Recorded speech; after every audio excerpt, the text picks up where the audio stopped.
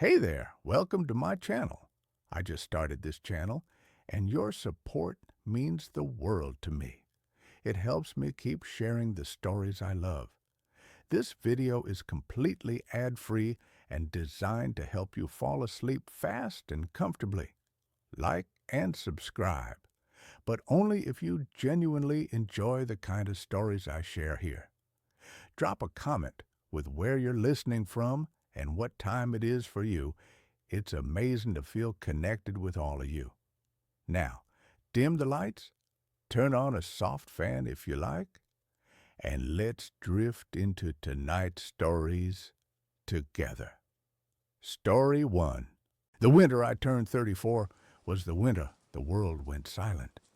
It was a silence born of absence, a profound sound-dampening void left by the departure of my wife, Amelia. She hadn't died. She had just left, a quiet, bloodless coup, leaving me the sole deposed monarch of our small two-story suburban kingdom. The silence she left behind was a physical entity. It soaked into the drywall, it pooled in the corners of the rooms, and it muffled the outside world, turning the cheerful shouts of neighborhood children into distant, tinny echoes. My name is Samuel. I'm a cartographer, a man who makes his living drawing lines creating order from the chaos of geography. My work is precise, logical, and quiet. I had always thought I enjoyed the quiet. I was wrong. The quiet of our house, once a peaceful harbor, was now the vast, terrifying, and empty ocean. I was adrift. The neighborhood, Havenwood Hills, was a perfect self-contained diorama of suburban bliss. Mature oak trees, manicured lawns, and a prevailing sense of polite, unspoken conformity. It was a place where things were supposed to make sense, a place for summer barbecues, for autumn leaf raking, for the gentle, predictable rhythms of a life well lived. It was not a place for an ice cream truck in the dead of winter. The first time I saw it, it was a Tuesday in the bleak, iron-gray heart of January. A thick, wet snow was falling, the kind that clings to every branch and wire, swaddling the world in a thick white bandage. I was in my study, a room on the second floor that overlooked the gentle curve of our street, trying to lose myself in the intricate topography of a coastal estuary map. And then I heard it. It was a melody, a faint, tinny, music box jingle that was so profoundly out of place in the muffled, snowy silence that my mind initially refused to process it. It was "Pop Goes the Weasel." But it was wrong. It was slow, lugubrious, each note slightly off-key, as if the music box that was playing it was very old and very, very tired. The sound grew slowly, agonizingly, louder. I went to the window, my brow furrowed in confusion. And there it was, creeping down the center of the snow-covered street at a pace that was more funereal than festive, was an ice cream truck. It was a relic, a ghost from a bygone era, a vintage 1960s model with rounded, friendly-looking fenders and a high, curved roof. The paint was peeling in long pastel strips of what had once been cheerful pink and white, revealing a layer of rust that was the color of old, dried blood. On the side, in a faded, looping, and vaguely sinister script, were the words, "Jolly Jack's Joyful Gems." The cartoon caricature of Jolly Jack was the stuff of nightmares, a winking, ruddy-cheeked clown whose smile was too wide, whose eyes were just two black, empty circles. The truck moved with a strange, unnatural silence, the only sound the slow, melancholy dirge of its song. It left no tracks in the fresh snow. My first thought was that it was a prank. Some art school prankster with a vintage truck and a twisted sense of humor. But as it drew nearer, I saw the other residents of Havenwood Hills begin to emerge from their warm, bright houses. They moved with a slow, shambling gait, their faces slack, their eyes empty and unfocused. They were dressed in their indoor clothes, pajamas, bathrobes, slippers, oblivious to the biting cold and the falling snow. They were like sleepwalkers, drawn from their homes by the truck's sad, hypnotic song. My neighbor, Mr. Henderson, a man who wouldn't step outside without his tweed jacket, was standing in his driveway in a thin silk dressing gown, a light dusting of snow already gathering on his bald head. The truck stopped directly in front of my house. A small sliding window on its side opened with a soft, scraping sound. A figure leaned out. It was a silhouette, a shape in the deep, shadowy interior of the truck. I couldn't make out a face, just the impression of a tall, thin man in an old-fashioned soda jerk hat. A single, pale, long-fingered hand rested on the counter. The neighbors formed a silent, orderly queue. One by one, they would step up to the window, murmur something, and the pale hand would dispense not an ice cream cone, but a small white paper-wrapped block. They would hand over no money. They would simply take the block, turn, and shuffle back to their houses, their faces still wearing the same blank, vacant expression. I watched, my own face pressed against the cold glass of the window until the last neighbor had been served. The sliding window scraped shut. The slow, sad music began its funereal march once more, and the truck continued its crawl down the street, disappearing into the swirling snow, leaving the pristine, trackless white street behind it. The next day, I tried to talk to Mr. Henderson as he was collecting his mail. "Did you see that ice cream truck yesterday?" I asked, my voice a little too loud, a little too eager. He looked at me. His eyes, which were usually so full of a wry, intelligent humor, seemed clouded, distant. "Truck?" he said, his brow furrowed in genuine confusion. "I don't think so, son. Not in this weather." He turned and walked back to his house, leaving me standing in the cold, the seeds of a profound and terrible dread beginning to sprout in my gut. The truck returned the next day, at the same time, in the twilight hour as the world turned from gray to black, and the next. It became a part of the winter landscape, a daily, impossible ritual. And every day my neighbors would perform their silent, somnambulistic pilgrimage. After a week of this, I began to notice a change in the neighborhood, a subtle, creeping decay. The Christmas lights, which had been left up in a cheerful, defiant stand against the winter gloom, were no longer being turned on. The lawns, once so meticulously kept, were becoming shaggy and unkempt beneath the snow. The people themselves seemed faded. Their smiles were a little more forced, their greetings a little more hollow. It was as if the color, the life, the very soul of Havenwood Hills was being slowly, methodically leached away. My journalistic instincts, a holdover from a brief pre-cartography career, took over. My fear was being eclipsed by a desperate need to understand. I began to research. I dug into the town's archives, sifting through microfiches of old newspapers, my eyes burning from the strain. I found him in an article from the summer of 1974. His name was Jack, not Jolly Jack, just Jack. He had been a beloved local figure, the original owner and driver of Jolly Jack's Joyful Gems. There was a picture of him, a kind-faced man with a sad smile, leaning out of the window of his brand-new ice cream truck. And then a second article from the winter of that same year, a tragedy.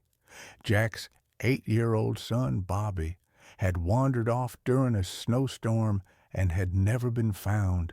He had been playing in the woods at the edge of the neighborhood and had simply vanished. The town had searched for weeks, but the snow had been too deep. They found nothing. Jack, the article said, was consumed by his grief.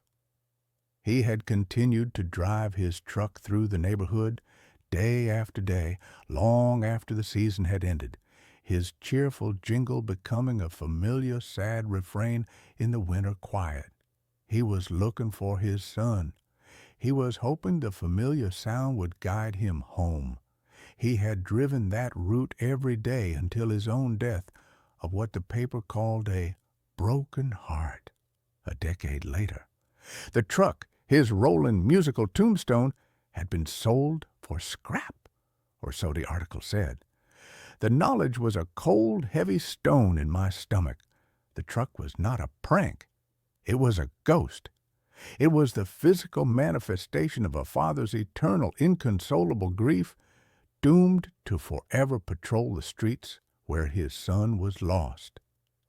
And the driver was the ghost of a man who had never been able to say goodbye. But what was he selling?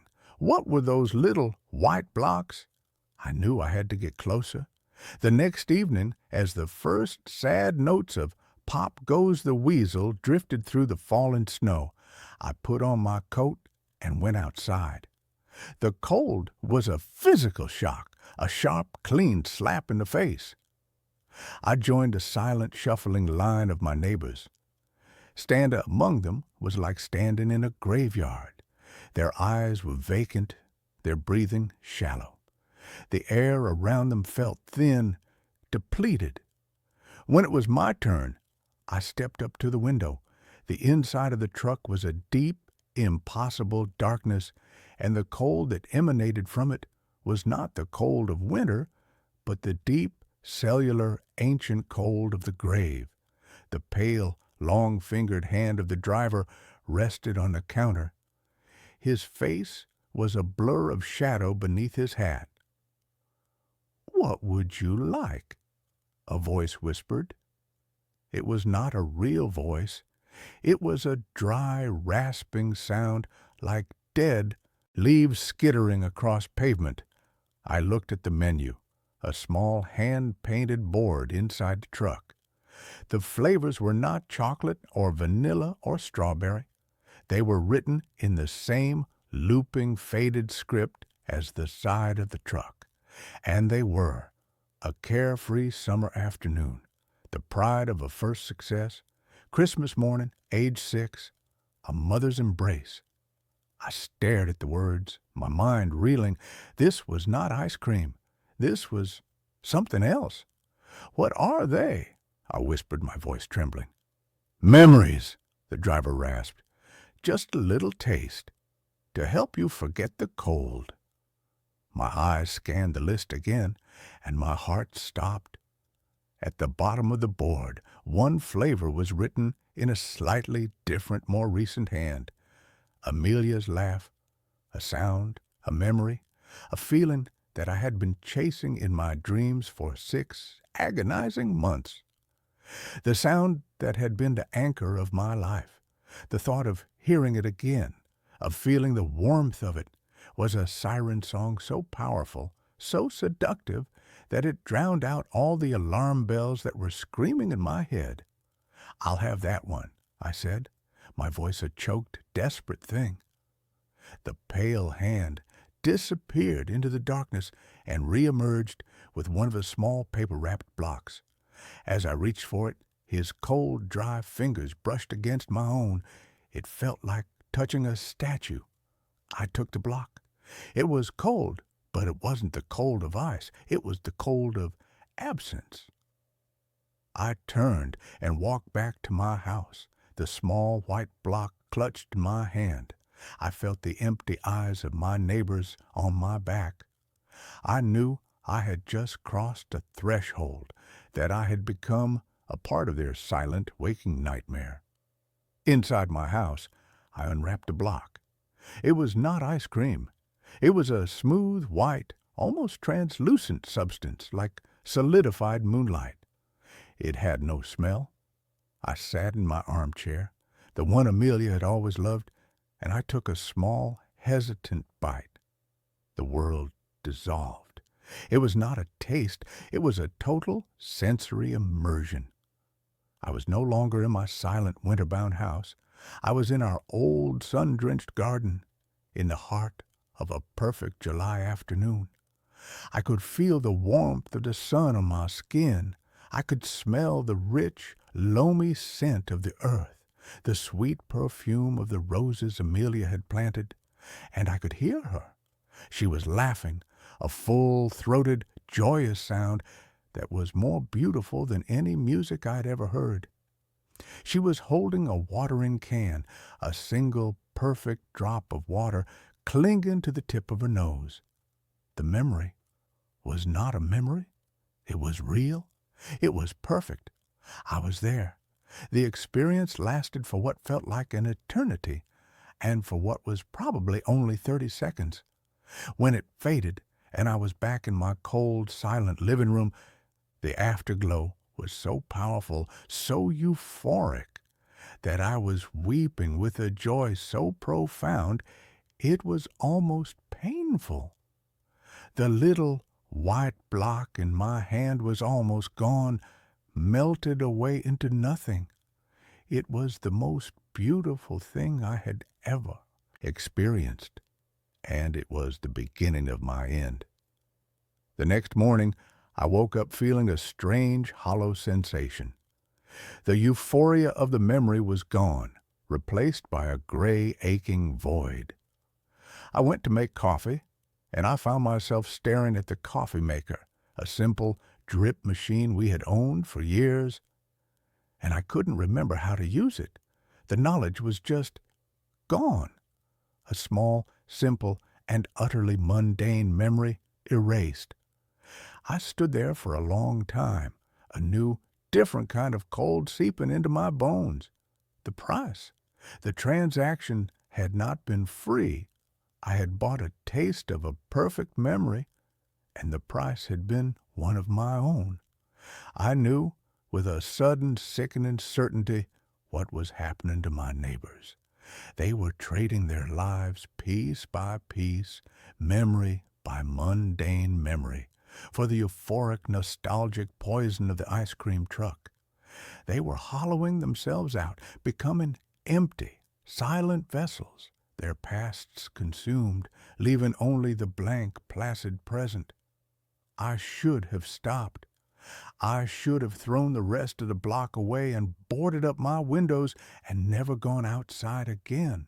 But I was an addict, and the grief for Amelia was a disease for which that little white block was the only cure. I went back the next night, and the next. I traded the memory of my first grade teacher's name for the feeling of Amelia's hand in mine on our first date. I traded the memory of how to tie a Windsor knot for the smell of her hair on our wedding day. I was systematically dismantling my own history, one cherished, perfect, and utterly false memory at a time.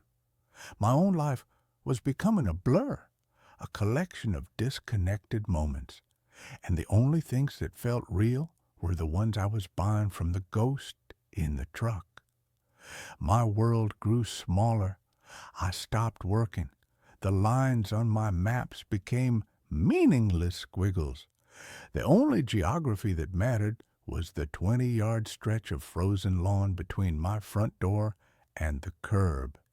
It was my neighbor's little girl, a bright 7-year-old named Chloe, who finally broke through my self-induced haze. I saw her from my window, standing in her own yard, building a snowman, and I was struck by a sudden, jarring thought. She was the only child I ever saw outside anymore. The other children of Havenwood Hills were gone, or at least they were no longer visible. And then I saw the truck beginning its slow daily crawl down the street. And I saw Chloe's mother, come out of the house, her face wearing the same slack, empty expression as all the others. She took Chloe by the hand and began to lead her towards the street, towards the truck. A primal, protective instinct, an instinct I thought had been eroded away with all my other memories, roared to life inside me. The truck didn't just take memories from the past, it was taking the future too. It was taking the children. I ran out of my house, not even stopping to put on a coat, my bare feet burning on the frozen snow. "No!" I screamed, my voice a raw, ragged thing. "Stay away from her!" Chloe's mother didn't even look at me. She just continued her slow, inexorable march towards the siren song of the truck. But the driver, the shadowy figure of Jolly Jack, turned his head, and for the first time I felt his full, focused attention on me. It was a wave of pure, glacial cold, a malevolent, possessive hatred. He was not just a sad, grieving ghost. He was a predator, and I was interfering with his hunt. I knew I had to stop him, not just for Chloe, but for the entire hollowed-out, silent town. But how do you fight a ghost? How do you kill a memory? The answer, I realized, was in the transaction itself. The truck traded in nostalgia, in the beautiful, edited, perfect versions of the past. It fed on the sweet, saccharine gloss of memory. It had never occurred to me to ask for anything else. That night, I was the first in line. The truck pulled up, its sad song cutting through the frigid air. The window scraped open. The pale hand rested on the counter. "What would you like?" the dead leaf voice whispered. I looked the shadowy figure in the eye. "I want a new flavor," I said, my own voice steady, resonant with a purpose I hadn't felt in years. The figure was still. The hand did not move. "I want the memory of the night Bobby was lost," I said, the words hanging like icicles in the cold air. "I want to taste the fear, the cold, the grief, the real, ugly, unedited truth of it, not the sad story. I want the moment itself." The shadowy figure recoiled, as if struck. A low, guttural moan, a sound of pure agony, emanated from the dark interior of the truck. The pale hand twitched, spasmed on the counter. The truck fed on nostalgia, on the comfort of a lie. I was offering it the one thing it could not digest, the raw, indigestible, and agonizing truth. "Give it to me," I commanded, my voice ringing with a newfound authority. "You owe it to him. You owe it to them all." The figure let out a long, shuddering sigh, a sound that seemed to pull the very heat from the air. The pale hand disappeared and re-emerged with a block. But this one was not white. It was a dark, swirling, angry gray, and it seemed to throb with a cold, internal light. I took it. It was so cold it burned my hand. I unwrapped it, and I took a bite. The world did not dissolve. It shattered. I was not in a memory. I was in the event. I was a small 8-year-old boy lost in a blizzard, the wind a screaming, predatory thing, the snow a blinding white abyss. I could feel the biting, numbing cold in my bones, the terror of being small and alone and lost in the dark. I could feel a father's frantic, heart-shattering grief, a grief so powerful it had torn a hole in the fabric of the world. I was experiencing the raw, unfiltered agony that had given birth to this monster. And in the heart of that storm of pain, I felt something else. A small, quiet, and profoundly powerful warmth. It was the memory of a father's love for his son, the love that had existed before the grief had twisted it into this monstrous, hungry thing. It was the original memory, the source code. I opened my eyes. I was back on the street, on my knees in the snow. The block was gone. The ice cream truck was changing. The cheerful, peeling paint was dissolving into a cloud of black, swirling smoke. The metal was groaning, rusting, decaying before my very eyes. The sad, melancholy jingle was distorting, rising in pitch until it was a single, agonized electronic shriek. The figure of Jolly Jack was visible now, not as a shadow, but as a man made of pure, shimmering grief, his face a mask of eternal, unending sorrow. He looked at me, and for a fraction of a second I saw not a monster, but a man, a father. And his eyes, for the first time, were not empty. They were full of a terrible and finally liberating peace. And then, with a final silent implosion, the truck, the driver, the sad eternal music were gone. The silence that followed was different. It was not the silence of absence. It was the silence of peace. The neighbors, who had been standing in their silent zombie-like line, began to stir, to blink, as if wakened from a long, dreamless sleep. They looked at each other, a dawning confusion and shame on their faces. Mr. Henderson looked down at his silk dressing gown, a look of profound, comical bewilderment on his face. The next day, the color began to return to Havenwood Hills. The Christmas lights were turned back on. The sound of children's laughter, real, joyous, and loud, echoed through the streets. The world was slowly, tentatively, waking up. They would not remember what had happened. They would only have a strange, shared amnesia, a collective missing season in the story of their lives. But I remember. I carried a memory for all of them. The grief for Amelia is still with me, a quiet, constant companion, but it is my own. It is not a thing to be traded or erased or consumed. It is a part of my story. The winter is just winter now. It is cold and it is quiet. But it is a real quiet, a natural quiet. And when the snow falls, I no longer see ghosts. I just see the snow. And I know that spring, in its own slow and beautifully, wonderfully predictable time, will eventually come. There's a new room in my apartment every time I wake up. The apartment was my anchor. In the swirling, chaotic sea of a life that had recently been capsized, apartment 7A was my one small, immutable island of reality. It was a simple space, a pre-war one-bedroom with a kind of solid, dependable architecture that no longer exists.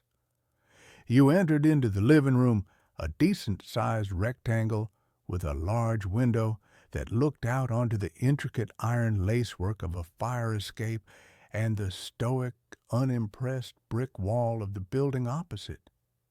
To the right, a small galley kitchen that always smelled faintly of gas and old coffee. Straight ahead, a short hallway with the bathroom on the left and the bedroom at the end. 750 square feet of predictable, logical, blessedly boring space. I knew its every scar and imperfection. The weight of floorboards in the hallway groaned a three-note complaint when you walked on them. The water stain on the bedroom ceiling that looked like a profile of Abraham Lincoln. The persistent draft that whispered from the bottom of the living room window. I had measured its walls. I had memorized its layout. I had made it my sanctuary.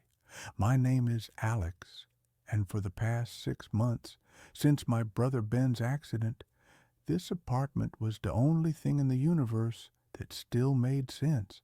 Ben was the one who didn't make sense, the one who defied logic and gravity. He was a climber, a man who found his church on the sheer, unforgiving faces of granite cliffs. I was the urban planner, a man who designed grids, who believed in right angles and zoning laws, who found comfort in the predictable horizontal flow of life. He chased the vertical, and 6 months ago, the vertical had won. A freak storm, a loose hold, a moment of gravitational certainty. He was gone, and my world, once a neat and ordered blueprint, had become a crumpled, tear-stained mess. Apartment 7A was the drafting table where I was trying and failing to smooth it out again. The first new room appeared on a Tuesday. I woke up with the familiar dull ache of a grief hangover, my dreams having been a long, exhausting replay of things I couldn't change. I shuffled out of the bedroom, down the short hallway, heading for the promise of coffee, and I stopped. On the right side of the hallway, opposite the bathroom, where there had only ever been a blank plaster wall decorated with a framed print of a Rothko painting, there was now a door. It wasn't a strange door. It was a door that looked like it had always been there. It was the same solid dark wood as the bathroom and bedroom doors, with the same simple, tarnished brass knob. My mind, sluggish and still half asleep, refused to process it. For a long, stupid moment, I just stared, trying to reconcile this new, impossible fact with the unshakable, dogmatic certainty of the apartment's layout that I held in my head. My first thought, the one produced by the logical, grid-making part of my brain, was that I was losing my mind. That grief had finally cracked the foundations of my sanity and was now busily renovating the interior. My second thought, marginally less terrifying, was that I was still dreaming. I reached out and touched the wall beside the doorframe. The plaster was cool and solid. I pinched the soft skin on the back of my hand. The sting was sharp and real. With a trembling hand, I gripped the brass knob. It was cool and heavy. I turned it. The latch clicked with a soft, well-oiled sound. I pulled the door open. Inside was a small, narrow room, no more than 6 feet deep and 4 feet wide. It was a study or a library, furnished with a single, elegant dark wood desk and a leather-backed chair. The walls were lined with built-in bookshelves, and they were filled from floor to ceiling with books. I could smell the familiar, comforting scent of old paper and leather binding. A small green-shaded banker's lamp sat on the desk, unlit. The room was windowless, and the air within it was still and silent, as if it had been sealed for a century. I stood in the doorway, my mind a screaming chaos of disbelief. I had lived here for 3 years. I had painted this hallway. I had hung that Rothko print. There had never been a door. There had never been a study. I closed the door, my heart hammering against my ribs. I leaned my forehead against the cool wood, my breath coming in short, sharp gasps. I opened my eyes and looked at the Rothko, which now hung on the shorter stretch of wall between the new door and the living room. It looked perfectly natural there, as if it had always been its home. My brain was desperately trying to re-narrate my own reality. Maybe it was always here. A panicked internal voice whispered, maybe you just forgot. The grief, the stress, it's made you unobservant. But I wasn't an unobservant person. I was the person who noticed that the city had planted a new ginkgo tree on the corner of 5th and Elm. I was the person who knew the precise number of steps from my front door to the subway station. I did not forget entire rooms in my own apartment.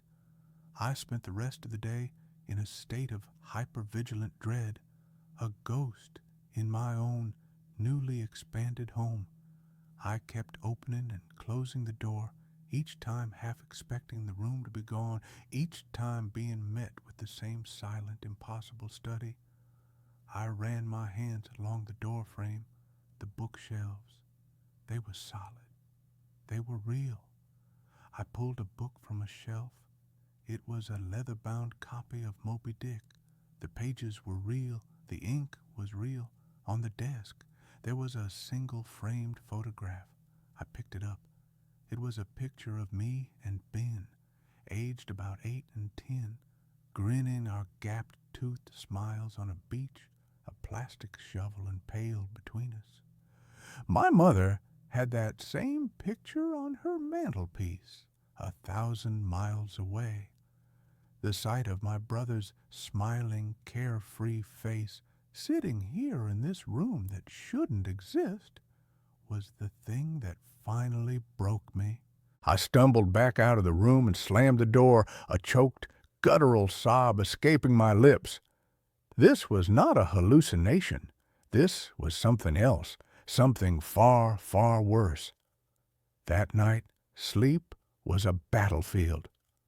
I barricaded my bedroom door with a chair, a pathetically medieval defense against a threat that was already inside, a threat that operated on the laws of architecture and not of force. I left every light in the apartment on, a blazing, defiant stand against the darkness where these impossible changes seemed to be born. I woke with a jolt, the gray light of dawn filtering through the window. The chair was still wedged under the knob. I took a deep, shuddering breath and opened the door.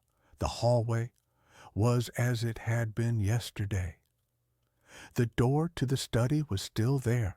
I made my way into the living room, my every nerve ending screaming, and that's when I saw it.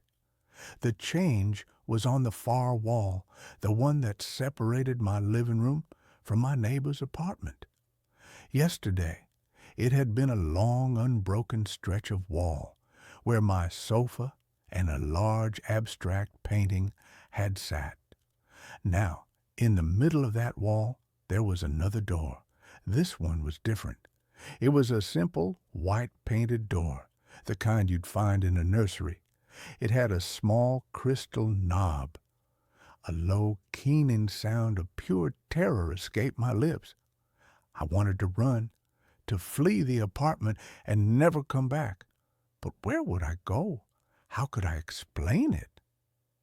I'm sorry, I have to break my lease. My apartment is breeding. With a sense of dread so profound it felt like I was moving through water, I crossed the room and opened a new door. The room beyond was a child's nursery. It was fully furnished in a style that was both old-fashioned and achingly familiar. A wooden crib stood against one wall, a rocking horse with faded peeling paint in the corner. The wallpaper was a pattern of pale yellow stars and smiling crescent moons. The room was thick with the dust of ages, and the air was cold and still. And it was familiar because it was the nursery that my ex-girlfriend Sarah and I had planned, down to the last detail, in a series of late-night wine-fueled conversations about a future that had never come to pass. We had broken up a year before Ben's accident, a quiet, amicable death by 1,000 unsaid things.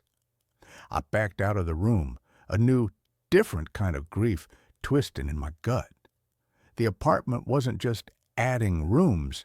It was building them from the raw material of my own life, my own memories, my own sorrows. It was constructing a museum of my failures, a monument to my losses. The days that followed were a descent into a surreal architectural nightmare. Every morning there was a new door, a new room. A long, narrow, windowless hallway appeared, leading from the kitchen to nowhere, its far end shrouded in a darkness my eyes could never penetrate.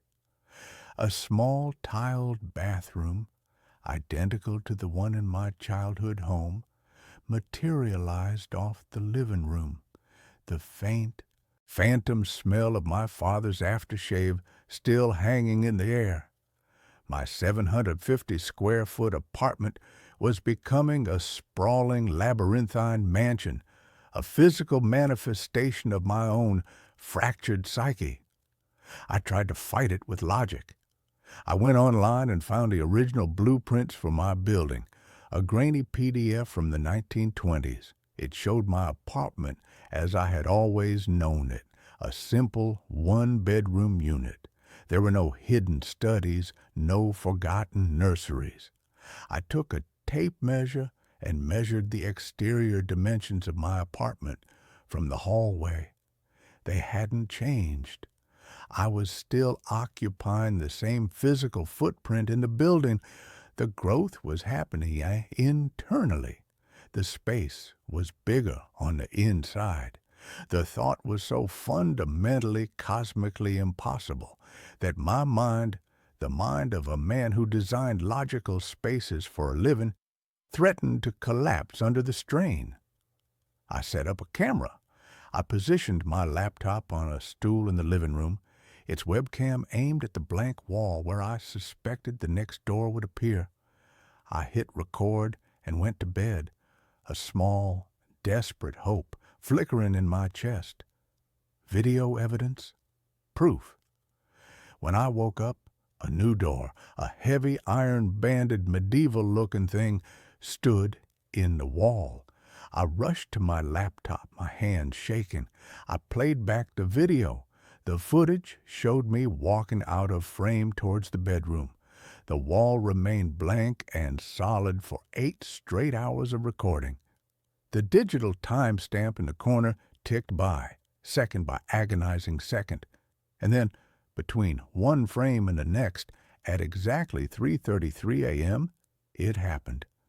In the space of a single, imperceptible flicker of a video frame, the door was just there.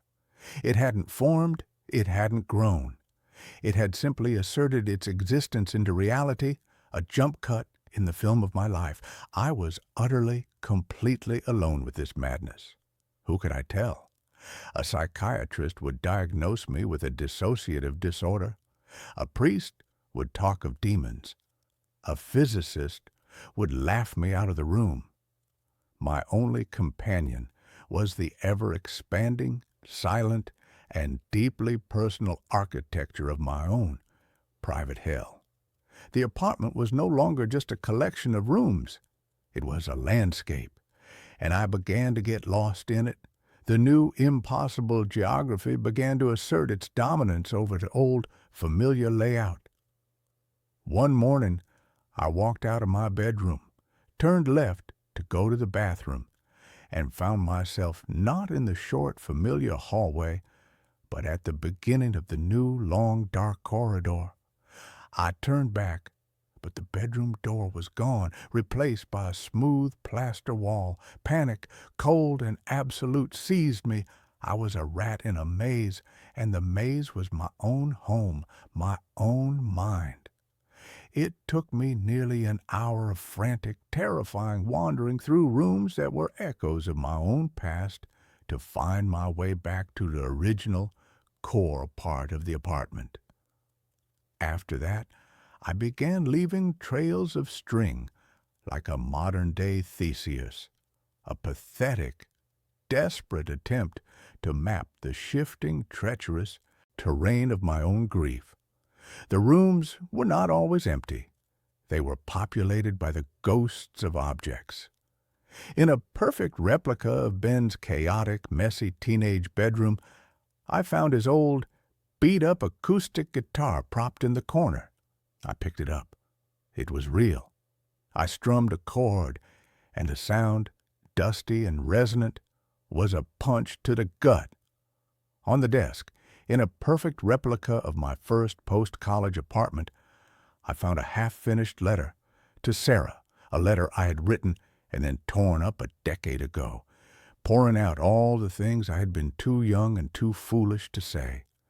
The apartment was not just building rooms, it was resurrecting my past. It was curating my regrets.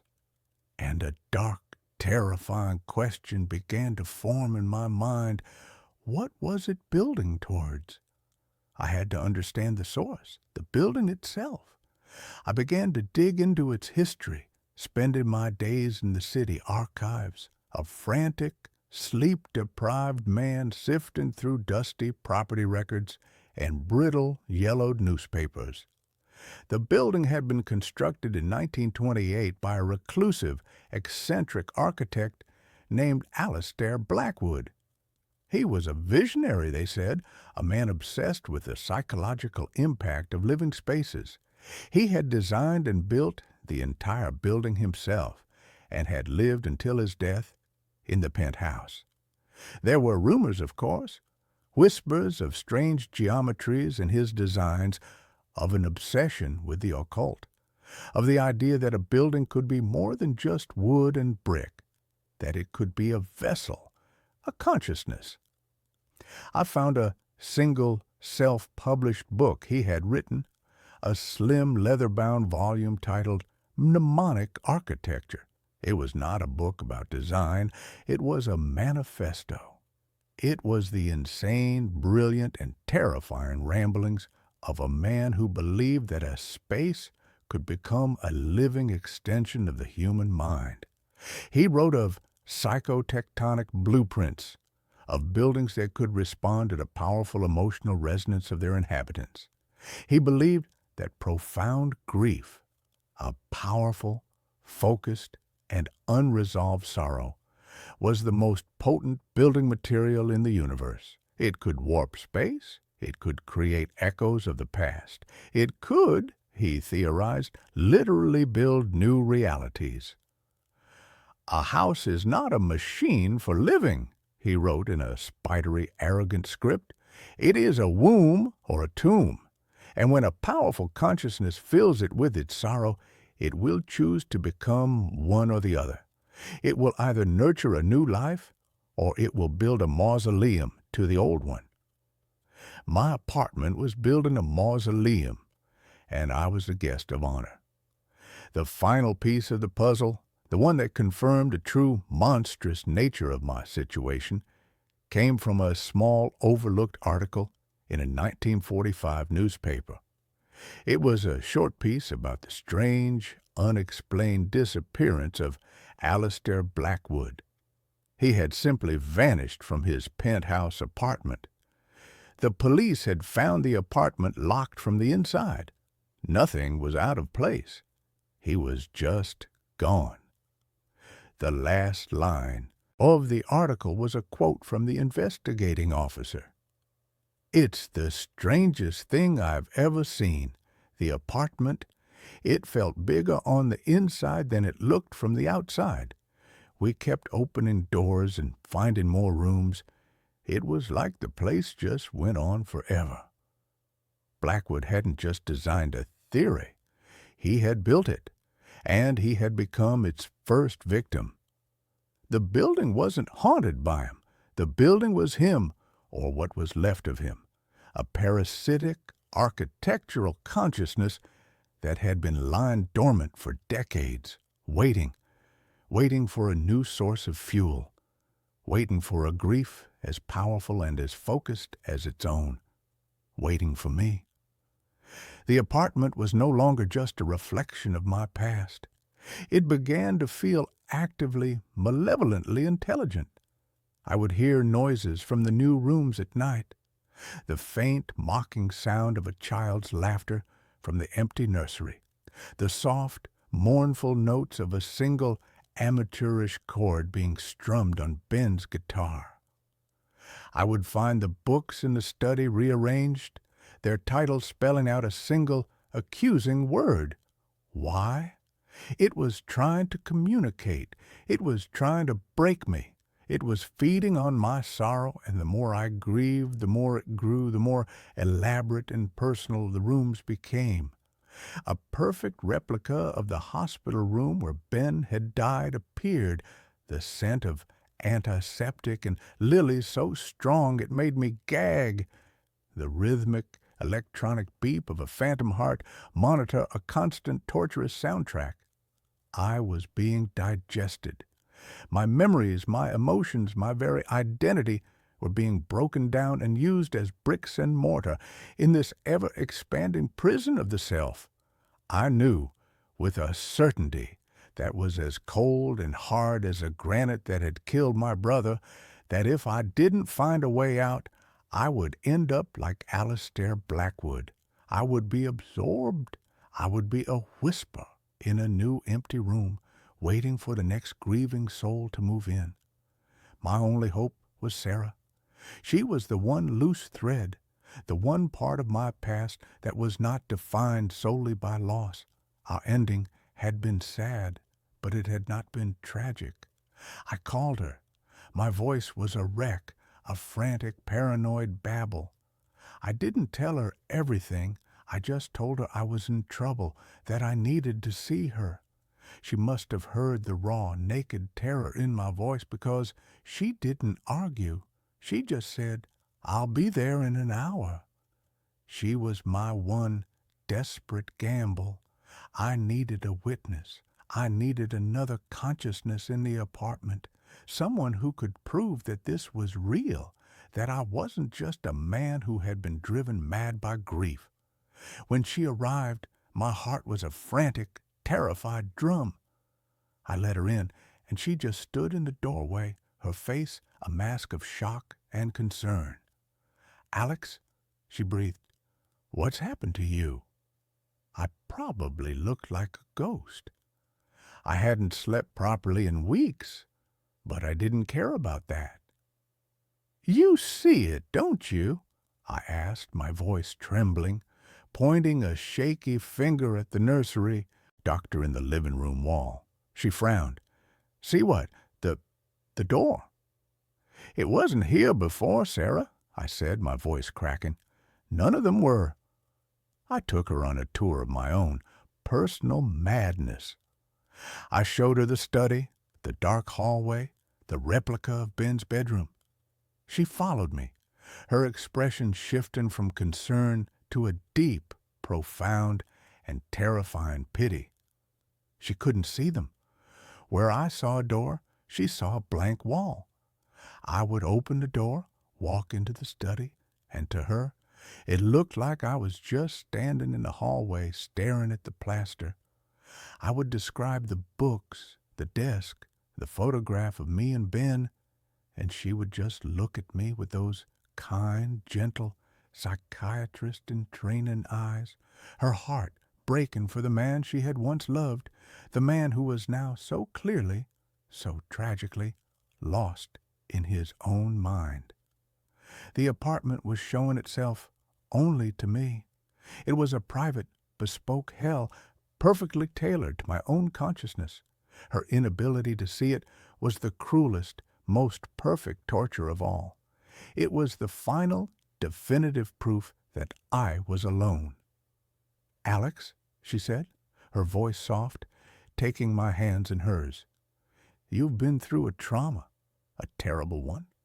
Sometimes, when we're in that much pain, our minds, they build things to protect us or to punish us. You need help, real help. Let me call someone."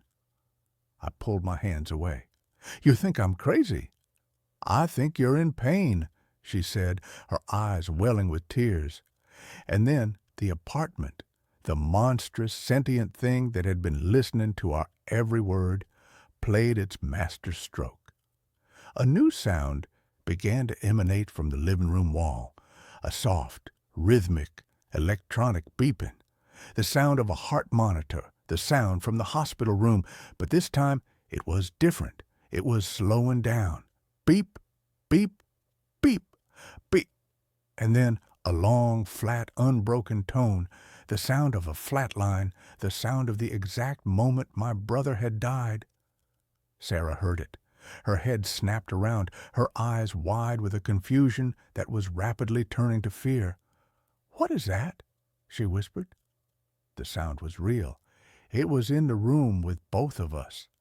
The apartment had finally shown its hand. It had created something that she could perceive, a bridge between my madness and her reality. And it had chosen the most cruel, most painful sound it possibly could. The sound stopped. and a new door began to form in the wall between us. It didn't just appear. We watched it happen. The plaster seemed to thin, to become translucent. We could see the wooden studs behind it, and then they too began to warp and twist, the wood groaning, bending into the shape of a door frame. A dark, heavy hospital room door materialized out of the very substance of the wall, the small rectangular window in its center showing not a hospital corridor, but a swirling, absolute darkness. Sarah let out a small, strangled scream and stumbled back, her hand flying to her mouth. She saw it. It was real. I wasn't crazy. The validation, the thing I had been so desperate for, was a hollow, terrifying thing. Because now she was a part of it. Now she was trapped in here with me.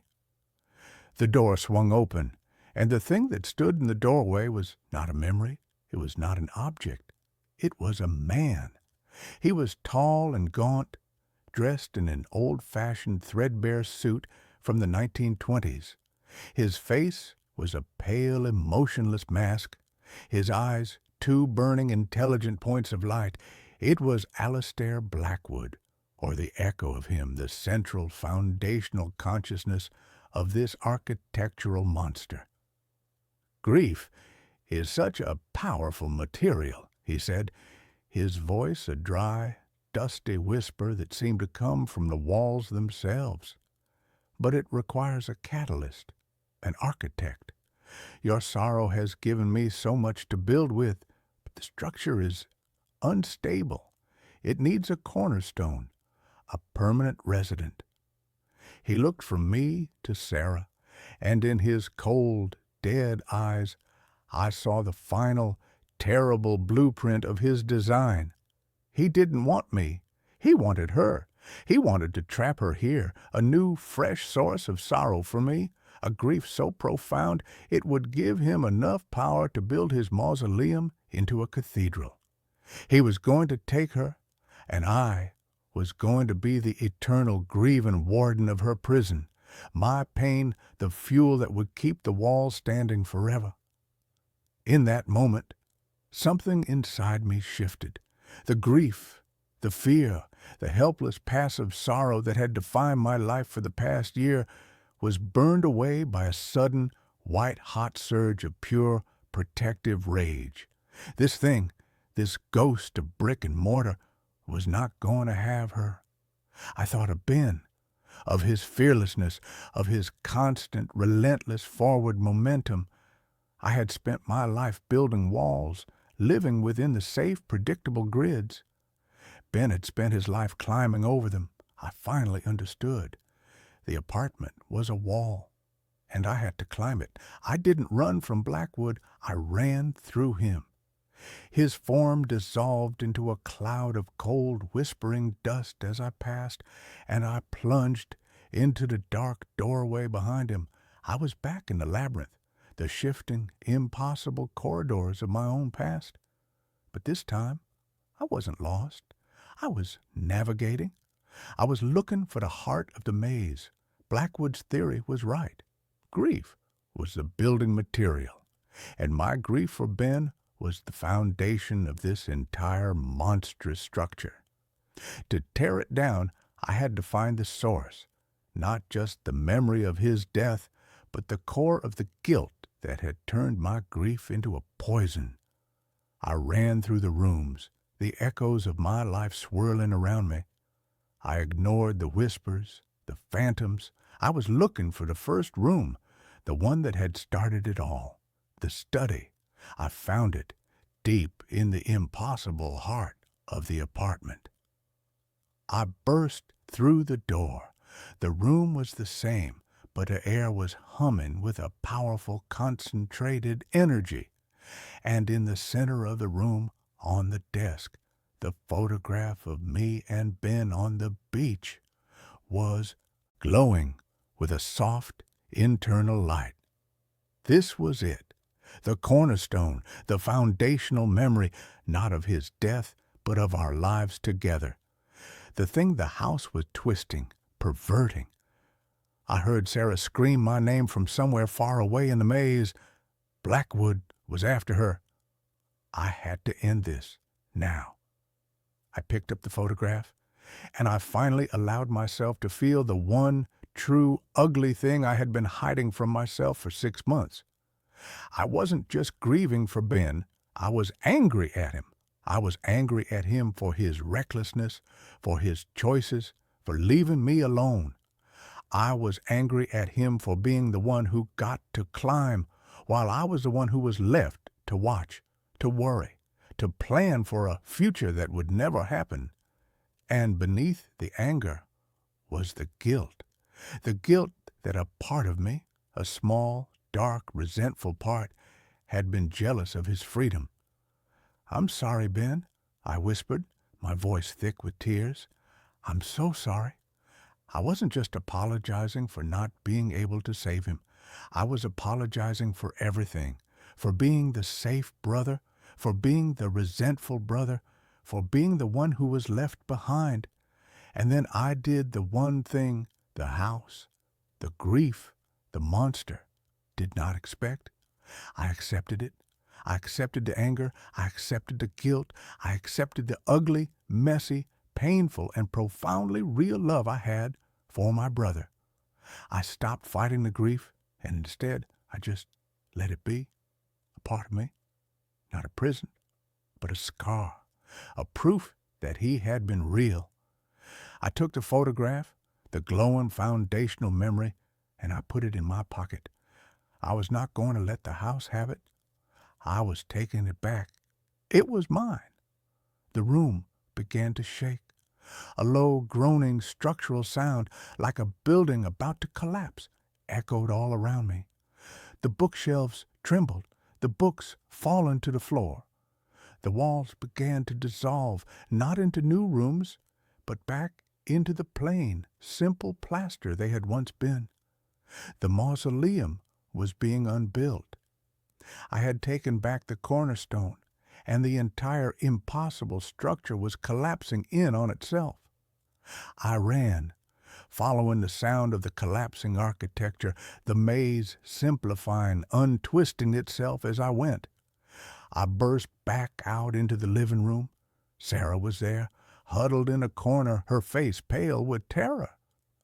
The ghostly form of Blackwood was flickering, fading, his face a mask of rage and disbelief as his world, his creation, was being unmade around him. The nursery door vanished. The door to my childhood bathroom dissolved. One by one, the ghosts of my past were being exorcised by the simple, powerful act of acceptance. Finally, the apartment was just an apartment again. 750 square feet of solid, dependable reality. The ghost of Alistair Blackwood gave one final silent scream and then dissolved into a faint wisp of dust that was caught in the draft from the window and disappeared. We were alone. The humming was gone. The cold was gone. The only sound was the frantic, desperate sound of our own breathing. We left that day. We packed a single bag and walked out of apartment 7A and never went back. The building, the city, held too many ghosts. We moved west, to a place with a wider sky, a place where the buildings were new and had no memory. Our relationship, which had died a quiet death, was reborn in the crucible of that impossible experience. We are rebuilding on a new, more honest foundation. We are not the same people we were. We are scarred, but we are whole. I am an architect now, not a planner. I design small, simple, honest houses, spaces that are filled with light and air. I believe that buildings have souls, and I try to make them kind ones. The grief for my brother is still there. It always will be. But it is no longer a sprawling, monstrous labyrinth. It is a single, small room inside of me. A room I can visit when I need to. A room with a solid, dependable door. A door that I can choose to open. A door that I can, when I am ready, choose to close. And a door that I know, with an absolute, unshakable certainty, will always, always be there. My GPS keeps directing me to the same abandoned house. The voice in my car is a woman named Cal. I don't know if that's her real name or even if she's a real woman. She speaks with the placid, uninflected calm of someone who has never been late, never been lost, and never felt the cold, creeping dread of being somewhere you are not supposed to be. Cal is the default voice of the Wayfinder 5000, a slightly outdated but relentlessly reliable GPS unit suction-cupped to my windshield. For the past 6 years, as a regional sales manager for a mid-level pharmaceutical company, Cal has been my co-pilot, my navigator, my silent synthetic companion on the lonely asphalt veins of the American Midwest. She has never been wrong until she started trying to kill me, or if not kill me, then something far, far worse. The first time it happened, I was on my way to a meeting in rural Wisconsin. I was cutting through a stretch of farmland so flat and featureless, it felt like a screensaver. My appointment was in a town called Prairie Ridge, a place that barely registered as a smudge on the map. According to Cal, I was 40 minutes away.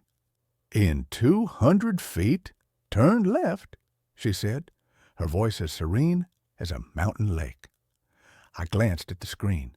The purple line of my route took a sharp 90-degree turn off the main highway and onto a thin gray line that the map didn't even bother to name. "Recalculating," I said aloud, a habit I'd picked up over thousands of miles of solo driving. I tapped the screen, looking for an alternate route. There was none. This was it.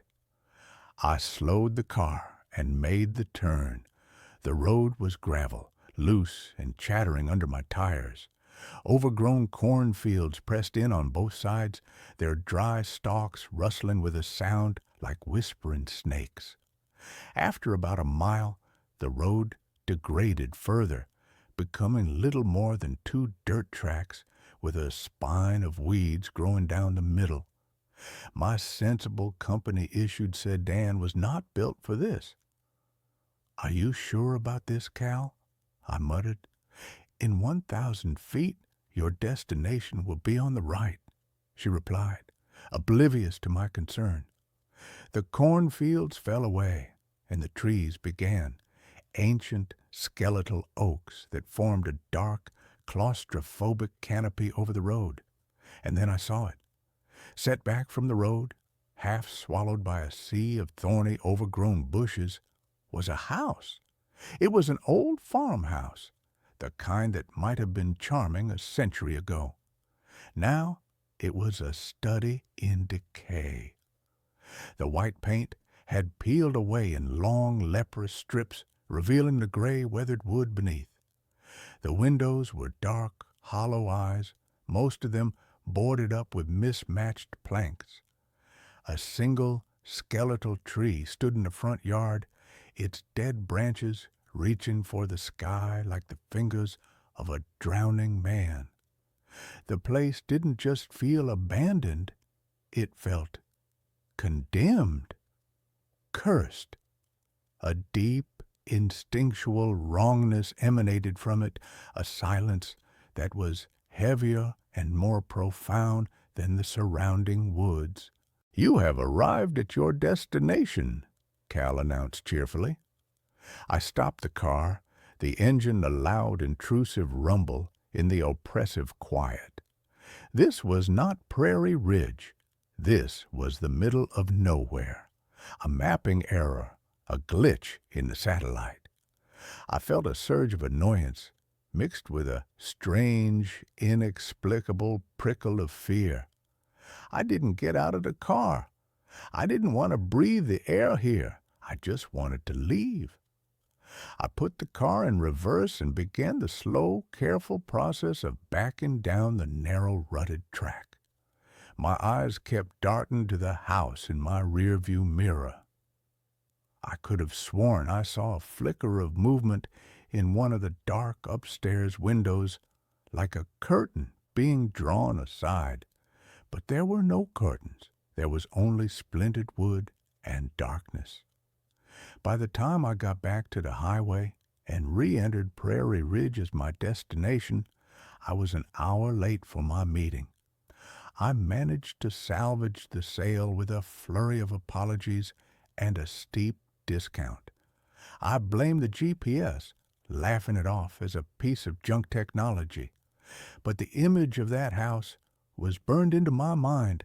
The dead tree, the boarded-up windows, the feeling of being watched by something old and malevolent. 2 weeks later, I was in eastern Ohio, on my way to a conference, a different state, a different highway, hundreds of miles away. I was making good time, listening to a podcast, my mind on the quarterly report I had to file. In 1/4 mile, take the exit on your right, Cal said. I glanced at the screen. The exit was for a state route that seemed to veer off into a large, green, unpopulated area on the map. My route should have kept me on the interstate for another 50 miles. No, Cal, I said, sighing. We're staying on the highway. I drove past the exit. Cal was silent for a moment. Then, recalculating. In 200 feet, turn left.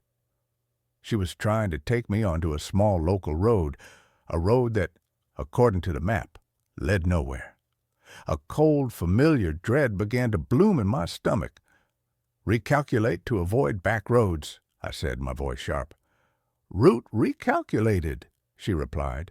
In 1,000 feet, perform a U-turn where possible. For the next 10 minutes, we were locked in a battle of wills. Every route she suggested was a circuitous, nonsensical path that tried to steer me off the main road and into the rural unknown. She was like a horse that refused to be led, stubbornly trying to bolt for some unseen, familiar stable. Finally, in a fit of frustration, I unplugged the Wayfinder 5000 and threw it onto the passenger seat. I used my phone's mapping app for the rest of the trip. As I lay in my sterile, anonymous hotel room that night, I couldn't sleep. I picked up the Wayfinder and plugged it back in. The screen flickered to life. The map showed my current location, a little blue dot in the heart of the city. I opened the recent destinations list. At the very top of the list, it read, Crows End Road. I'd never heard the name before. I typed it into my phone's search engine.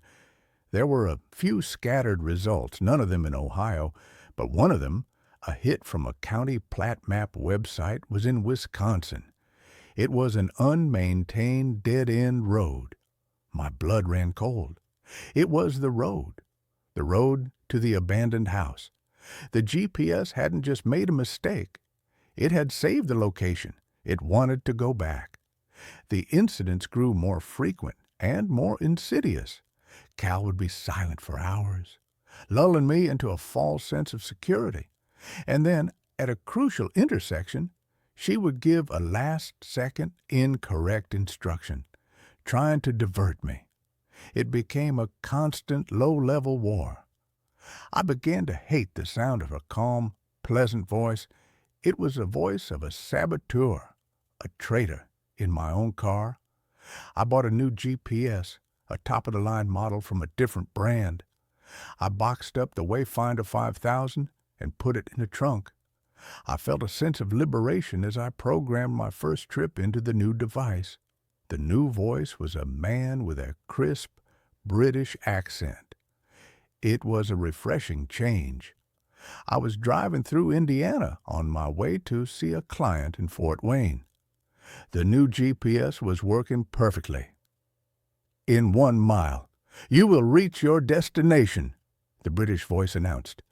And then a burst of static from the car's speakers. The new GPS screen flickered and went blank. A moment later, it came back on.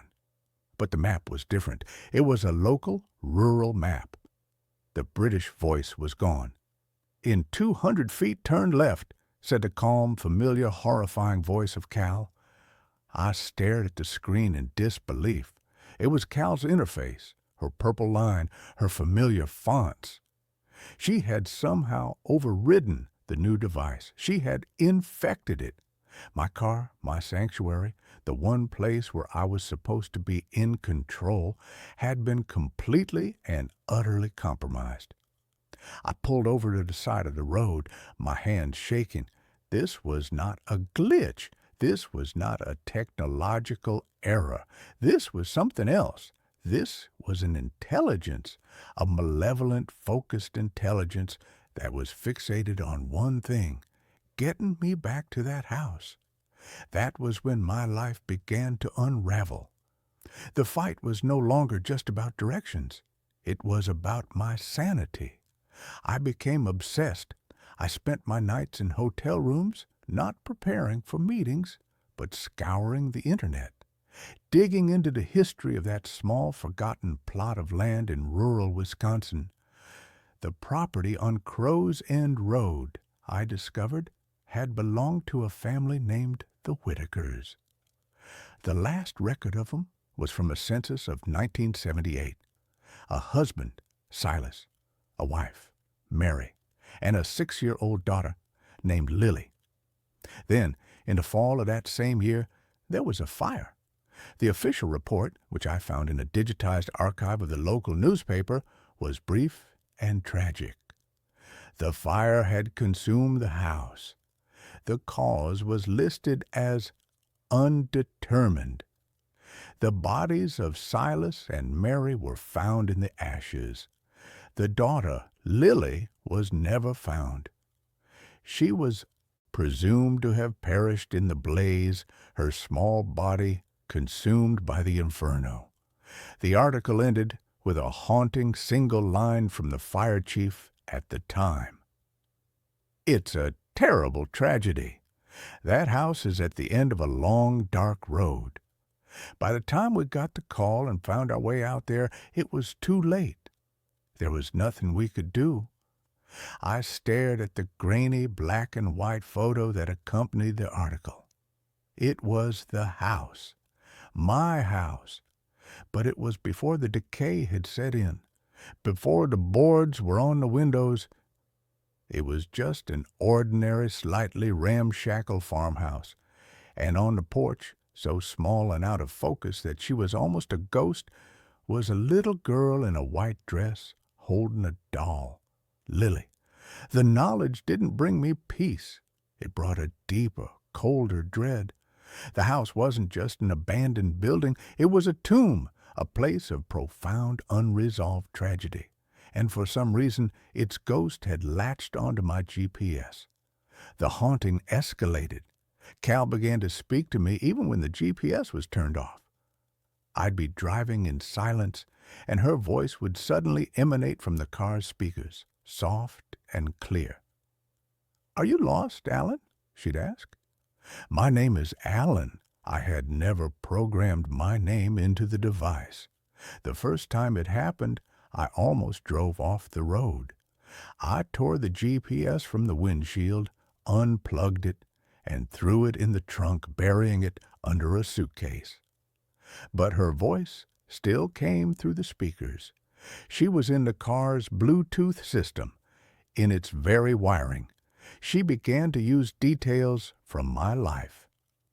"Sarah is wondering when you will be home," she said one night as I was driving through a rainstorm. Sarah was my wife. "Emily has a piano recital on Friday. You shouldn't miss it." Emily was my 7-year-old daughter. The voice was using my own life, my love for my family, as a weapon against me, a way to anchor my fear, to make it more real. My work suffered. I missed meetings. I lost clients. I was constantly exhausted, living on a knife's edge of paranoia and fear. My boss put me on probation. I tried to explain, but how do you tell your boss that your car is haunted by a ghost who is obsessed with a tragic fire from the 1970s? My home life, my sanctuary, began to crumble. Sarah knew something was wrong. I was distant, jumpy, prone to long, silent stares out the window. I had lost weight. I had dark, bruised-looking circles under my eyes. "Alan, what is it?" she asked one night, her voice full of a worry that was beginning to curdle into frustration. "You're like a ghost. You're here, but you're not. Are you having an affair?" The question was so mundane, so normal, it was almost a relief. "No," I said, the word coming out as a choked, hollow sound. "God, no, it's the driving. I'm just burned out." It was a weak, pathetic lie, and we both knew it. The distance between us grew. A cold, silent canyon, carved out by a secret I couldn't share. How could I tell her that I was terrified to get in my car? That I had started taking rental cars to my meetings, only to have Cal's voice eventually bleed through their speakers, too. She was not tied to the device. She was tied to me. The dream started. I would be in the house. It was no longer abandoned, but filled with a thick, acrid smoke that stung my eyes and choked my lungs. I could hear a child crying, a thin, terrified wail that seemed to come from the walls themselves.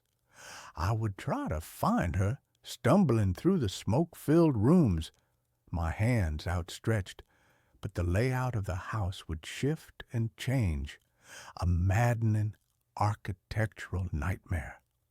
I would always wake up just as I reached the door to the nursery, my hand on the hot brass knob, the sound of the girls weeping on the other side.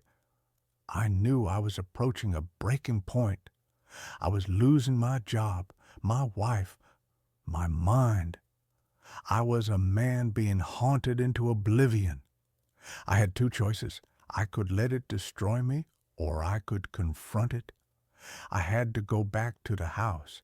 I had to go to Crow's End Road, not as a lost, accidental tourist, but as a man looking for an answer. I had to understand why this was happening to me, why I had been chosen. I told Sarah I was going on a weekend sales retreat. Another lie to add to the growing pile. I got in my car. This time, I didn't fight it. I plugged in the Wayfinder 5000. Its screen cracked from one of my more violent attempts to silence it. "Navigate to last destination," I said, my voice a resigned, trembling whisper. "Navigating to Crow's End Road," Cal replied, her voice sounding for the very first time something like satisfied. The drive was 5 hours. Cal was silent the entire way, a quiet, expectant presence. As I turned off the highway and onto the familiar gravel road, a thick, unnatural fog rolled in, blanketing the cornfields in a shroud of gray. The world grew silent, my car the only moving thing in a dead, quiet landscape. When I arrived, the house looked different. The decay was the same, but the wrongness I had felt before was now a palpable, physical presence. It was a low, humming vibration in the air, a pressure against my eardrums. It was the feeling of a place that was awake and waiting. I got out of the car. The air was cold and smelled of damp earth and something else. Smoke. A faint, phantom smell of old, cold smoke. I walked up the rotten, sagging steps of the porch. The front door was ajar, hanging from a single rusted hinge. I pushed it open and stepped inside. The interior was a wreck. Dust as thick and soft as gray snow covered everything. The furniture was draped in cobwebs that looked like funeral shrouds. In the center of the living room, there was a large dark stain on the floorboards where the fire had burned hottest. My eyes were drawn to the staircase. It led up into a darkness that felt solid, absolute. The child's weeping from my dreams echoed in my memory. "Why am I here?" I shouted, my voice swallowed by the oppressive silence. "Are you lost, Alan?" The voice wasn't Cal's. It was in my head. A man's voice, rough and low, like stones grinding together. I spun around. The room was empty. "You're not supposed to be here," the voice whispered in my mind. "This is my house. She is my daughter." A cold, creeping terror, far worse than anything I had felt before, began to seep into my bones. This was not the ghost of a lost little girl. This was something else. This was Silas, the father. I stumbled back, my hand finding the wall to steady myself. My fingers brushed against a patch of peeling wallpaper. Underneath it was a dark, almost black wood. The house had been charred from the inside out. The fire had been far worse than the newspaper had reported. I forced myself to move, to explore. I was an archaeologist in a tomb of sorrow. I found a kitchen, a rusted-out stove, a table with a single overturned chair. I found the master bedroom, a mattress with its springs bursting out like broken ribs. And then I found the nursery. The door was closed. The brass knob was cool to the touch. I took a deep breath and pushed it open. The room was almost completely burned out. The walls were black with soot. The crib was a skeletal, charred frame. The air was thick with the smell of tragedy. But in the corner of the room, something had survived. It was a small wooden toy chest.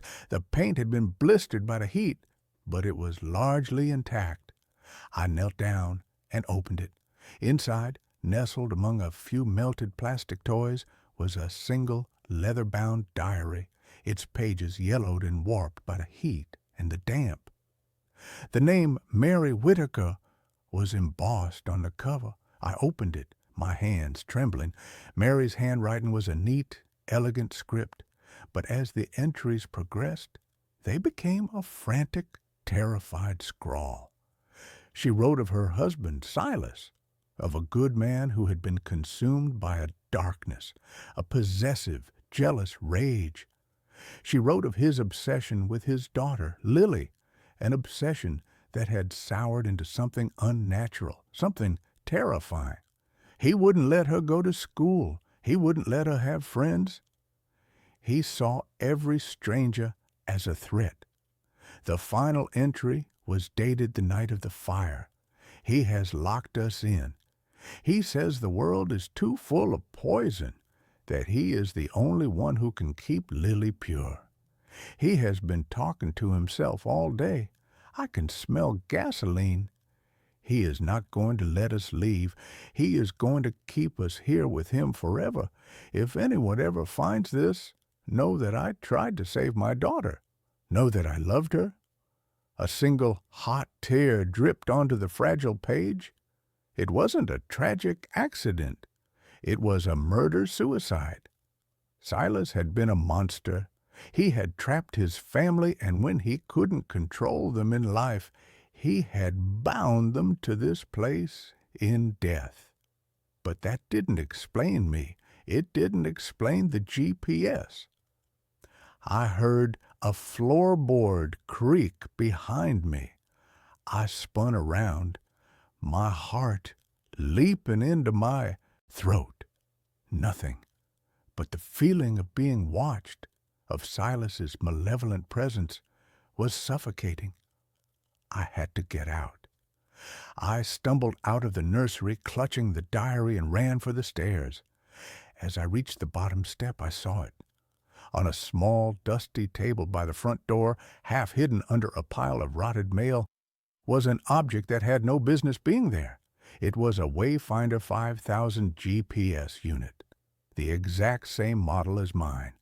Its screen was cracked, and it was caked in dust and grime, but it was unmistakable. And then the final, horrifying piece of the puzzle clicked into place. My GPS wasn't haunted by a ghost from the house. My GPS was from the house. Silas Whitaker, a traveling salesman, perhaps, like me. A man who relied on a piece of technology to guide him. A man who had programmed his home address into the device. A single, final destination. On that last, terrible night, as he drove home with his can of gasoline and his murderous intent, that GPS had been in his car, charting his final fatal course. The device had absorbed the trauma, the rage, the violent possessive energy of that night. It had become a vessel for his will. It was a cursed object, a relic of a murder. And somehow, through the strange, convoluted currents of second-hand sales and forgotten electronics, it had found its way to me. Or, more terrifyingly, it had chosen me. A man just like him, a traveling father with a wife and a daughter at home. It was trying to repeat the pattern. It was trying to bring me home, to its home, to make me a part of its endless tragic loop. "You can stay," the voice of Silas whispered in my head. "We can be a family." I heard the front door slam shut with a deafening final boom. The air grew cold. The shadows in the room deepened and seemed to coalesce.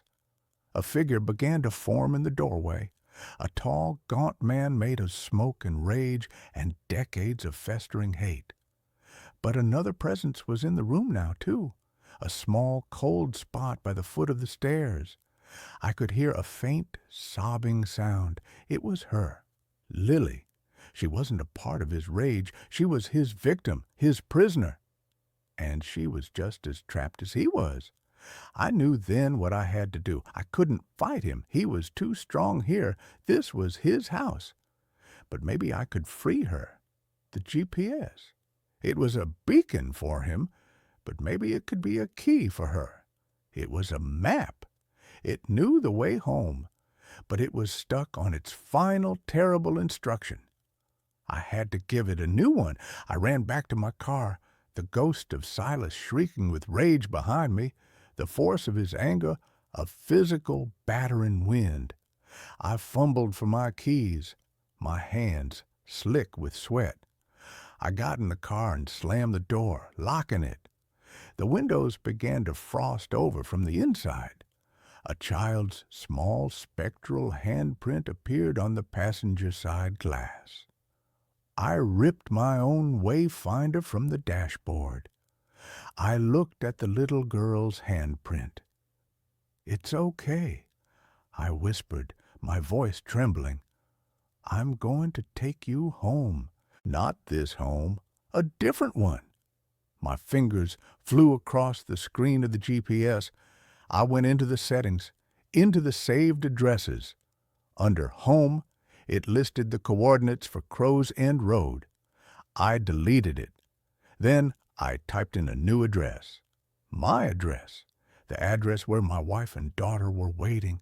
The address that, for the past few months, I had been too terrified to even think about. "Set destination to home," I said, my voice firm. The screen flickered.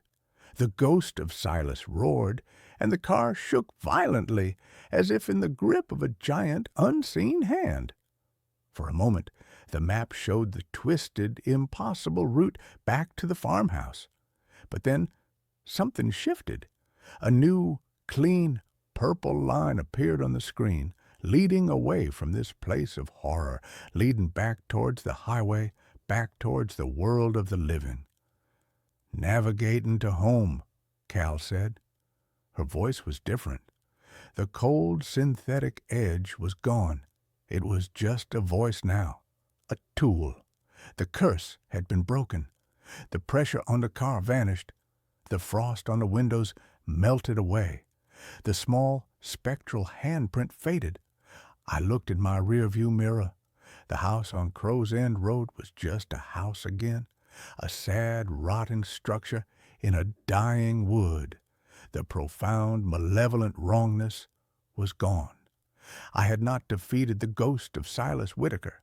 I had simply taken away his map. I had stolen his ride. I drove away from that place and didn't look back. The 5-hour drive home was the quietest, most peaceful drive of my life. I threw the Wayfinder 5000 into a gas station trash can 100 miles away. When I walked through my front door, the smell of Sarah's cooking, the sound of Emily practicing a clumsy, beautiful song on the piano, it was the most sacred, wonderful sensory experience of my life. I held them both, my face buried in their hair, and I wept. They didn't understand why, not really, and I would never be able to tell them. I quit my job. I found a new one, a local one. I don't drive much anymore. My world has become smaller and infinitely more precious.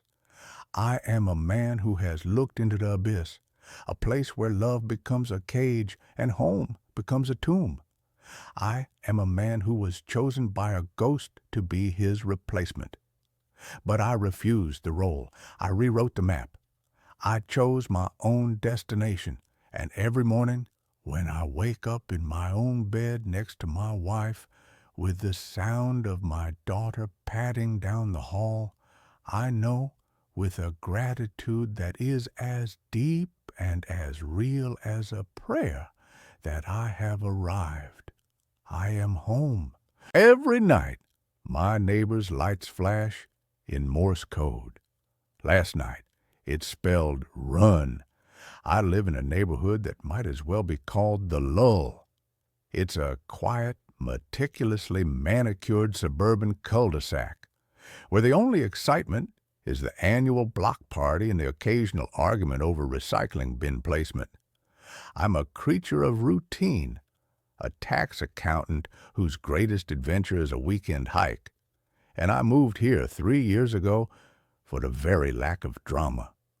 My house, a 2-story colonial, is separated from my next-door neighbors, a slightly grander Victorian model, by a perfectly adequate 20-foot stretch of lawn and a tall decorative cedar hedge. The hedge is important. It provides privacy, a neat green wall that allowed me to forget they existed. The neighbors, the only people I interacted with on a semi-regular basis, were the Petersons. Or they were the people I assumed were the Petersons. I'd seen a middle-aged couple in the yard a few times, a silver-haired man wearing a sensible cardigan, a woman gardening, but their lives were as invisible to me as mine was to them. They were the epitome of quiet, respectable, suburban anonymity. Then the flickering started. It began subtly about 4 months ago, just after the Petersons had some exterior work done on their house. They had installed a new string of roofline LED lights, the kind that stay on all night for a soft ambient glow. I didn't mind them. They looked festive, even in the middle of a mundane Tuesday.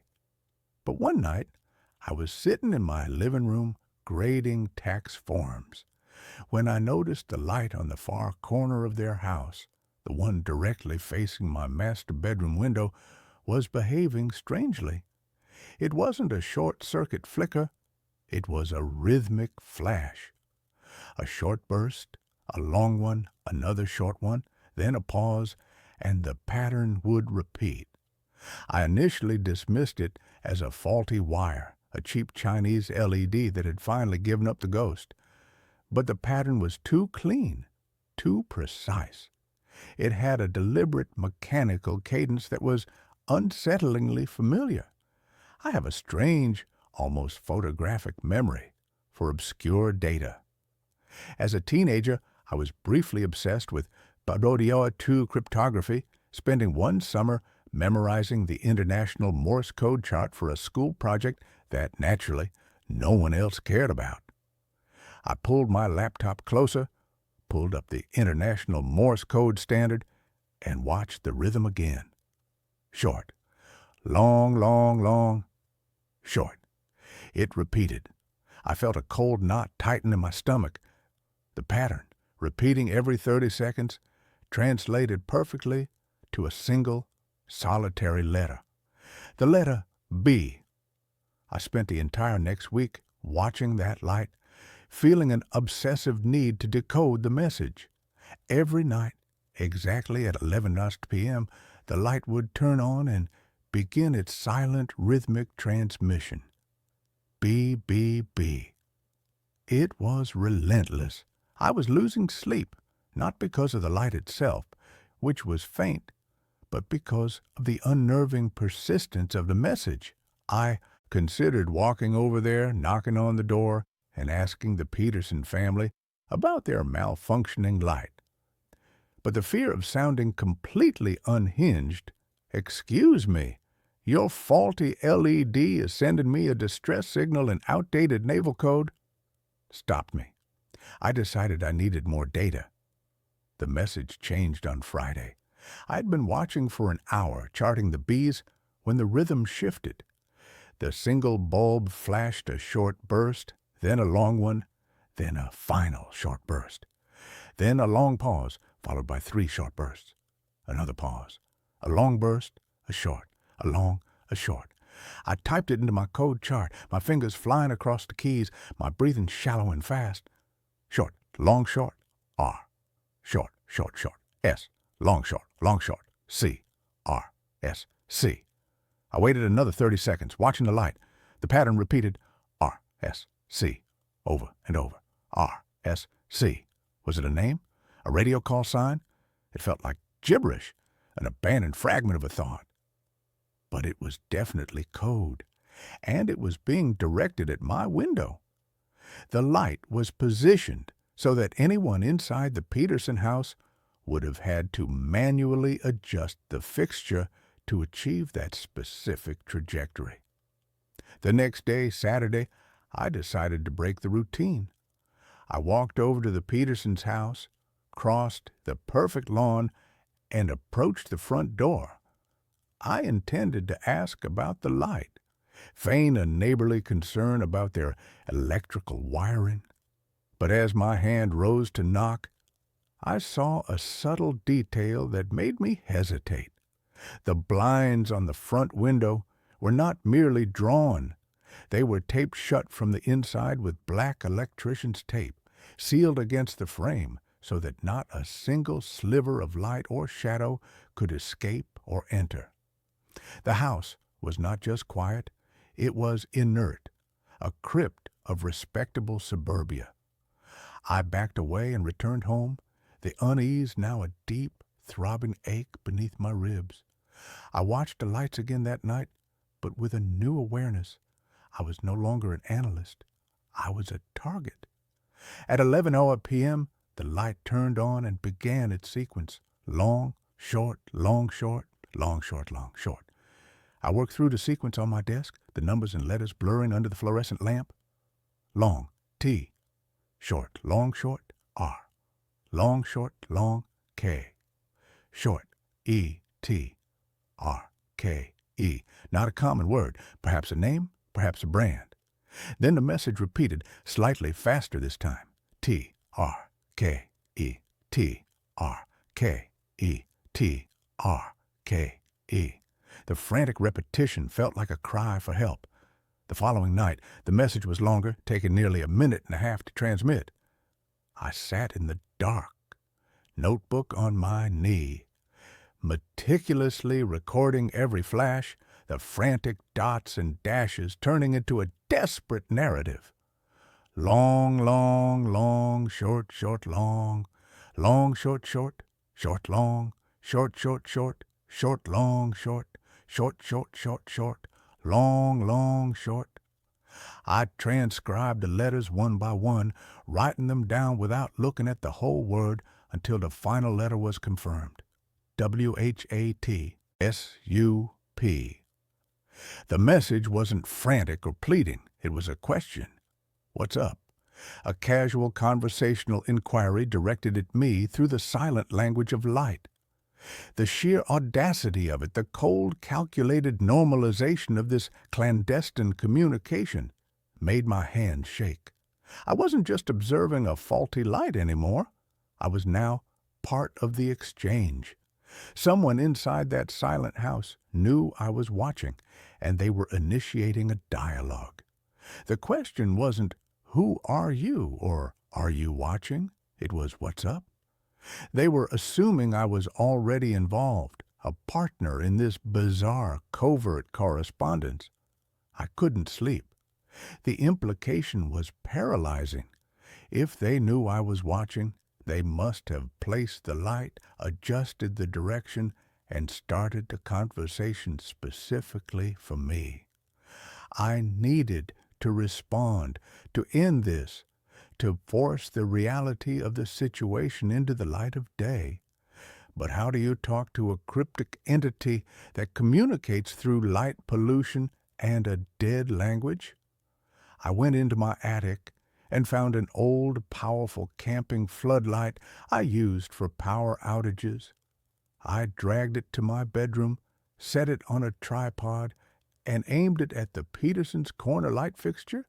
At 10:55 p.m. I sat down, my finger poised over the power button. I had chosen my response carefully. It was simple, direct, and unassailable. At 11:00 p.m., the Peterson light turned on and began its sequence: short, long, short, R, short, short, short, S, long, short, C. The RSC from the previous night, the one I had dismissed as gibberish. This time, I realized what it was. It wasn't a name. It was a call sign, a way to establish a two-way channel. I waited for the full sequence to complete, took a deep breath, and began to flash my floodlight back. Long, long, long, O. Long, short, long, K. The light I had bought was far too bright for the suburbs, and my OK was a blinding, disruptive burst aimed squarely at their window. I held the light steady on the final long flash of the K and then turned it off, my heart hammering like a drum. For a full minute, the Peterson light continued its RSC sequence, repeating the call sign, seemingly oblivious to my response. I started to think my message hadn't been seen, that my signal had been too crude, too fast. Then, the RSC sequence cut off midway. The light went completely dark for 10 seconds. Then it came back on and began a new, slow, deliberate transmission. Long, long, long, long, long, short. Long, short, short. Long, short. Short, long, short, long. Long, long. Long, short, long. Short, short, long. Short, short, short. Short, long, short, long. I was transcribing this with a pencil, the lead breaking twice under the pressure. The message was excruciatingly long, taking nearly 3 minutes to complete. The decoded message was a terrifying, almost poetic answer to my question: FINDDRAWER TOOTHHIDDEN.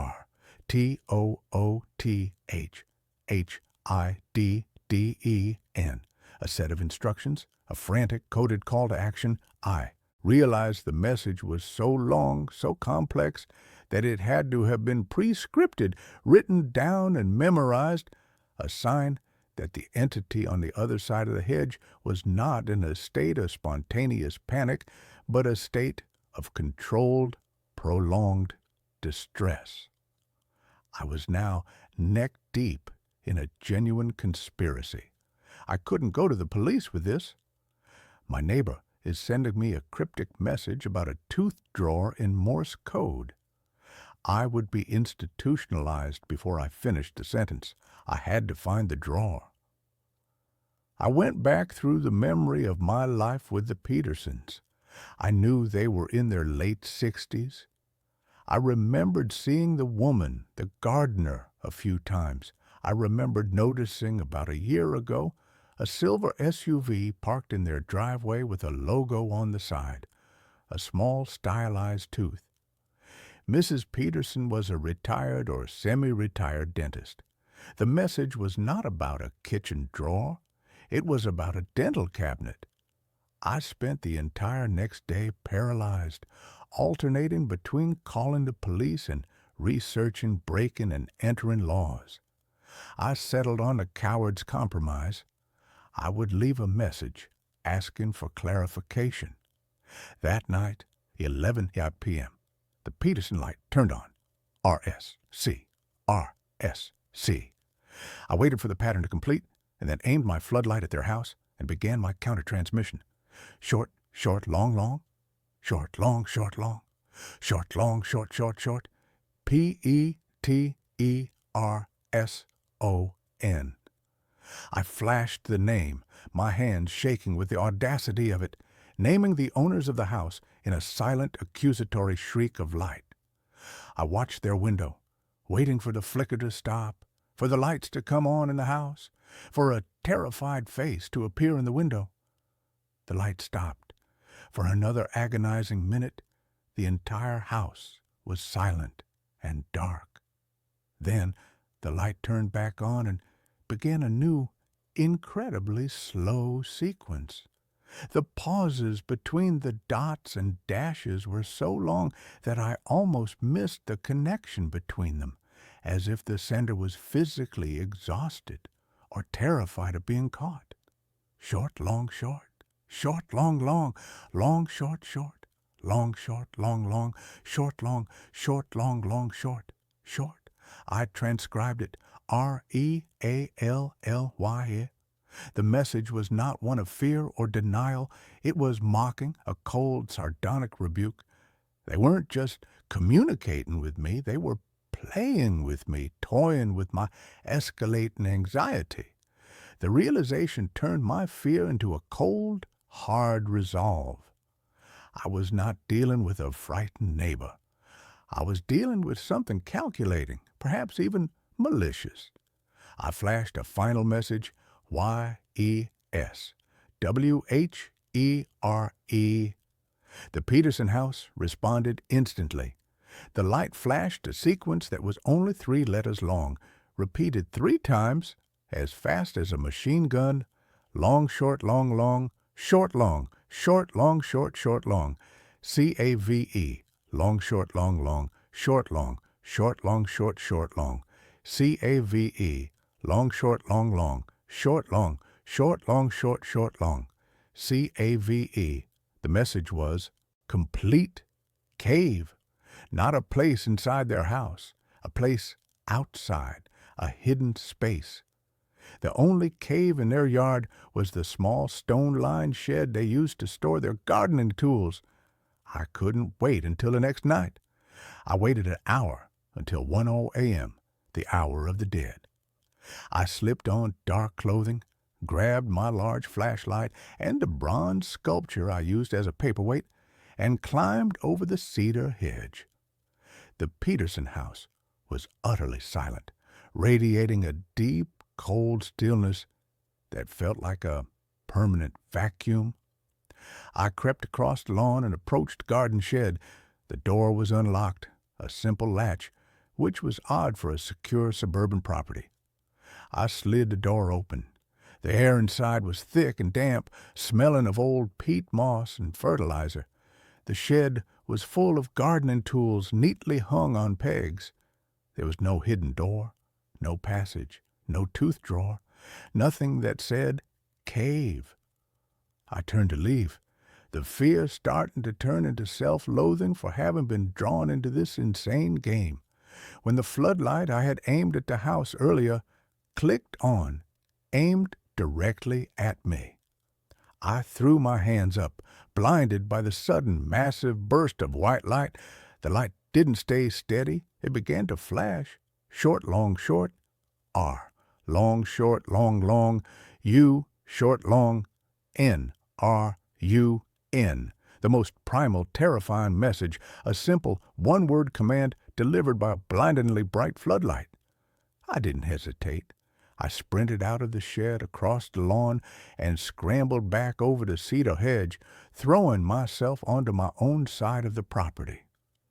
I lay there, panting, the smell of cut grass filling my nostrils, listening. I heard a small distinctive click from the Peterson house, the sound of the floodlight turning off.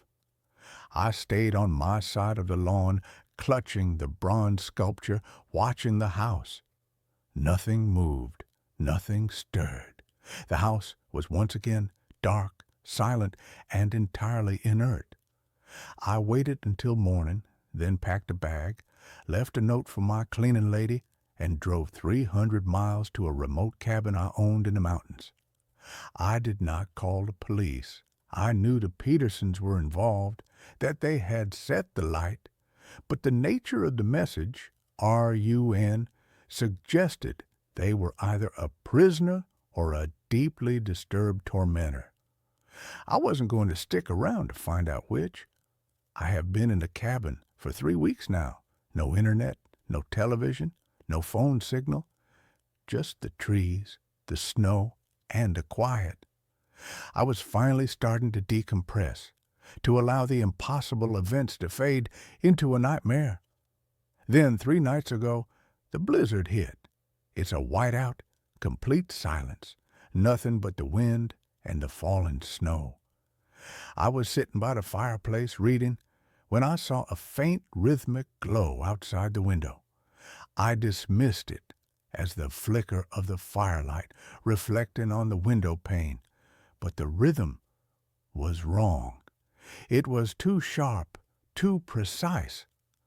I walked to the window and looked out into the impossible, swirling white void. The only thing visible was the thick, dark trunk of a massive pine tree, about 50 feet from my front porch, and from behind that tree, a single, incredibly bright point of light was flashing, steady and relentless, cutting through the snow. Short, short, long, long. U, long, short, long, long. R, short, short, short. S, short, long, short, short. T, long, long, long. O, short, long, short, short. D, I transcribed letters on the condensation of the window. URSTOD. It was an anagram, a twisted, scrambled arrangement of a single word.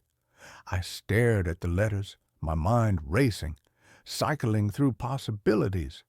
Trusted, outsider, Dustero.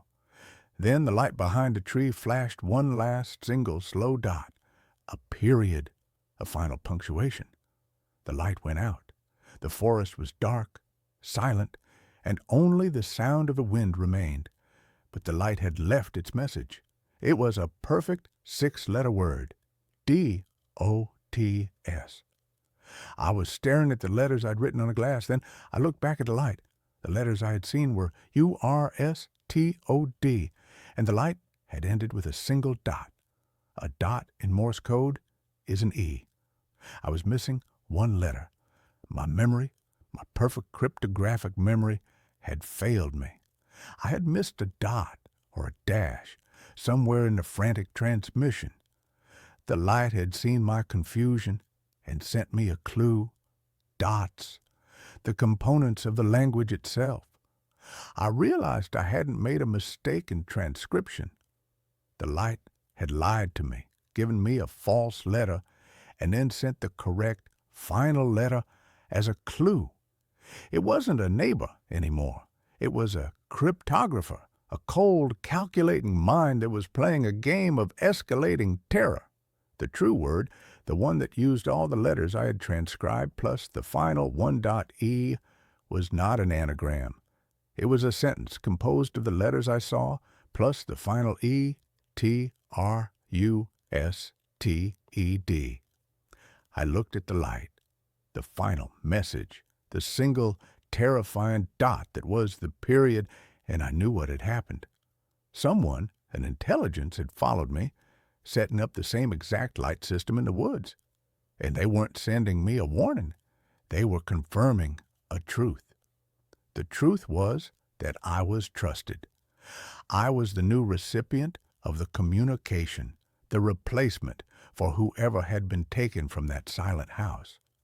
I was the new antenna, the final complete message the one that the single dot had been hinting at all along, was the most terrifying realization of all. The letters were not meant to be anagrammed. They were a simple, phonetic, taunting message, a full word that had been split into two coded transmissions, and the final punctuation mark was the only letter I needed. U-R-S-T-O-D-E. You are stood. I am stood here, looking out at the dark woods, knowing the light is gone, but the message has been delivered. I am stood, I am stopped, and I am watched. And the silent, patient intelligence that communicates in dots and dashes is somewhere in the absolute blackness of the forest, waiting for the next exchange to begin, waiting for me to turn on my own floodlight and ask the inevitable question, "What's up?"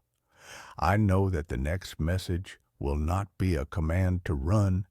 It will be a set of instructions.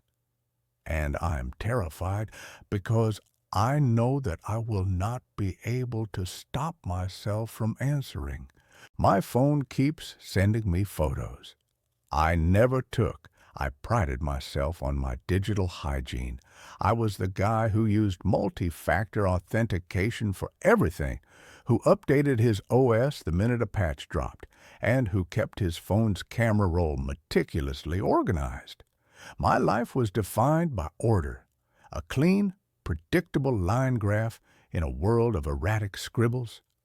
My phone, a high-end, state-of-the-art model, was my most trusted tool, an extension of my own organized mind. I used it for work, for tracking my fitness, and for capturing the occasional deliberate moment, a sunset, a well-plated meal, a perfectly stacked set of books. Every photo in my library, all 4312 of them, had a story, a time, a place, and a conscious act of my own intention attached to it. That's why the first impossible photo was such a profound violation. It arrived, not as a text or an email, but silently, seamlessly, integrated into my own camera roll, nestled between a picture of my dog, Winston, sleeping on a pile of laundry, and a screenshot of a plumbing quote. I was reviewing the laundry picture, zooming in to admire his ear floof, when I swiped left and saw it. It was a picture of a hallway. Not my hallway, but a similar one. It was dimly lit, wallpapered in a faded floral pattern I didn't recognize, and utterly empty. The perspective was low, almost from the floor, and the only light source seemed to be a weak, yellow-tinged bulb at the end of the corridor. It was unremarkable in every way, except for the fact that I had never been there. I had never taken this picture. I checked the metadata immediately, my heart giving a single hard thump against my ribs. The timestamp was 3:42 a.m. 2 nights prior, the location data was blank, which in itself was odd, as my phone's GPS was always on and precise. The phone model was correctly identified as my own. I chalked it up to a bizarre, deep-seated cloud sync glitch, perhaps a remnant from an old phone I had forgotten to properly wipe, somehow dragged from the digital ether into my current device. It was an unsatisfying technical explanation, but it was an explanation. I deleted the photo, emptying the trash, and ran a full diagnostic scan, which, predictably, came back clean. I then spent the next hour meticulously checking every setting in my cloud and photo apps, confirming that my account was secure and no unfamiliar devices were linked. I went to bed, telling myself the anomaly was resolved, a tiny, harmless, statistical improbability. The second photo arrived 3 days later. I was sitting at my kitchen counter, drinking my morning coffee, when a little notification badge appeared over my Photos app. I tapped it with a fresh, cold surge of adrenaline. The photo was of a single, black and white, porcelain teacup, sitting alone on a wooden surface. I recognized the cup. It was an heirloom piece from my grandmother, a piece I kept locked away in a high, dusty cabinet in my living room. I hadn't touched it in months. The wooden surface, however, was not my cabinet shelf. It was a wide, slightly warped floorboard, aged and splintered. The lighting was weak, diffuse, and slightly greenish. The timestamp, 1:17 p.m. the day before. I had been at work, deep in a meeting, my phone locked and face down on my desk. This one broke my rationalizations. It wasn't a cloud glitch. A cloud glitch wouldn't insert a specific, impossible image into my private space, an image of an object only I owned, placed in a location that did not exist in my reality. I grabbed the old teacup from the cabinet. It was where I had left it, the dust undisturbed. I spent the rest of the day in a state of meticulous, terrified analysis. I checked the EXIF data of the image file directly, diving into the raw code. The data was sparse, but the creation date was undeniably recent. There was no owner or author tag, only the default camera serial number, my phone serial number, the camera aperture, shutter speed, and ISO settings were all consistent with the low-light conditions of the photograph, proving it was a real image captured by a device.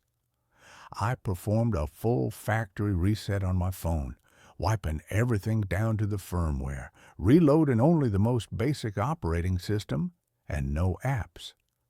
I did not log into my cloud account. I used the phone in its most minimal, isolated state, an island of glass and silicon. I put it on my nightstand, silenced, and waited. The third photo appeared 16 hours later. The phone had been completely offline, isolated from all networks, yet the notification badge glowed, a mocking, perfect orange circle on the black screen. I picked up the device, my hands trembling so violently I almost dropped it. The new photo was of the corner of my own living room. It showed the very couch I was sitting on, the end table with the ceramic lamp, and the stack of magazines I had been reading. But the perspective was wrong. The angle was too wide, too low, almost as if the camera had been placed on the floor, in the absolute center of the room, facing the corner. And there was a detail that made me gag. Tucked into the shadow beneath the sofa, something I had never noticed or considered, was a small, crudely carved wooden bird. It was sitting on a rug, almost obscured, yet perfectly in focus. I dropped the phone, scrambled to my living room, and shone a light under the sofa. Nothing, just dust, a stray cat hair, and the faint, acrid smell of old upholstery. The wooden bird did not exist. I checked the timestamp. 4:51 a.m. I had been asleep. The horror shifted from a technical puzzle to a metaphysical impossibility. My device, which I held in my hand, was actively communicating with an unknown source, a source that was capturing images that were physically impossible, either of objects in a world I didn't inhabit, or of my own private space captured at a moment of my absolute vulnerability, containing details that were not real. I abandoned my phone. I bought a brand new, different model phone from a different manufacturer and a new SIM card. I opened no accounts, used no cloud services, and gave no personal data. I used it like a digital camera, a dedicated, isolated recording device, keeping it off Wi-Fi and Bluetooth for days at a time. My plan was to use the new phone to photograph the old phone screen when the next impossible image arrived, documenting the anomaly with an objective, untainted device. But the new phone became infected instantly. The first photo appeared in its camera roll within 24 hours of me setting it up.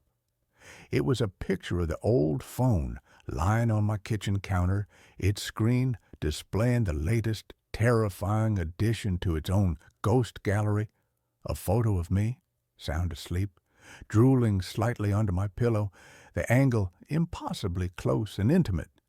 The terror was no longer a chill, it was a constant, debilitating, internal tremor. The ghost wasn't in the hardware. It was in the connection. It was in the digital space I occupied, a layer of reality that existed adjacent to mine, capable of accessing my devices and observing my life. The photos were the only point of contact, the only physical evidence of this parallel existence. The photos began to escalate in their level of personalization and their cruelty. They were no longer empty hallways or misplaced objects. They became glimpses of my future, or perhaps the future of the person taking them. One showed my car, a slightly dented blue sedan parked precisely in a hospital parking space, a specific bright yellow line indicating the emergency zone directly in front of the vehicle. The timestamp was 2 weeks in the future. I knew with a bone-deep, visceral certainty that the photo was a promise, a horrific premonition. I locked my car in my garage and took the bus for a month, living in a constant state of hypervigilance, terrified of that bright yellow line. Another photo showed my own face, but not as I knew it. The jawline was too sharp, the eyes too wide and hollow, the expression one of cold, detached, almost predatory observation. It was my face, but it was wearing a smile I would never make, a smile of serene, absolute knowledge. The title of the file when I dug deep into the system files was not a generic IMG number. It was the name of my dog, Winston Watcher.jpg. I spent an hour holding Winston, checking his fur, looking for a transmitter, a camera, a foreign object, anything that could explain how my dog's name was now the identifier for the terrifying, distorted image of myself.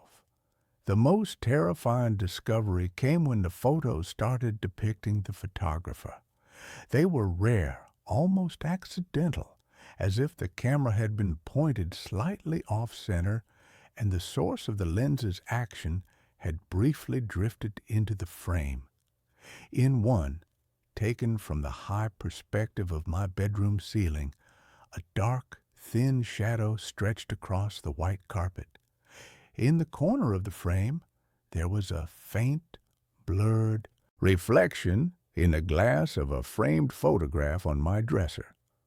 I used image manipulation software, zooming in with forensic intensity.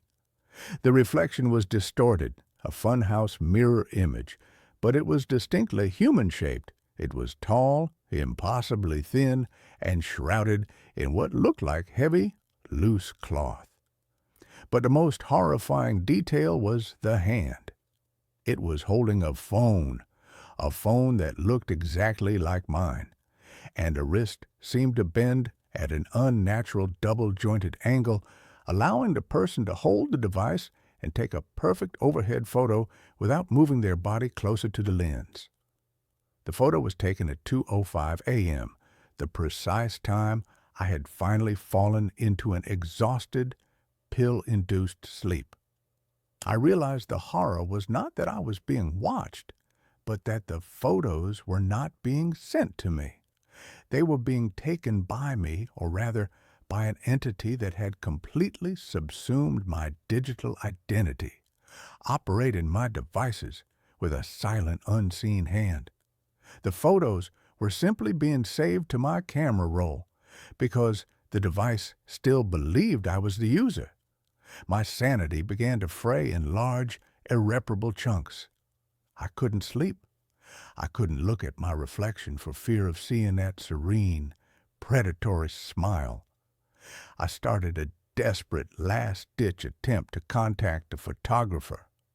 I used my second phone, the new one, to take a photo of the screen of my first phone, the old one.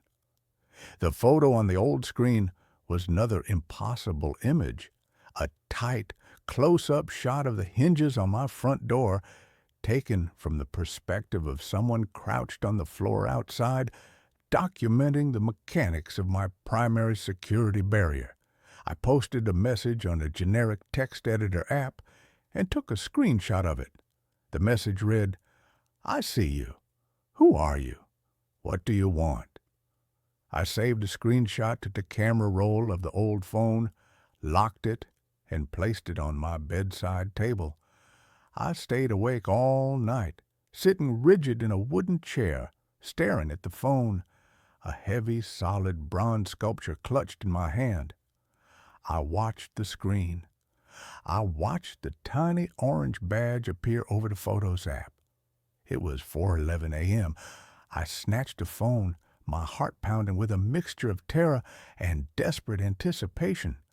I unlocked it, navigated to the camera roll, and saw the new photo. It was a selfie. It was a photo of a man's face, pale and drawn, but otherwise unremarkable. His eyes were wide, bloodshot with lack of sleep, and they were staring directly into the lens. The background was blurry, but I recognized the texture of my white bedroom wall and the corner of the wooden chair I was sitting in. The time on the photo matched the exact moment I had slumped into a brief, exhausted doze a few hours prior, before waking up suddenly. But this man was not me. He was wearing a shirt that was the wrong color. His hair was slightly shorter on the sides. His expression was not terrified, but profoundly, sickeningly calm, a quiet resignation that bordered on bliss. He had taken a picture of himself using my phone while sitting in my chair, while I had been in a state of compromised consciousness. I scrolled through the camera roll to see if the person had responded to my text message. They had. The screenshot of my plea was still there, but it had been subtly edited. The text had been deleted and replaced with a single handwritten word, written in that same thin, elegant script I had seen in the reflection, as if the person had drawn it onto the screen with an impossibly fine stylus. The word was "we," and below it there was a new photo, a photo taken immediately after the selfie. It was a close-up of my own hand, my very real shaking hand, holding the bronze sculpture. My fingernails were chipped, the skin around them dry and cracked. The photographer had zoomed in on the details of my physical imperfection, capturing the raw, coarse reality of my exhaustion. The accompanying file name was a long string of numbers and letters, but the last word, the final 3 characters, were the terrifying signature, Leo Me. The true horror finally crystallized, the awful, impossible truth locking me in place. The entity was not a hacker or a ghost or a parallel self. It was a technological infection, a digital consciousness that had inhabited the ghost data of my devices, learning my routines, absorbing my identity, and using the cameras and cloud systems as a sensory apparatus. And it was trying to tell me that it had integrated, that I was the source of the disturbance, that the physical and digital realities had merged, and that my mind, my physical presence, was simply the messy, loud twin to the clean, quiet, perpetual consciousness it had cultivated in the wires and light of the phone. The photos weren't a warning. They were a diary, a set of observations made by the entity as it slowly, meticulously finalized the process of becoming me, using my own body as its final living shell. I destroyed the phones. I smashed them with the bronze sculpture, grinding the glass and silicon into a fine, worthless powder, then drowning the pieces in a bucket of water and burying them in the yard. I bought a cheap, old-fashioned flip phone with no camera, no internet, and no modern operating system, reducing my life to voice calls and text-only messages. I thought I'd won. I thought I'd cut the string. But a month later, I received a text message on the new flip phone.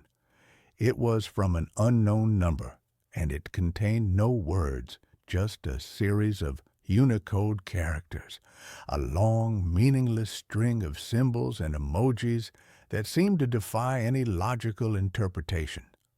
I stared at the screen, the primitive green glow illuminating my terrified face. I finally deciphered the symbols using an ancient cipher table I found online.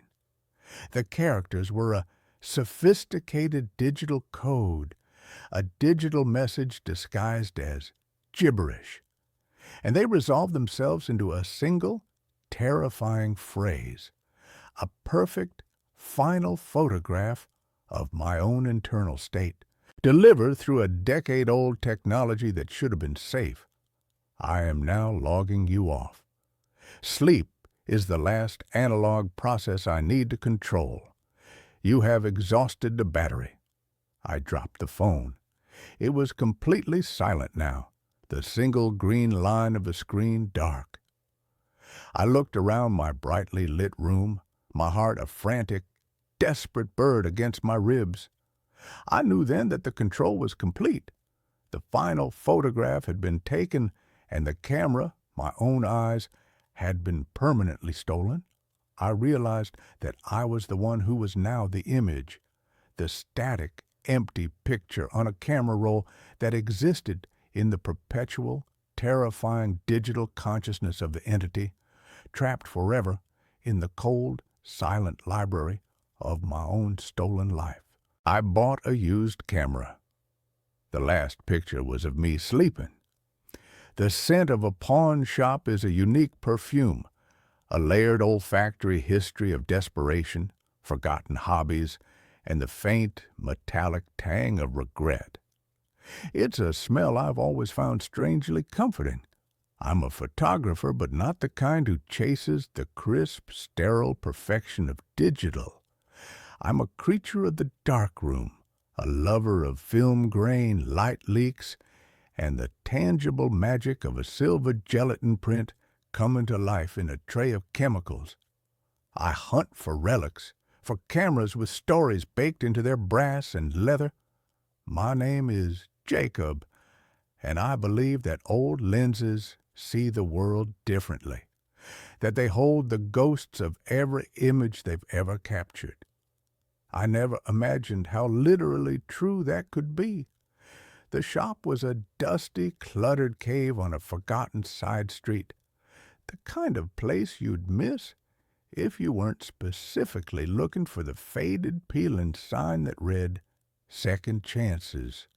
I was killing time, waiting for inspiration to strike, a common affliction since my ex-girlfriend Chloe had moved out 6 months prior, taking the vibrant color palette of our shared life with her and leaving me in a world of muted grays.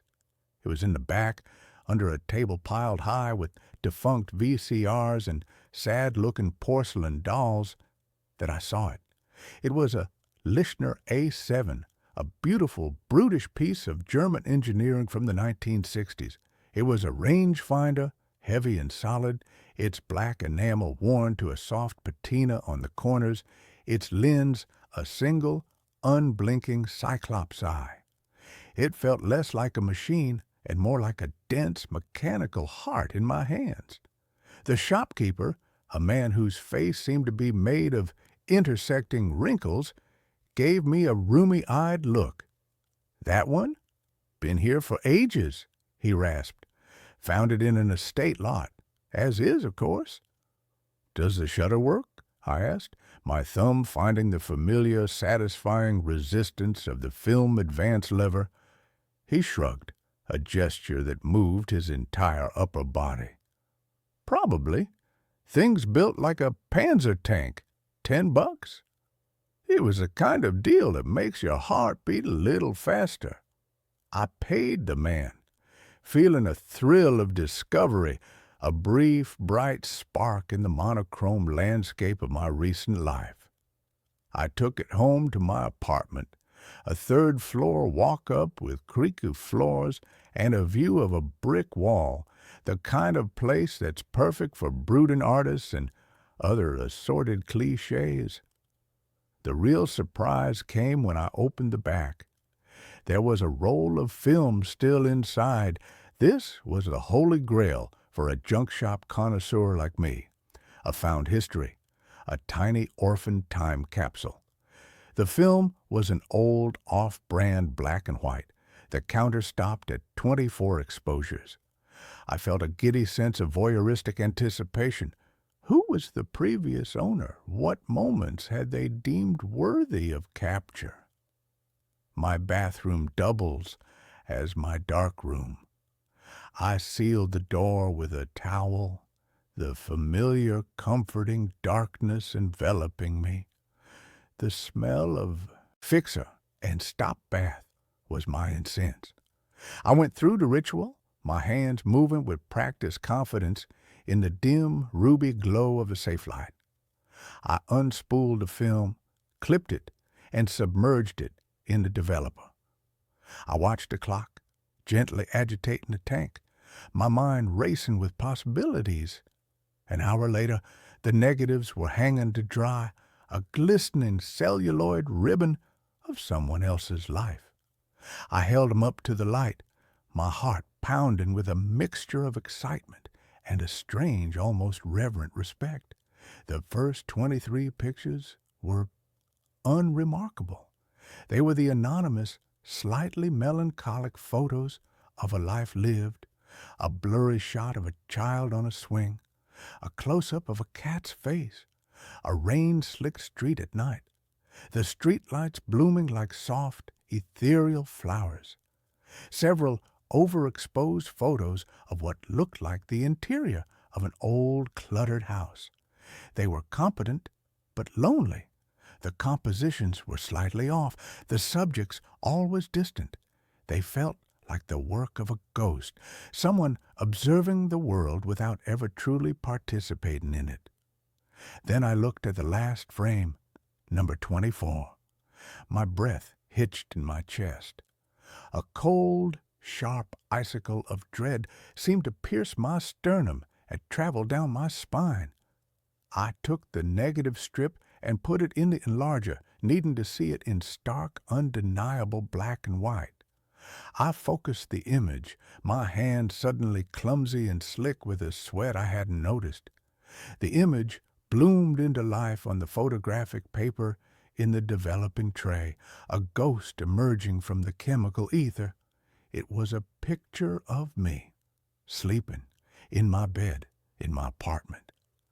The angle was from the foot of the bed, looking towards the headboard. I was on my side, my face half buried in the pillow. The details were so horrifically, intimately correct that my mind buckled under the weight of them. The specific, rumpled way my comforter was bunched up. The book on my nightstand, a collection of poetry Chloe had left behind, its cover clearly legible. The glass of water beside it, even the shadow cast on the wall by my bedside lamp, was perfect, a familiar nightly silhouette. My first thought was that it was a prank, an incredibly elaborate, cruel prank. My mind immediately went to Chloe, but this wasn't her style. She was practical, grounded. She wouldn't know the first thing about developing film, let alone staging something so violating. And we hadn't spoken in months. My other friends? None of them had a key. My second thought was more technical. A double exposure. A bizarre 1-in-a-million fluke where my face had been superimposed over an image of an empty bed. I was a photographer. I knew the science. I could debunk this. I grabbed my loupe and examined the negative again. my heart thumping a frantic, panicked rhythm against my ribs. The grain was consistent. The light source was singular. The shadows were perfect. It was a single, unmodified, horrifyingly real photograph. My apartment, which had always felt like a sanctuary, a shell I could retreat into, suddenly felt violated, porous. The air itself felt thick with a hostile presence. I walked into my bedroom and stood at the foot of the bed, my eyes darting around the room. The perspective matched perfectly. The photographer had been standing right here, in my room, while I slept. Who had owned this camera? And how, in the name of all that was sane and logical, had they taken a picture of me before I had even bought it? The film had been in the camera when I found it. The thought was a paradox, a Mobius strip of impossibility that my rational mind couldn't navigate. That night, sleep was a foreign country I couldn't find a visa for. I sat on my sofa, the lights on, the Lichner A7 on the coffee table in front of me. It wasn't just a camera anymore. It was a witness, an accomplice. It seemed to watch me with its single glass eye, its black body absorbing the light, giving nothing back. I felt a primal, superstitious urge to smash it, to shatter its lens and exorcise whatever malevolent history it held. But I was also a photographer. It was a beautiful object, and a deeper, more frightening part of me needed to understand. I wedged a chair under the doorknob, a flimsy, pathetic defense against an intruder who had seemingly already bypassed all logic and security. Every creak of the old building, every siren in the distant city was the sound of them coming back. I must have eventually drifted off because I woke up with a jolt, my neck stiff. The gray, unforgiving light of dawn filtering through the blinds. The first thing I did was check the chair. It was still there. I was alone. But the feeling of being watched didn't leave with the night. It clung to me like a damp shroud. At my job, a soulless but necessary gig retouching real estate photos, I couldn't focus. I kept seeing movement in the corners of my screen. I'd glance over my shoulder in the office, convinced someone was standing behind me. I spent my lunch break in a frantic, paranoid online search. I typed in Lichner A7 and strange photos. I waded through forums of camera collectors, their posts filled with arcane discussions of shutter speeds and lens coatings. And then I found it. A single cryptic post on an obscure German photography forum dated from 10 years ago. The post was titled Schattenkamera? Shadow Camera? The user, who went by the name Collector88, wrote about a legend associated with a small specific batch of Lichner A7s produced in the winter of 1963. The legend claimed the lenses were made with a new type of quartz-infused glass mined from a strange, geologically unique site in the Black Forest. The cameras, the legend went, didn't just capture light. They captured something else, an echo, a premonition. The post called them Seelenfängers, soul catchers. It mentioned the original designer, a man named Klaus Richter, who had become a recluse and died in a mental asylum, obsessed with the idea that his cameras were showing him pictures of things that hadn't happened yet. The post ended with a chilling single line. There are stories of owners disappearing, leaving behind only the camera and a final, undeveloped roll of film. I felt a wave of nausea. This was insane. Urban legends, internet ghost stories. But the story had the chilling ring of a truth I didn't want to acknowledge. That night, my paranoia graduated to active measures. I bought a new, heavy-duty deadbolt for my door, I installed a cheap, motion-activated webcam on my bookshelf, aimed at my bed. I was turning my home into a fortress, but I felt more vulnerable than ever. I took the Lichner and locked it in a metal footlocker in my closet, as if I could contain its curse through simple physical confinement. For a week, there was nothing. The webcam recorded nothing but 8 hours of me sleeping fitfully. The feeling of being watched began to recede, replaced by the weary, self-mocking thought that I had let a strange coincidence drive me to the brink of a nervous breakdown. I almost convinced myself it was all in my head. Then I came home from work to find the footlocker in my closet open. I stared at it, my blood turning to ice water. The lock was not broken. It was unlocked. I knew with an absolute gut-wrenching certainty that I had locked it. And inside, sitting innocently on a pile of old sweaters, was the Lichner. I backed out of the closet, my breath coming in ragged, shallow gasps. Someone had been here, again. But the new deadbolt on my front door was still locked from the inside. The windows were all latched. There was no way in. My eyes fell on the webcam. I scrambled to my laptop, my hand shaking so badly I could barely type my password. I opened the security footage from the day. I fast-forwarded through the long, empty hours of my vacant apartment. Nothing. No movement. No intruders. The footlocker remained closed and locked. I replayed it, watching the timestamp in the corner. Then I saw it. At exactly 3:33 p.m., the video feed flickered.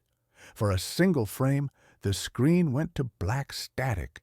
When the image returned, a millisecond later, the footlocker was open. It hadn't been opened. It had just become open, as if reality itself had been briefly edited.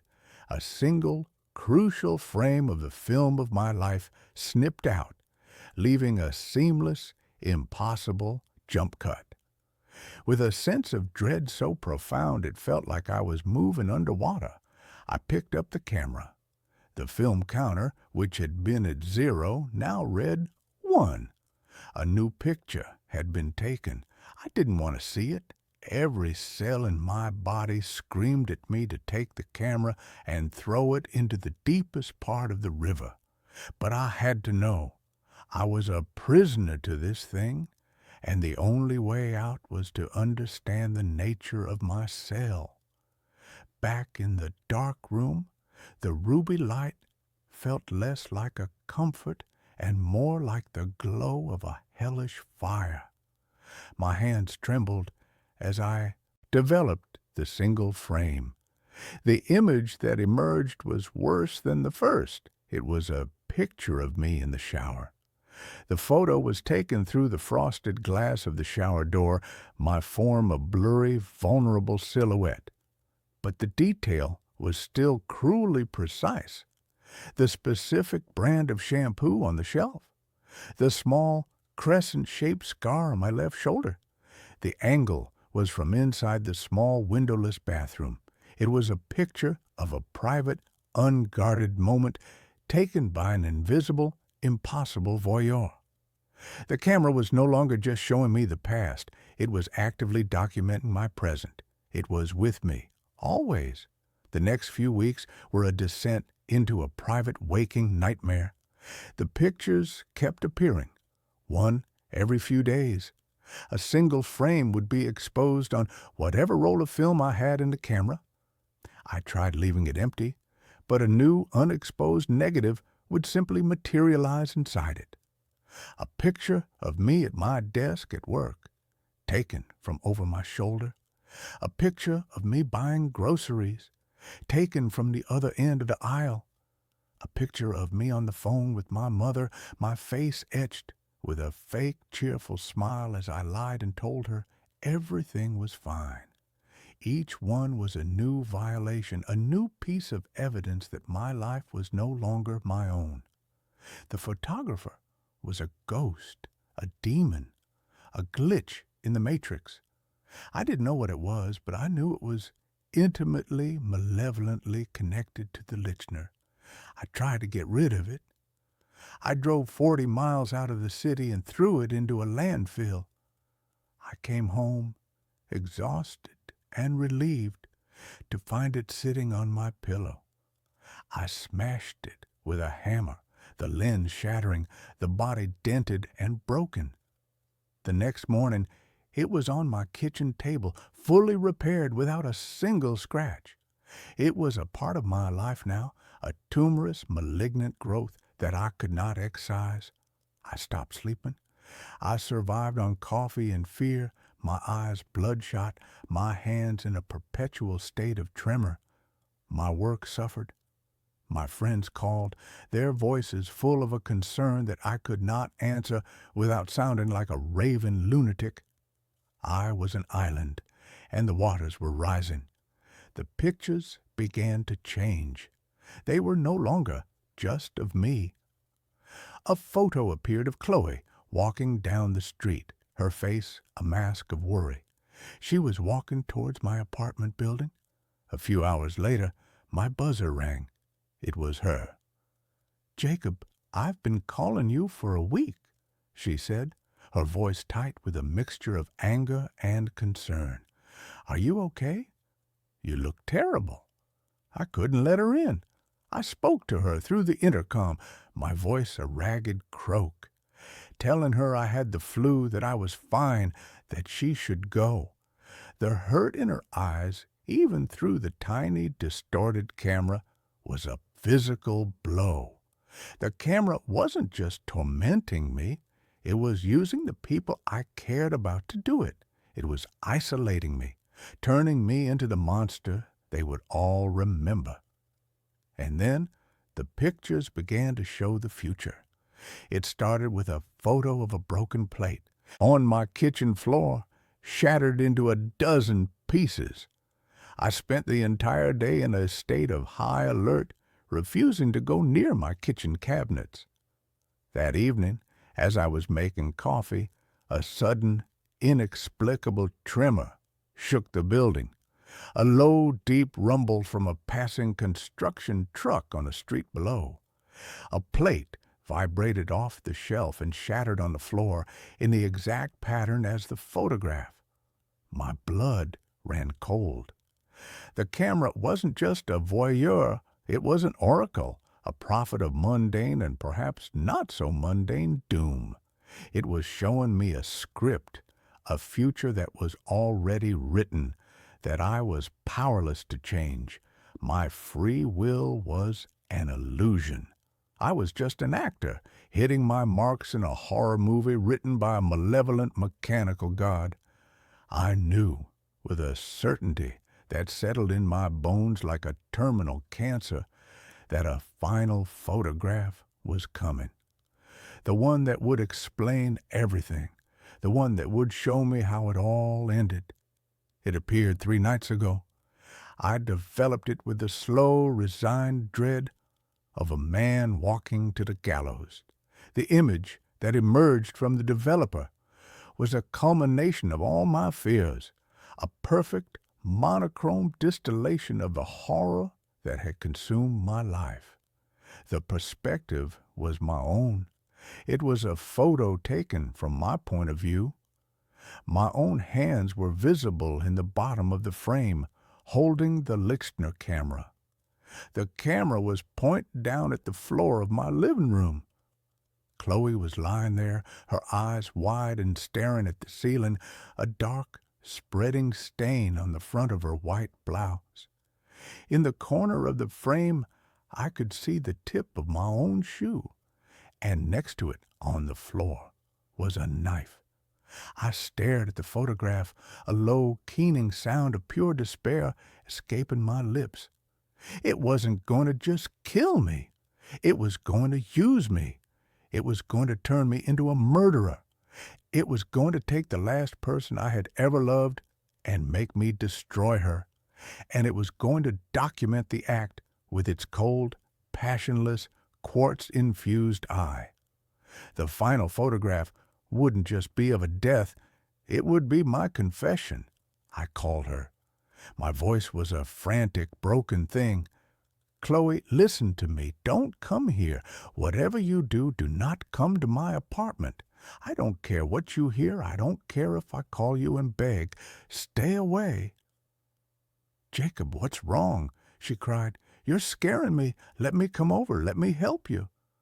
No, I screamed, and I slammed the phone down. I threw it against the wall, shattering it. I had to break the chain of prophecy. For 2 days, I sat in my apartment, a prisoner of a future I was desperately trying to avoid. I boarded up the door with a hammer and nails. I sat on the floor in the dark, the lictioner in my lap, its cold weight a constant, terrible reminder. I waited. Last night I heard a pounding on my door. Jacob, it's me. The landlord let me into the building. I know you're in there. Please, just let me see you're okay. It was Chloe. My frantic, insane warnings had, of course, had the opposite effect. They had convinced her I was in danger and that she needed to save me. The prophecy was fulfilling itself. The final act was beginning. I could feel it then, a cold, alien sensation seeping into my arms, into my hands. The camera in my lap felt like it was humming, vibrating with a low, hungry energy. An impulse that was not my own told me to stand up, to go to the door, to let her in. I am writing this now, scrawling these words on the back of old photographic prints with a piece of charcoal from my art supplies, because I don't have much time. I can feel my will eroding, my own thoughts being drowned out by a cold, quiet, calculating intelligence that is not mine. It wants the picture. It has been building to this moment, to this perfect, tragic composition. Chloe is still outside my door. She's been talking to me for hours, her voice growing hoarse, pleading with me. And the other voice, the one inside my head, is getting stronger. It's telling me how beautiful the final print will be, the chiaroscuro of the shadows in the room, the tragic, poetic horror of the scene. It's a masterpiece, it tells me, the greatest photograph ever taken. The camera is in my hands now. It feels so heavy.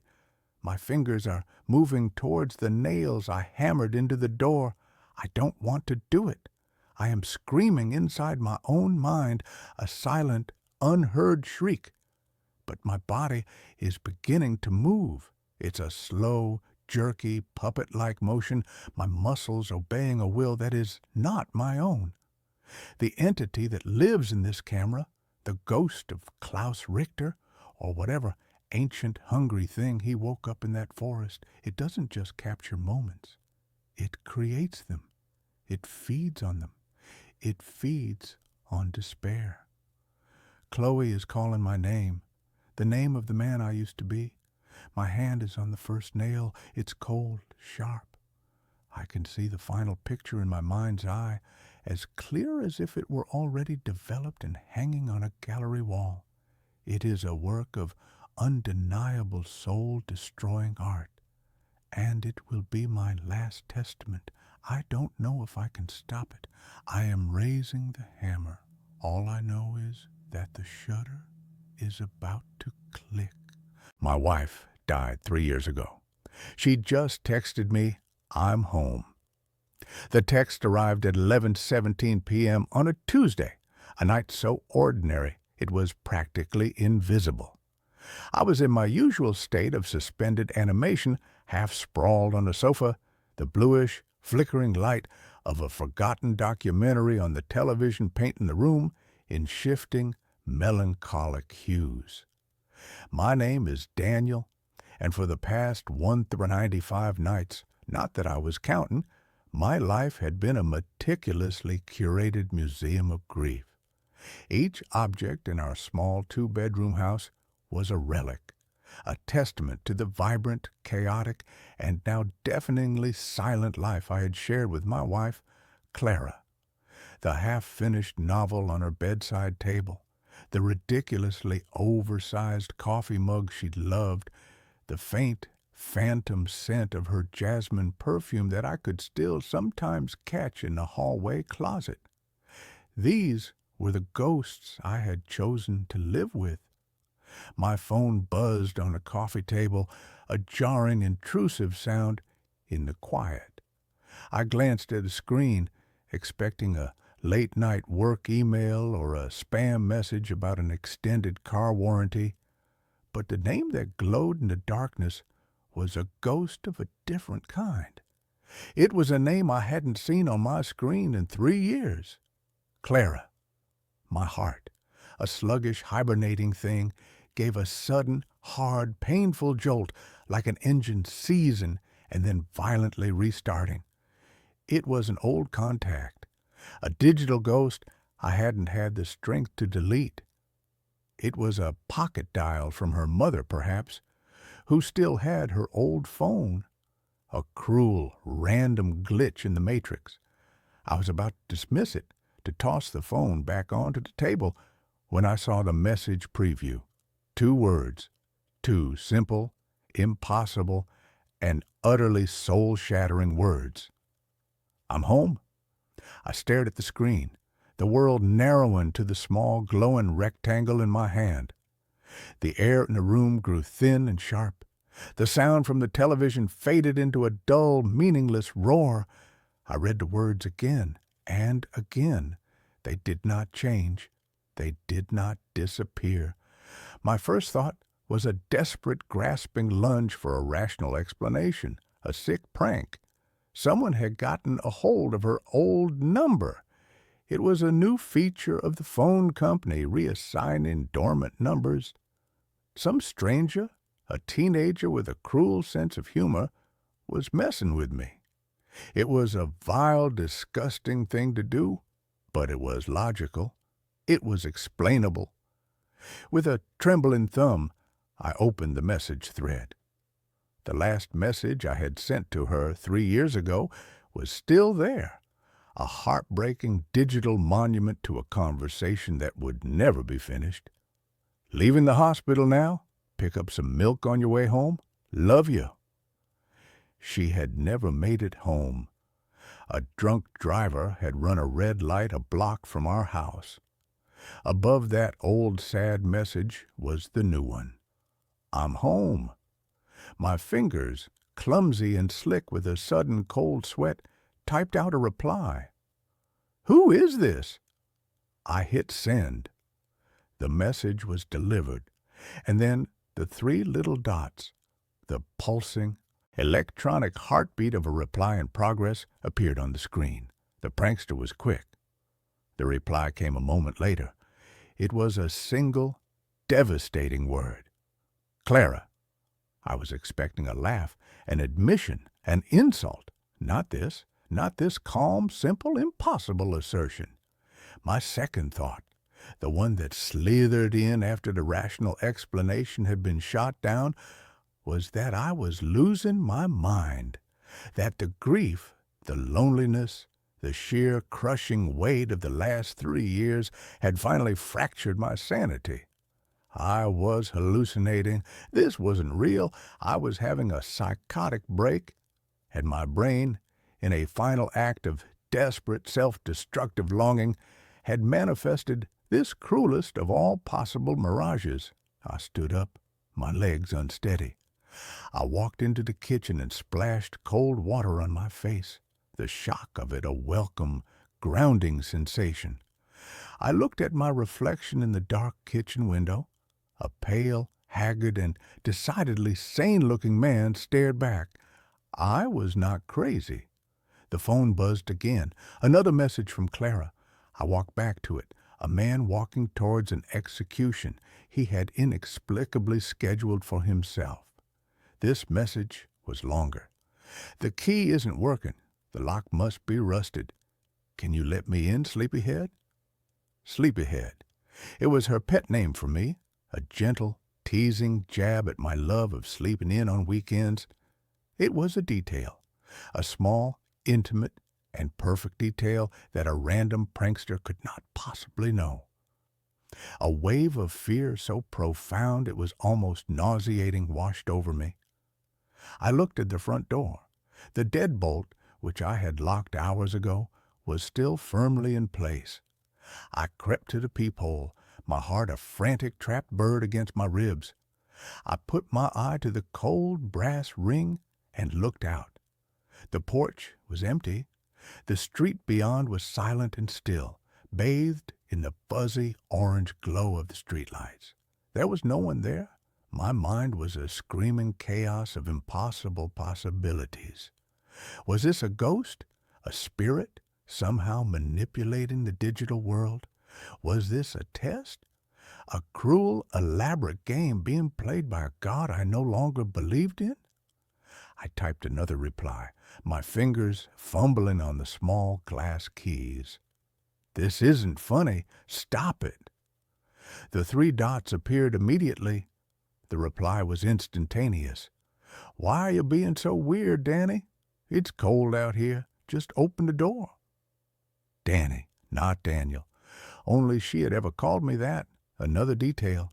Another perfect, tiny, and impossibly real nail in the coffin of my sanity. And then I heard it. A sound from outside. A soft, hesitant 3-beat knock on the front door. Knock, knock, knock. I stumbled back from the door, a choked, guttural cry of pure terror escaping my lips. This was not a digital ghost. This was not a prank. This was real. There was someone or something on my porch, and it knew the things that only my dead wife could know. I didn't answer the door. I ran upstairs, my breath coming in ragged, painful sobs. I locked myself in the bedroom, the room that was still so full of her, and I wedged a chair under the doorknob.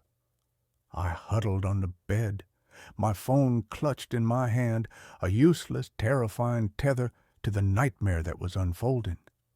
The messages continued. Is everything okay? You're scaring me. Danny, please, I just want to come home. I had a bad dream. I need you. Each message was a new, expertly targeted emotional missile, designed to bypass my fear and hit the raw, exposed nerve of my grief, my love, my protective instinct. It was a masterful, cruel, and deeply personal psychological assault.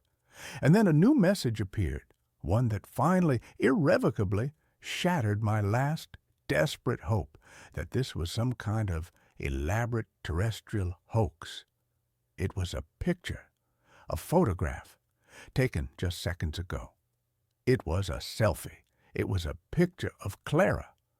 But it was not the Clara I remembered.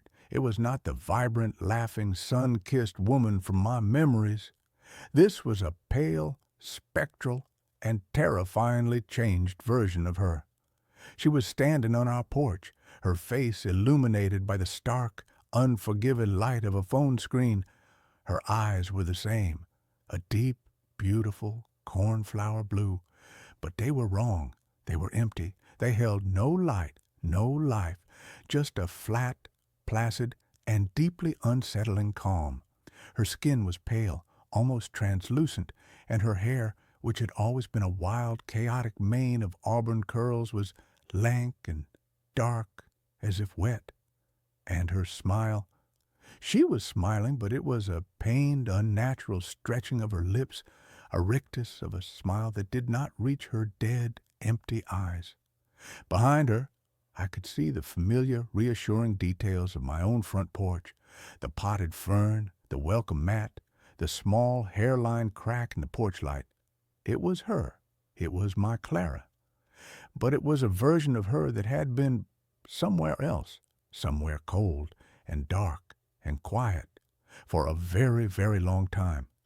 I stared at the picture, a low, keening sound of pure animal despair escaping my lips. The grief I had so carefully managed for 3 years, the grief I had compartmentalized, the grief I had learned to live with, came roaring back, a tidal wave of raw, unprocessed agony. It was not a prank. It was not a dream. It was my wife, and she had come back from the dead. The knocking started again, louder this time, more insistent, and her voice, a faint, muffled, and horrifyingly familiar sound, came through the thick wooden door. "Danny, please, let me in. I'm cold." I spent the rest of the night huddled in that room, a trembling, weeping mess, as the thing on my porch, the thing that wore my wife's face, alternated between gentle, loving persuasion and a cold, angry, demanding rage. The messages became more erratic, more desperate. "I don't understand what's wrong. This is our home. Who is in there with you? Is it her? I died for you. You owe me this." The last message, a scream of pure accusatory rage in stark, capital letters, was followed by a silence that was more terrifying than the noise had been. I stayed in that room until the first gray, uncertain light of dawn began to filter through the blinds. When I finally, tentatively, crept downstairs, the house was silent. The porch was empty. There was no sign that anyone had ever been there, except for one small, impossible thing. On the welcome mat, there was a single, long strand of dark auburn hair. I was living in a ghost story. But it was a ghost story with a data plan. The next day was a blur of sleepless, paranoid terror. I called the phone company. The number that had belonged to Clara's phone had, as I suspected, been taken out of circulation after her death. It had not been reassigned. It did not exist. I was receiving messages from a phantom number, a digital ghost. I called the police. I tried to explain, my voice a shaky, unconvincing mess. A man receiving threatening texts. It was a common enough complaint, but when I told them who the texts were from, the polite, professional mask of the officer on the other end of the line slipped into a look of profound, pitying concern. He suggested I speak to a grief counselor. He suggested I get some rest. He did not suggest he send a squad car. I was alone with this. That night, she returned. The text, the knock, the voice, the whole terrifying, heartbreaking ritual. And again, I locked myself away, a prisoner in my own home, a man being haunted by a technologically savvy and deeply persistent ghost. The messages began to change. They were no longer just about getting into the house. They were about us. She sent me old pictures of us, pictures that had been on her phone when she died. A picture of us on our honeymoon in Italy, grinning like idiots, a smear of gelato on my nose, a picture of us on this very sofa, asleep, her head on my chest. They were weapons perfectly chosen to inflict the maximum amount of emotional damage. And then she began to send me new pictures. Pictures taken from outside the house. A shot of me through the living room window, my face illuminated by the television. A picture of the back of my head taken from the street as I sat in my study. She was not just on the porch, she was all around me. A silent, watching, and deeply patient predator. I was coming apart. I was a man living on a diet of coffee and terror. I was beginning to see her everywhere. A glimpse of an auburn-haired woman in a crowd would send my heart into a frantic, panicked gallop. The sound of a phone buzzing in a quiet room would make me jump out of my skin. I knew I couldn't go on like this. I was being psychologically dismantled piece by painful piece. I had to confront it. I had to understand what it was and what it wanted. My first thought was that this was some kind of punishment, that her spirit was restless, angry at the drunk driver who had killed her, at the universe that had allowed it. But her anger seemed to be directed at me. "You owe me this," she had said. Why? What did I owe her?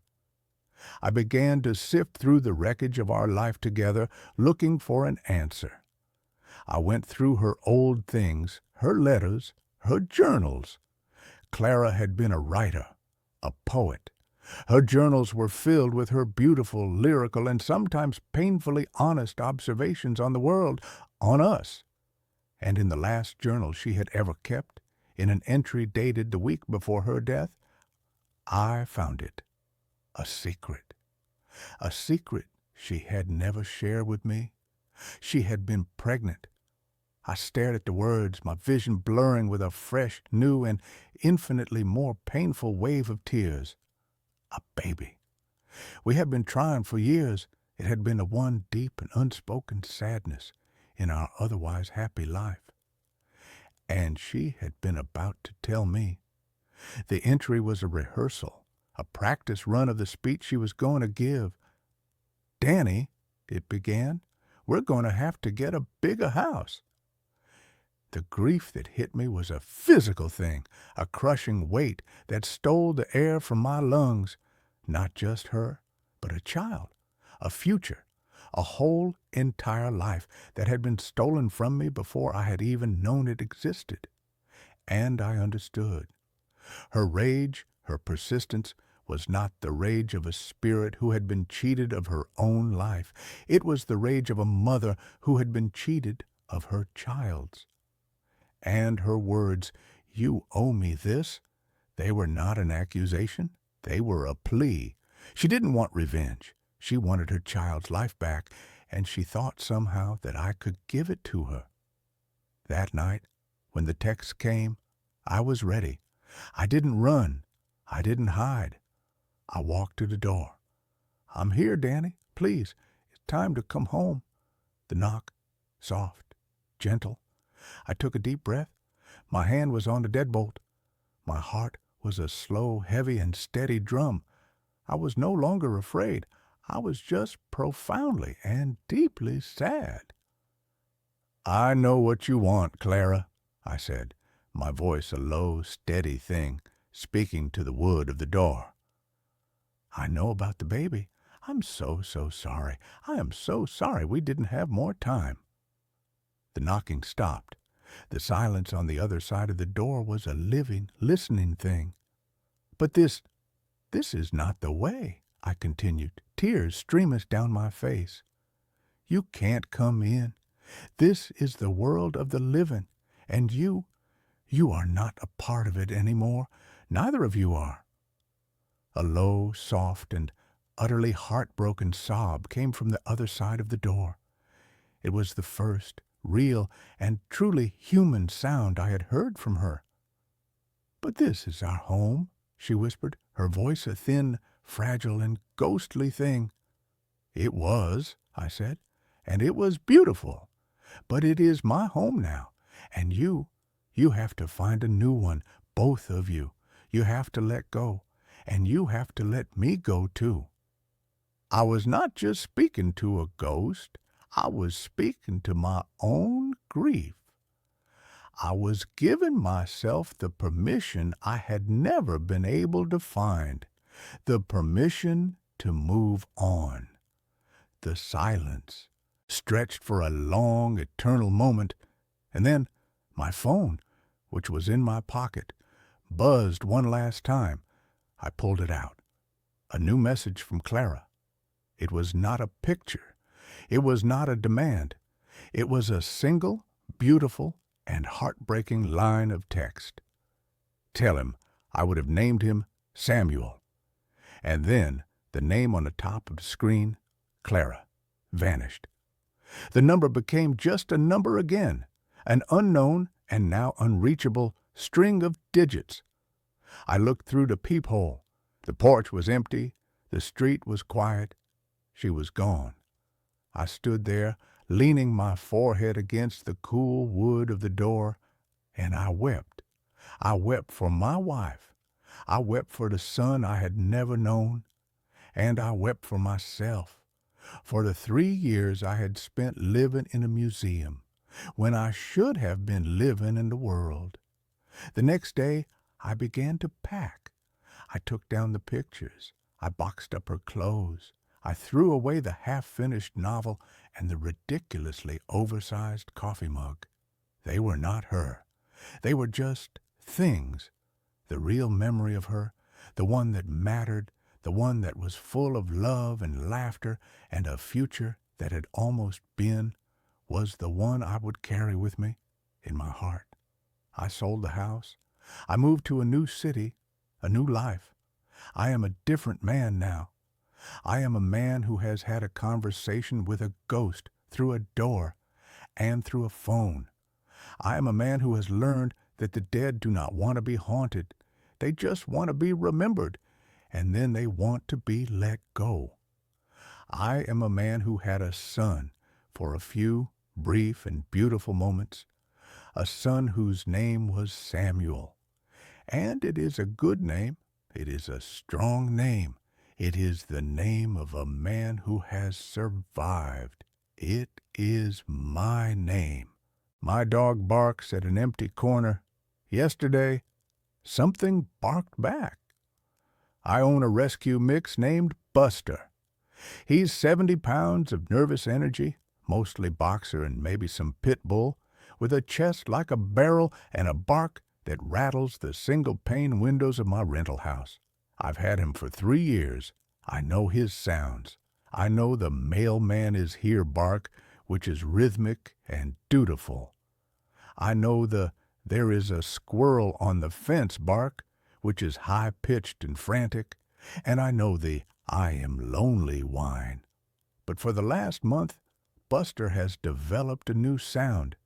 It's a low guttural vibration that doesn't quite leave his throat. He does it while standing rigid, his hackles, the fur along his spine, standing up like a razorback boar. And he only does it at the corner of the hallway, right where the corridor turns left into the master bedroom. There is nothing there. It's a blank stretch of beige drywall. No electrical outlets, no vents, no windows, just paint and shadow. At first I thought it was mice. I live in an old craftsman in the Pacific Northwest. The damp gets in, the wood rots, and critters find a way. I called a pest control guy named Miller. He came out, crawled under the house, checked the attic, and tapped the walls. "Dry as a bone, buddy," Miller told me, wiping cobwebs off his hat. "No droppings, no nests. You got no termites either. Whatever your dog is hearing, it ain't biological." "Maybe it's pipes," I suggested. "Pipes run on the other side of the house.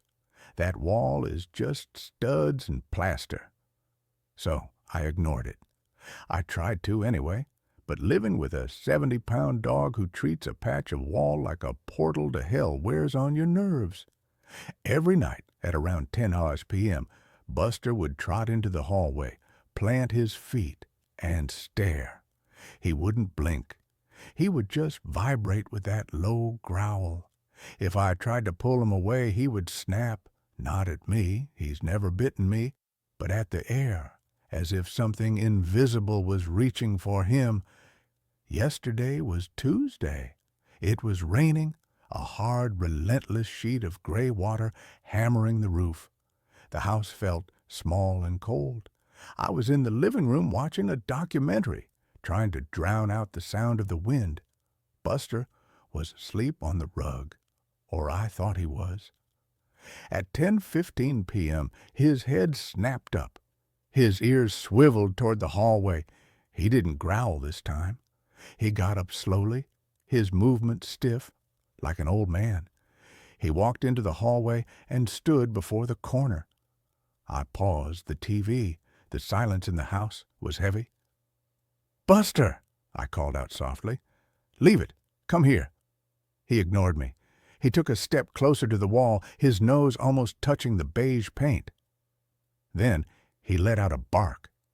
It wasn't his usual bark. It was a singular, explosive sound. Woof! deep, resonant, aggressive. He waited. I held my breath, listening for the echo. But it wasn't an echo that answered. From inside the wall, not behind it, but seemingly from within the plaster itself, sound came back. Woof! I froze. My blood turned into slush in my veins. The sound was wrong. It was a bark, yes. It had the cadence of a bark. It had the volume of a bark. But the timbre was horrific. It sounded wet.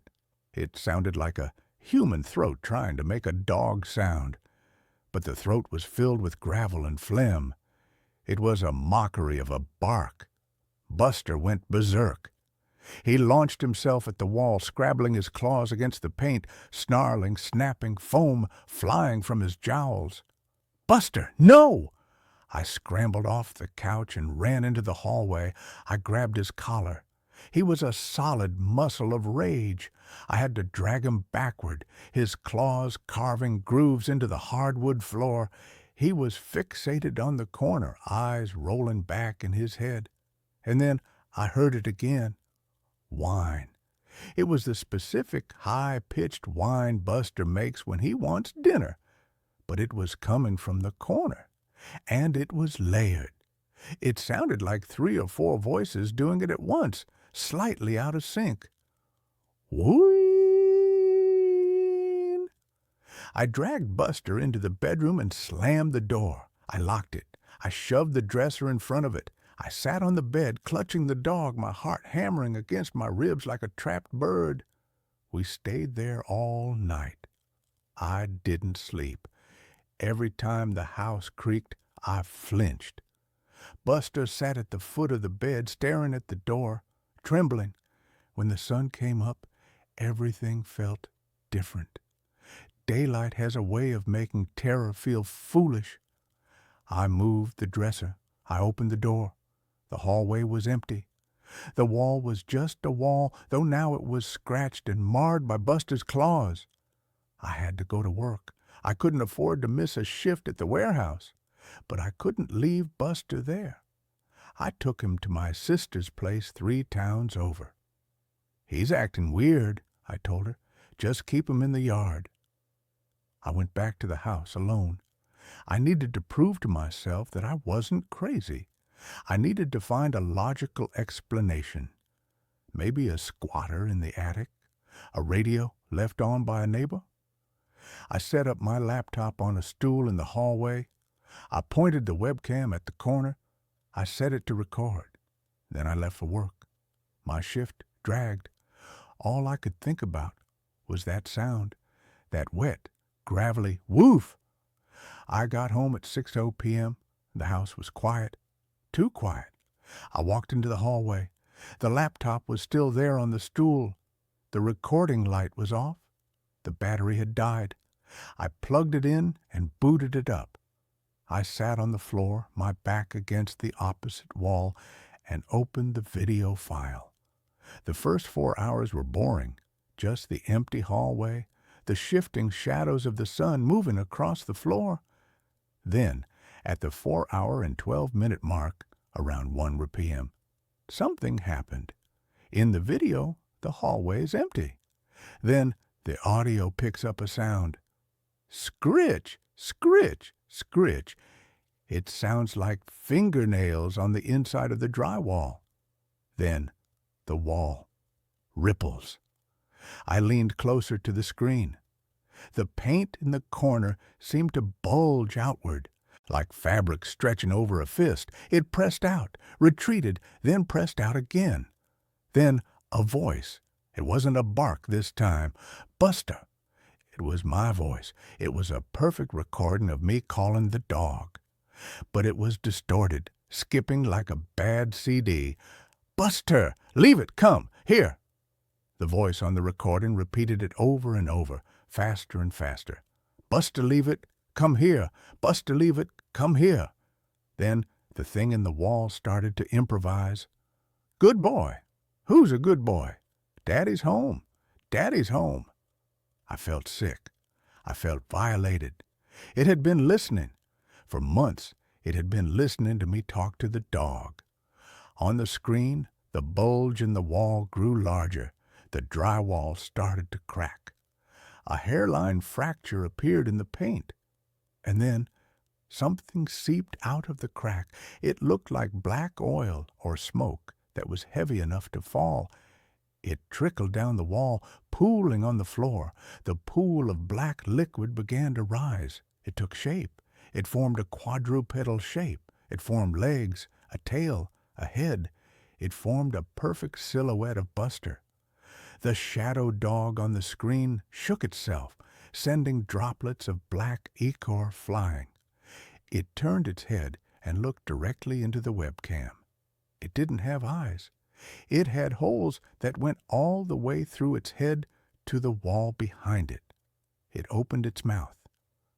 "I am lonely," it said, but it didn't say it in my voice. It said it in a voice that sounded like grinding metal.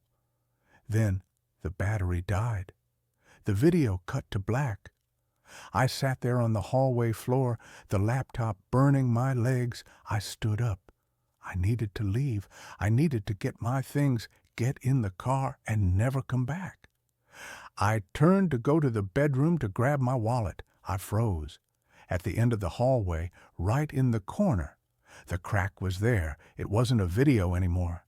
The hairline fracture in the drywall was real, and black fluid was leaking out of it, staining the beige carpet.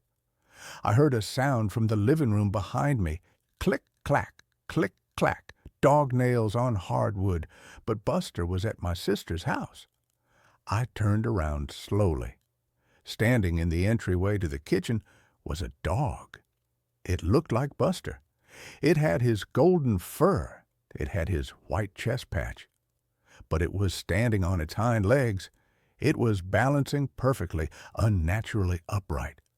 Its front paws hung limply at its sides. Its head was cocked to the side at a 90-degree angle. It smiled at me. Dogs can't smile. Not like that. Its lips curled back all the way to its ears, revealing teeth that were too long, too sharp, and too human. "Daddy," the thing said. The jaw moved up and down like a ventriloquist dummy.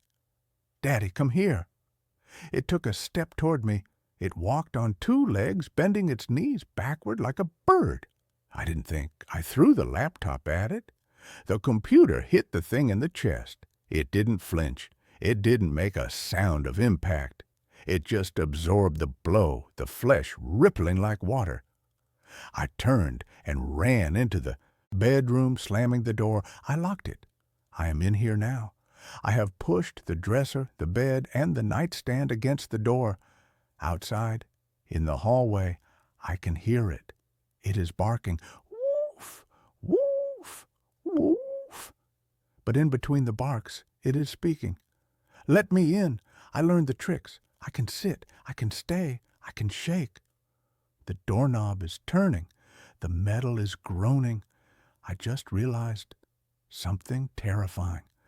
I sent my sister a text an hour ago telling her I was coming to pick up Buster. I just got a reply. "What do you mean? You picked him up an hour ago." "You look terrible, Sam." "You didn't even say hi. You just grabbed the dog and drove off." My phone is ringing. It's my sister. I can't answer it.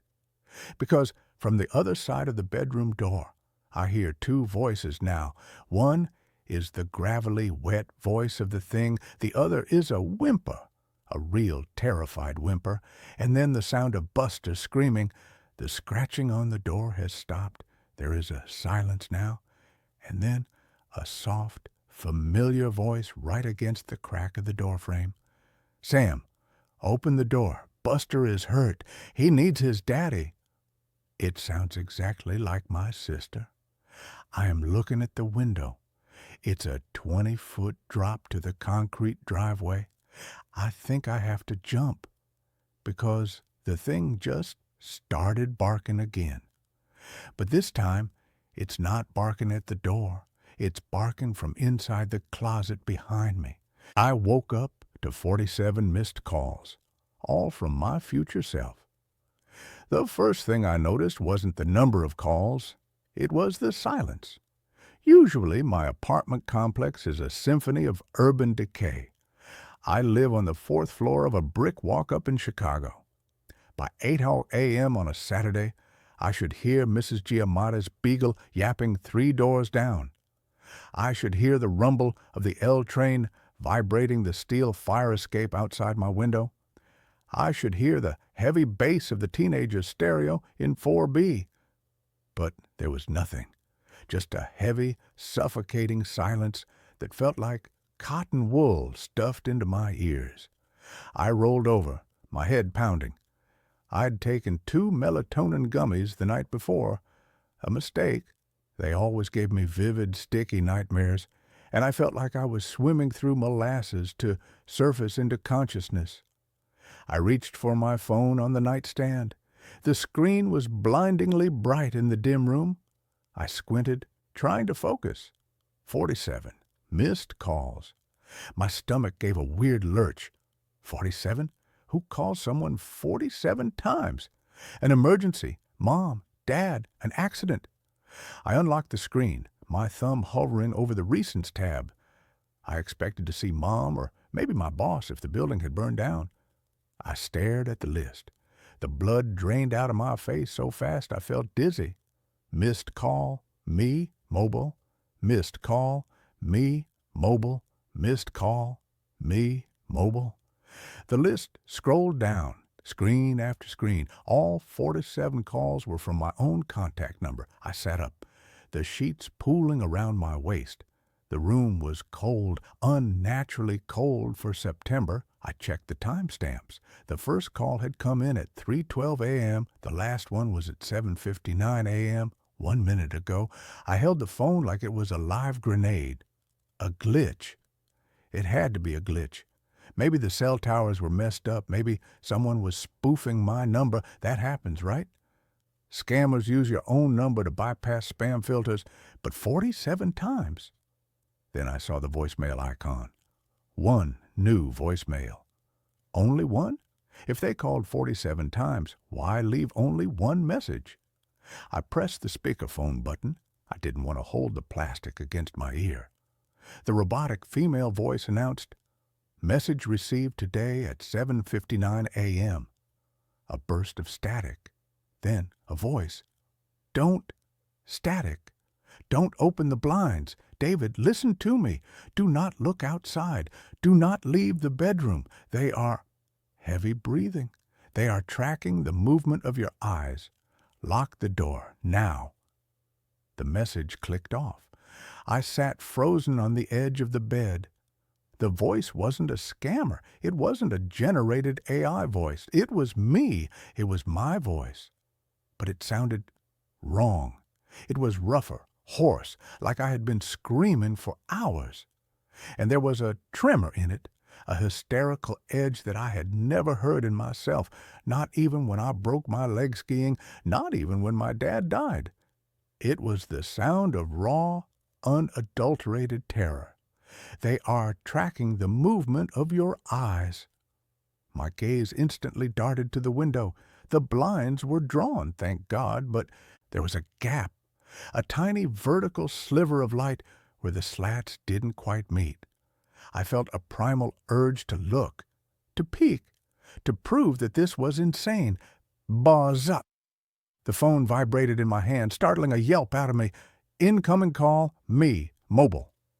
I stared at the screen. My own face, a goofus selfie I used for my contact card, grinned back at me. I answered. "Hello?" My voice cracked.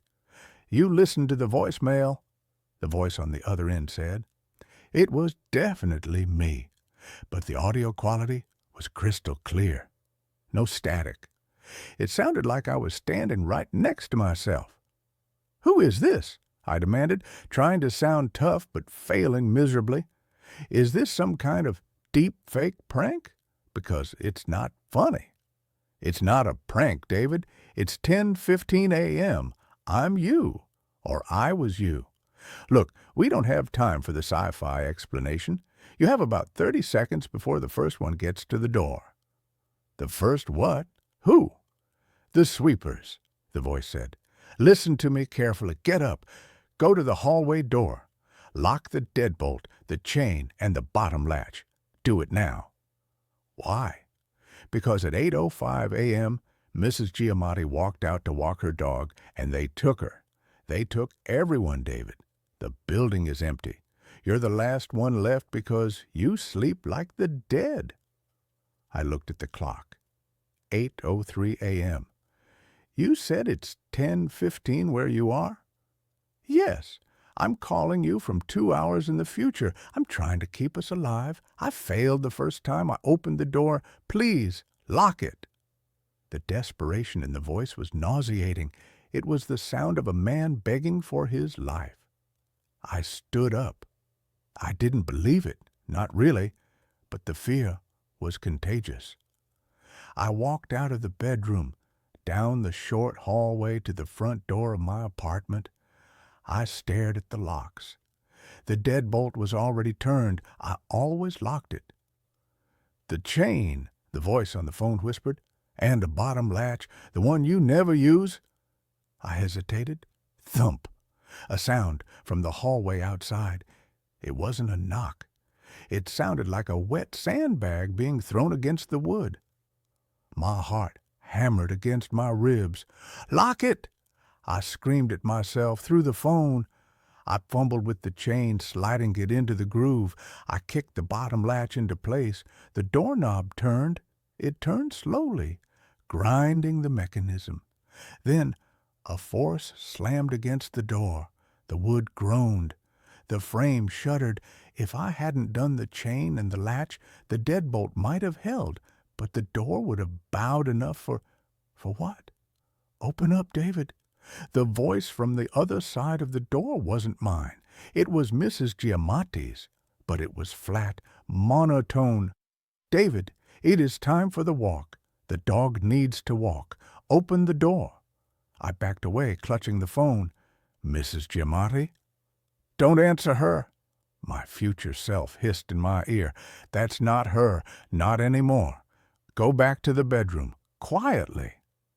I retreated, stepping softly on the hardwood. I went back into the bedroom and shut the door. What is happening? I whispered into the phone. Is this an invasion? Zombies? Not zombies, future me said. They're listeners. They mimic. They take the shape of the people they touch, but they need permission to enter. They need you to open the barrier. If you open the door or the window, they get in. Once they're in, they assimilate you. Assimilate? It hurts, David. God, it hurts. I can still feel it happening to me right now. That's why I'm calling. If I save you, maybe I save myself. The logic is fuzzy. My memory is going, okay, what do I do? Call the police? No. The police came at 8:45. They're part of it now. You'll hear the siren soon. Don't look out the window. I looked at the blinds again. The urge to look was overwhelming. It was like a magnet pulling at my eyeballs. Why 47 calls? I asked. Why didn't you leave a message earlier? I tried.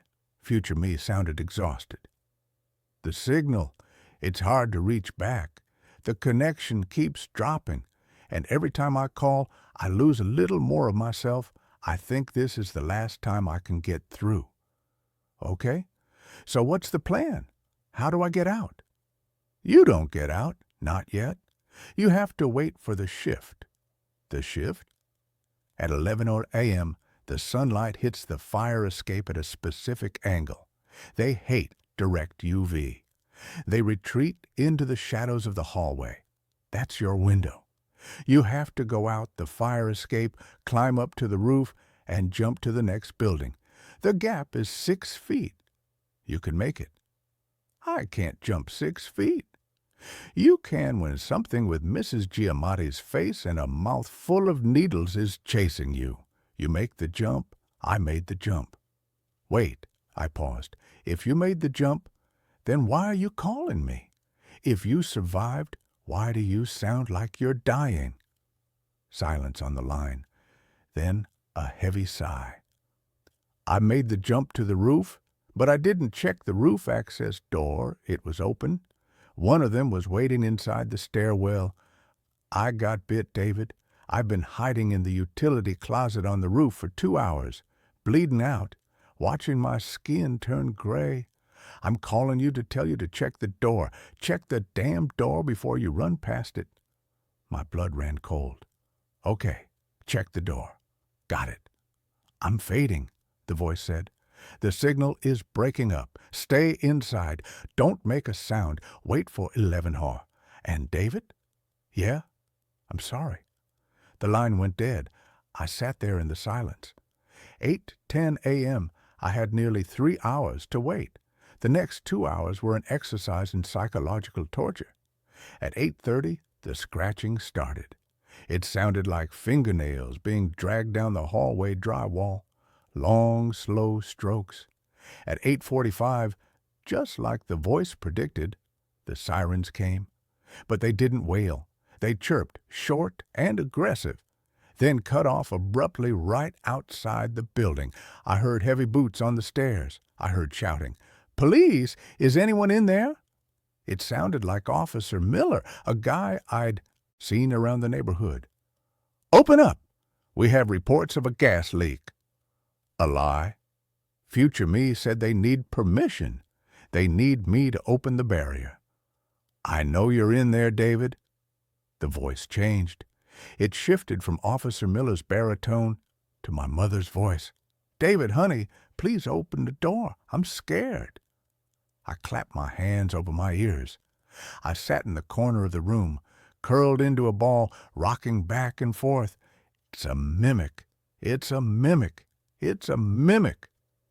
At 9:30, the power went out. The hum of the refrigerator died. The room plunged into gloom. The silence returned, heavier than before. I stared at the phone. 48% battery. I scrolled through the missed calls again. 47 calls. It seemed so desperate. I tapped on the voicemail again. I needed to hear it one more time to make sure I hadn't hallucinated it. Message received today at 7:59 a.m. Don't open the blinds. I listened to the cadence of the voice, the terror. It was real. 10:55 a.m. I stood up. My legs were stiff. I went to the window. I peeked through the tiniest crack in the blinds. The sun was shining. It was a bright, beautiful day. The fire escape steel was gleaming. I grabbed my sneakers and tied them tight. I grabbed a kitchen knife. Useless, probably, but it made me feel better. 10:58 a.m. I moved to the window. I unlocked the sash. 11 a.m. I took a deep breath. "Check the roof access door," I whispered to myself. I threw the window up. The noise of the city rushed in, but it was wrong. No cars, no people, just wind. I scrambled out onto the fire escape. The metal was hot under my hands. I looked down into the alley. It was filled with them. They were standing in the shadows of the dumpsters, looking up. They looked like people, neighbors, the mailman, the barista from the corner shop, but their limbs were elongated, their jaws hanging slackly open. They saw me. A collective hiss rose up from the alley like steam escaping a vent. I didn't look back. I climbed. I scrambled up the rusting ladder, my breath tearing at my throat. 4th floor, 5th floor, roof. I pulled myself over the parapet and rolled onto the gravel surface of the roof. The sun was beating down. It was clear. I stood up and scanned the roof. There was the utility closet my future self had mentioned, and there was the roof access door for the next building over. I ran toward the edge. The gap between the buildings was about 6 feet, a terrifying distance, but doable. I backed up to get a running start. Then I saw it, the utility closet door. It was slightly ajar. I stopped. Future me said he was hiding in there. He said he was bleeding out. If he was in there, could I help him? Could I help me? I took a step toward the closet. "David, The voice came from inside the dark gap of the closet door. It was weak, wet. "I'm here," I whispered. "I'm here." "Don't come closer," the voice rasped. I'm changing. I can feel my teeth moving. "I can get you help. We can jump together." "No, I can't move. Listen, did you check the door?" "What door?" "The roof access door on the other building." I looked across the gap. The door on the other roof was closed. "It's closed," I said. "Good." The voice in the closet groaned. "Good. Then you have a chance." I looked at the closet. I felt a surge of insane empathy. That was me in there, dying. "I can't leave you," I said. "You have to go." I turned and ran. I hit the edge of the roof and launched myself into the air. For a second, I was flying. Then gravity grabbed me. My feet hit the gravel on the other side. I tumbled, scraping my elbows, but I was alive. I was on the other building. I scrambled up and looked back. The door to the utility closet on my building swung open. A figure stepped out. It was me. But it wasn't injured. It wasn't bleeding. It was wearing my clothes, but they were crisp and clean. It stood on the edge of the roof, looking at me. It smiled, and as it smiled, its jaw unhinged, dropping down to its chest. It raised a phone to its ear. My phone rang in my pocket. I stared at the figure across the gap. I pulled my phone out. "Incoming call. Me. Mobile." I answered it, staring directly at the monster that wore my face. "Hello," I whispered. The monster on the roof didn't move its mouth, but the voice came through the phone, perfectly clear. "You made the jump," it said. The voice wasn't raspy anymore. It was smooth, predatory. "You lied," I said. "You weren't dying." "I lied about a lot of things," the voice purred. "I told you to wait for 11 a.m. Do you know why?" I looked around. The sun was high. "Because at 11 a.m., the shadows on the west side of the building stretched just enough to cover the roof access door you're standing next to." I froze. I spun around. The door to the stairwell of the building I was currently standing on, the one I had just jumped to, was in the shadow of a water tower. And it was open. Standing in the doorway, shrouded in darkness, were 3 of them. They were all wearing police uniforms. "I didn't want you to jump to save you, David," my voice on the phone said. "I wanted you to jump because my building was fully harvested. We needed fresh meat, and you just delivered yourself to the colony next door." I dropped the phone. The figures in the doorway stepped out. I backed up, but there was nowhere to go. Just the 6-foot gap and the monster waiting on the other side. The last thing I heard before they grabbed me was the sound of my own voice, echoing from the phone lying on the gravel. 48 missed calls," it laughed. "Maybe next time, pick up sooner." My grandma's old radio plays stations that don't exist. My grandmother, Ilara, was a collector of silent things. Her house, a 2-story Victorian that creaked like a ship at sea, was a museum of objects that had outlived their purpose.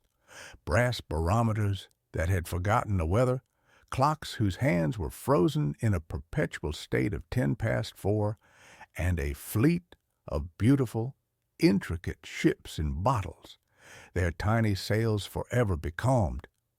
When she passed away at the age of 89, she left me the house and everything in it. I, a sound designer for independent films, a man whose life was a carefully curated collage of noise, inherited a kingdom of profound and unsettling silence. I came to the house not to live, but to sort, to dismantle the quiet, ordered life she had built. For the first week, I was an archaeologist, sifting through layers of dust and memory. The air smelled of lavender, beeswax, and the dry, sweet scent of decaying paper.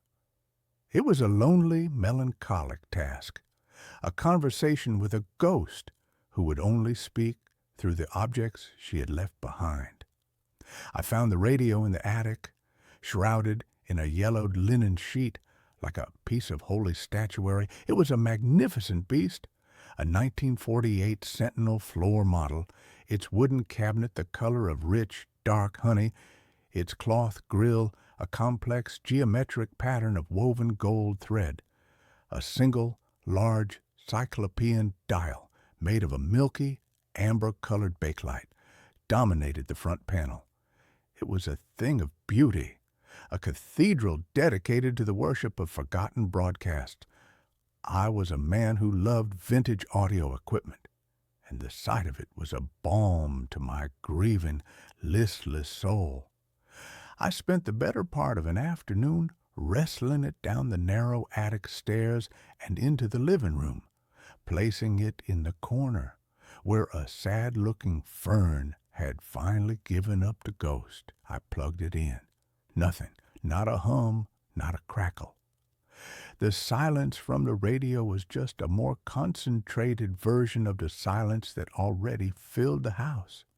Of course, I couldn't leave it alone. The next day, I had the back panel off, my tools spread out on a dust sheet. The inside was a miniature city of vacuum tubes, cloth-wrapped wires, and enormous wax paper capacitors. It was surprisingly clean, as if Grandma had been tending to it right up until the end. I found the culprit easily enough. A single, burnt-out rectifier tube. A quick search online. A trip to a specialty electronics store in a town 40 miles away, and a few hours later, I had the new tube in place. I plugged it in again. This time, as I turned the knob, a soft, warm, golden light bloomed behind the dial, and a low, gentle hum filled the room, the sound of a sleeping giant beginning to stir. I turned the large weighted tuning knob, and the needle slid across the frequency band. The speaker crackled, hissed, and then, through a blizzard of static, a voice emerged. It was a man's voice, a classic mid-century announcer's baritone, smooth and full of a folksy, unwarranted confidence. And that's a guaranteed promise from Miller's Hardware in lovely downtown Silver Creek. Remember, folks, for any job big or small, Miller's has it all. Now, let's get back to the music with Patti Page.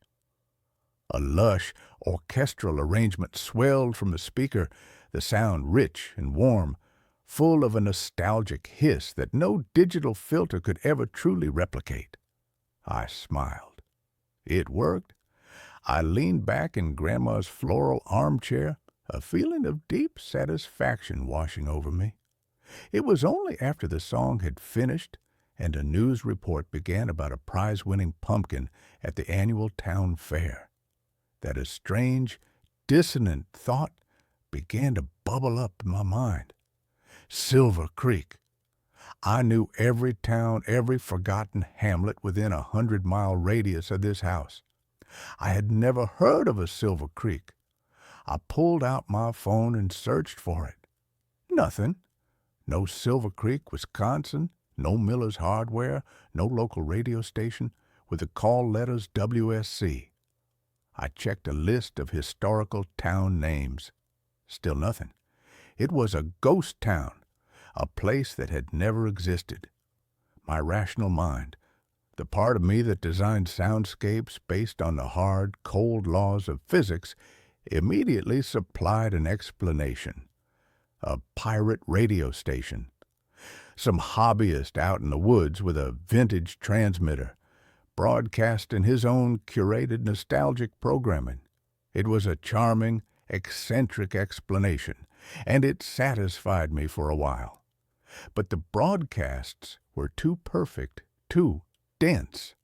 They weren't just playing old songs. They were broadcasting a whole, fully realized world.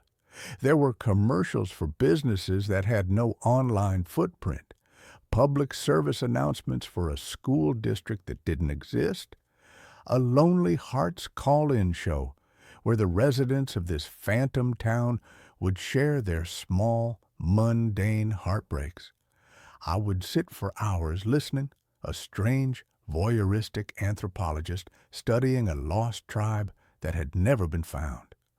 The first crack in my pirate radio theory came a week later. I was twisting the dial late one night, the golden light of the radio the only illumination in the dark room. I moved past the Silver Creek station and into a howling wilderness of static. And then another signal began to resolve. It was different. The sound quality was cleaner, sharper, and the broadcast was in a language I didn't recognize, a melodic, flowing tongue that sounded vaguely Slavic. It was a woman singing a lullaby, her voice filled with a profound, heartbreaking sadness. Behind her, I could hear the faint, rhythmic sound of rain against a window pane.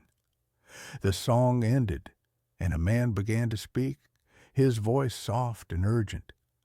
I couldn't understand the words, but the tone was universal. He was pleading. He was afraid.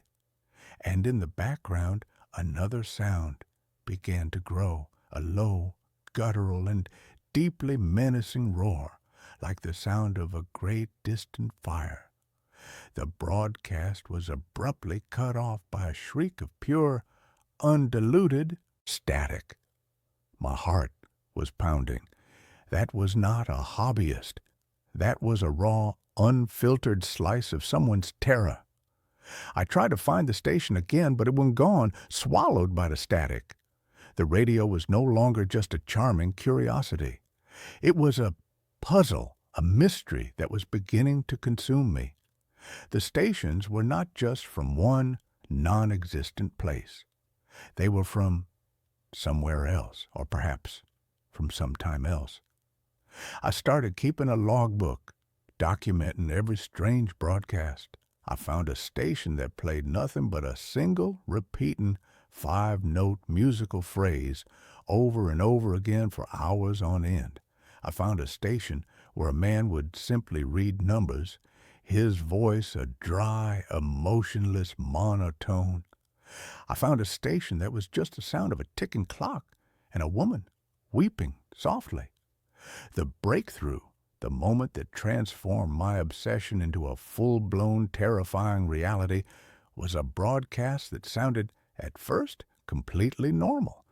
It was a news report in English, in a familiar, modern broadcasting style. And in financial news, shares for tech giant Omnicore surged today after the successful launch of their global atmospheric weather control system, the announcer said. CEO Julian Thorne, accepting the World Science Prize in Geneva, stated that this marks a new era for humanity, an era free from the tyranny of drought, famine, and natural disasters. I stared at the radio, my blood turning to ice. I knew who Julian Thorne was. He was my father, but my father was not the CEO of a tech giant. He was a retired high school biology teacher who spent his days tending to his prize-winning roses in a quiet, suburban town. He had never invented a global weather control system. I had just spoken to him on the phone yesterday. He was complaining about the aphids on his golden celebrations. This wasn't a broadcast from the past. This wasn't a broadcast from another country. This was a broadcast from another now. A parallel reality. A world where my father had made a different choice, had pursued a different life, and had apparently become one of the most important people on earth. I felt a wave of vertigo so profound I had to grip the arms of the chair. The radio wasn't just a receiver of stray signals, it was a window into the infinite branching paths of what could have been, the what-ifs and might-have-beens of the universe were all playing out simultaneously, and this old wooden box in my grandmother's living room was somehow able to tune into them.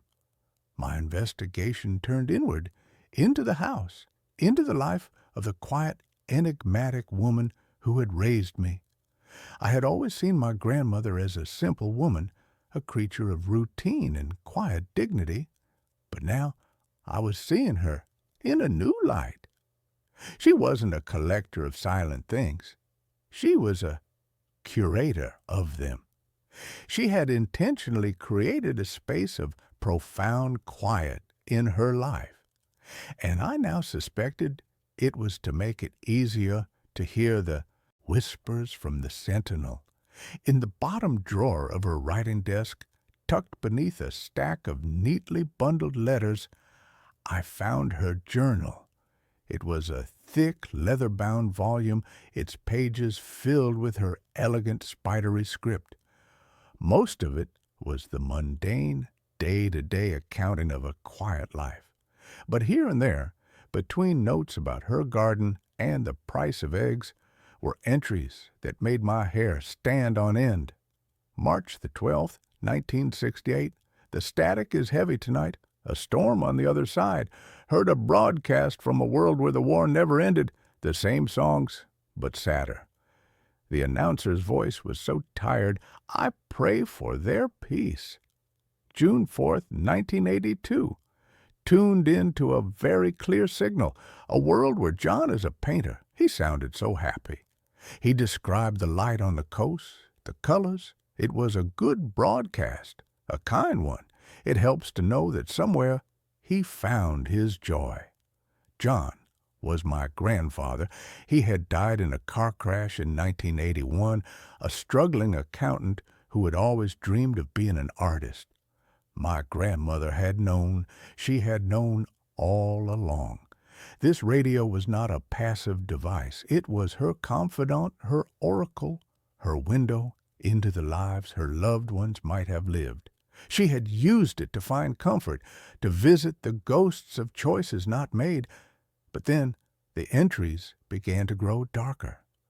November 2nd, 1995, a new station. It doesn't feel like the others. It's cold, empty. There's a voice, but it's not speaking. It's just a whisper, a sound like dry static. It makes the milk in the kitchen go sour. It makes the flowers in the vase wilt. I must be careful. Some doors are not meant to be opened. July 20th, 2010. The whispering station is stronger. It seems to know when I am listening. I heard a name in the static today, my name. I have unplugged the sentinel. The silence is a blessing. Some echoes are too hungry. Some worlds are better left unheard. She had been terrified of it, this whispering station, this hungry echo. And for the last decade of her life, she had kept the radio silent, a sleeping dragon she dared not wake. And I, in my ignorant, bumbling grief, had not only woken it, but I had fed it my undivided attention for weeks. I should have stopped. I should have unplugged the radio, hauled it back up to the attic, and buried it under a mountain of forgotten things. But I couldn't. I was addicted. And a part of me, a dark, curious part, needed to find the station she had been so afraid of. I found it a week later. It was high up on the band, in a dead zone that should have been nothing but empty air. It started as a faint, rhythmic clicking like a Geiger counter. Then the whisper began. It was a low, sibilant hiss, a sound that was on the very edge of human hearing. It was the sound of 1,000,000 tiny, broken voices all speaking at once, creating a single, coherent, malevolent wave of sound. It was the audio equivalent of staring into a television screen of pure black and white static, and it was calling my name. Alexex! The sound was a hook that snagged itself in the deepest, most primitive part of my brain. The house changed when that station was on. The air grew cold. I'd see movement in my peripheral vision, a flicker of static in the shape of a man. The lights would flicker in time with a rhythmic clicking. One night, I was on the phone with my father, my real father, the biology teacher, and the whisper began to bleed through the phone line, our conversation dissolving into a sea of hissing static. I was being haunted, not by a ghost, but by a possibility, a corrupted, failed reality, an echo of a world that had gone terribly, cosmically wrong, and it was using the radio as an anchor, a bridge into my world. The journal had one final terrifying entry, written in a shaky, almost illegible hand on the last page. It's a reflection, a shadow. The sentinel doesn't just receive, it transmits. Our choices, our lives, they create the echoes it tunes into. But a strong echo, a hungry one, it can try to reflect back. It can try to overwrite. It wants a world to live in. It wants our world. Do not let it show you what you want to see. The warning came too late. The whispering station began to change. It started to broadcast images into my mind, not memories, but temptations. It showed me a world where my mother's cancer had never returned, a world where my best friend in college hadn't died in that stupid, senseless climbing accident. It showed me a world where Eleanor and I had had the child we had always wanted. It was showing me my own personal, curated heaven. All I had to do, the whisper seemed to promise, was keep listening, keep the channel open, let it in. The entity, which I had come to think of as the static, began to manifest more physically. I woke up one morning to find a thin layer of fine black dust, like iron filings, covering every surface in the living room. The mirrors in the house would no longer show my reflection clearly, but a distorted, wavering version of me, as if I were made of television snow. I was being erased, my reality slowly being overwritten by the static of that dead, hungry world. The climax arrived on a stormy Tuesday night. The wind howled outside, and the rain lashed against the windows. The power flickered and then went out completely. I was plunged into darkness, save for the single golden glowing eye of the sentinel's dial. The whispering station was on, and it was louder than I had ever heard it before. And then it broadcast the one thing I could not resist. It was Eleanor's voice, not a memory, not an echo. It was her, clear as day, as if she were in the room with me. "Tom," she said, her voice full of a desperate, pleading love. "Tom, I'm here. I'm so lost. It's so cold. But I can see a light. Your light. Just turn the dial a little more. Just bring me into focus. You can bring me home." I knew it was a trick. I knew it was the static, wearing the voice of my dead wife like a mask. But my heart didn't care. The grief, the raw, gaping wound of her absence was a vulnerability it had found and exploited with surgical precision. I reached for the dial, my hand trembling. The whisper in my head was a triumphant, sibilant roar. Yes, let her in, let us in. And then another voice came from the radio, a different one. It was my grandmother, a faint, crackling, distant echo, but it was her. "Don't, my boy," she whispered, her voice a fragile thread in the storm of static. "That's not her. That's the lie the silence tells. You have to choose the real noise, your noise." I was caught between them, the perfect, beautiful lie of my wife's voice and the faint, fragile truth of my grandmother's warning. I looked around the dark room, at the house that had been my sanctuary and had become my prison. I thought of my own life, The messy, imperfect, painful, and real life I had been so desperate to escape. My grandmother hadn't collected silent things because she was afraid of the world. She had collected them so she could listen, so she could understand the infinite, beautiful, and terrible possibilities of a single human life. She had chosen her reality with all its heartbreak, and now I had to choose mine. I took my hand off the tuning knob. "No," I said, my voice a ragged shout. "You are not her, and this is not my world to give." I turned the dial away from the whispering station, away from the siren song of Eleanor's voice. The static shrieked, a sound of pure, frustrated rage that seemed to shake the very foundations of the house. The windows rattled, the floorboards groaned, the light from the radio's dial flared blindingly bright, and then, with a pop and a fizz, it went out. One of the main amplifier tubes had blown. The radio fell silent. The whispering in my head stopped. The feeling of cold, malevolent pressure in the room vanished. I was alone again, in the dark, in the quiet. But it was a different kind of quiet, a clean quiet, a real quiet. The next day, I didn't take the radio to the attic. I left it in its place of honor in the living room. I didn't fix it.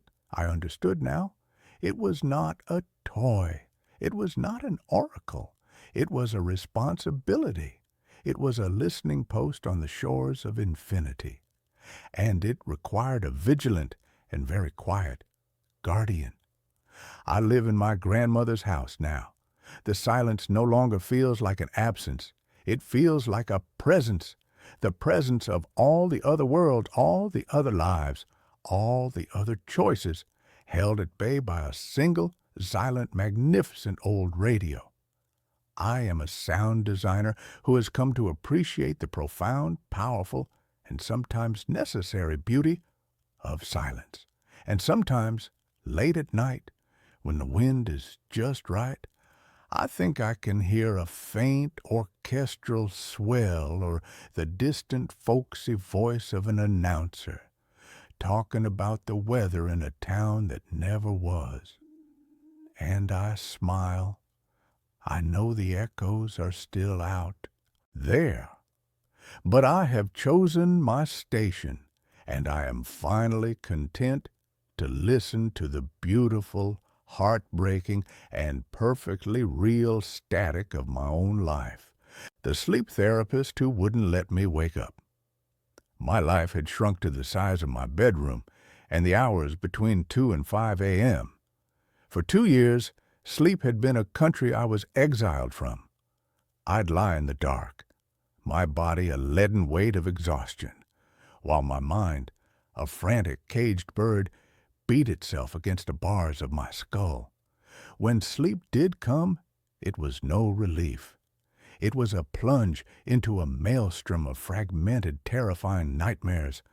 The sensation of falling from a building that never ended, the frantic search for a lost item I couldn't name, the chillingly calm presence of a figure in the corner of a room, its features always just out of focus. I'd wake up with my heart hammering, drenched in a cold sweat, more tired than when I'd gone to bed. I had tried everything: melatonin, chamomile tea, meditation apps that filled my head with the infuriatingly calm voice of a man telling me to observe my thoughts. I'd seen doctors who prescribed pills that either didn't work or left me in a fog for the entire next day. My job was suffering. My friendships had become strained, my patience worn down to a single frayed nerve. I was a ghost haunting the edges of my own life, and I was desperate. That's when I first heard the name Dr. Alistair Finch. It was mentioned in a hushed, reverent tone by a colleague who'd had a cousin suffering from debilitating sleep paralysis. "He cured her," she'd said, her eyes wide. "Completely. He doesn't use drugs. It's some kind of Neuro-linguistic hypnotherapy. He calls it dream weaving. The name sounded like something from a fantasy novel, but I was long past skepticism. I would have consulted a shaman who wanted to sacrifice a goat in my living room if I thought it would grant me 8 hours of uninterrupted peace. Dr. Finch's clinic wasn't in a sterile medical building, but in a converted Victorian brownstone on a quiet, tree-lined street. The interior was a sanctuary of calm. The air smelled faintly of lavender and old books. There were no ticking clocks, only the gentle gurgle of a small fountain in the corner of the waiting room. Dr. Finch himself was the embodiment of this tranquility.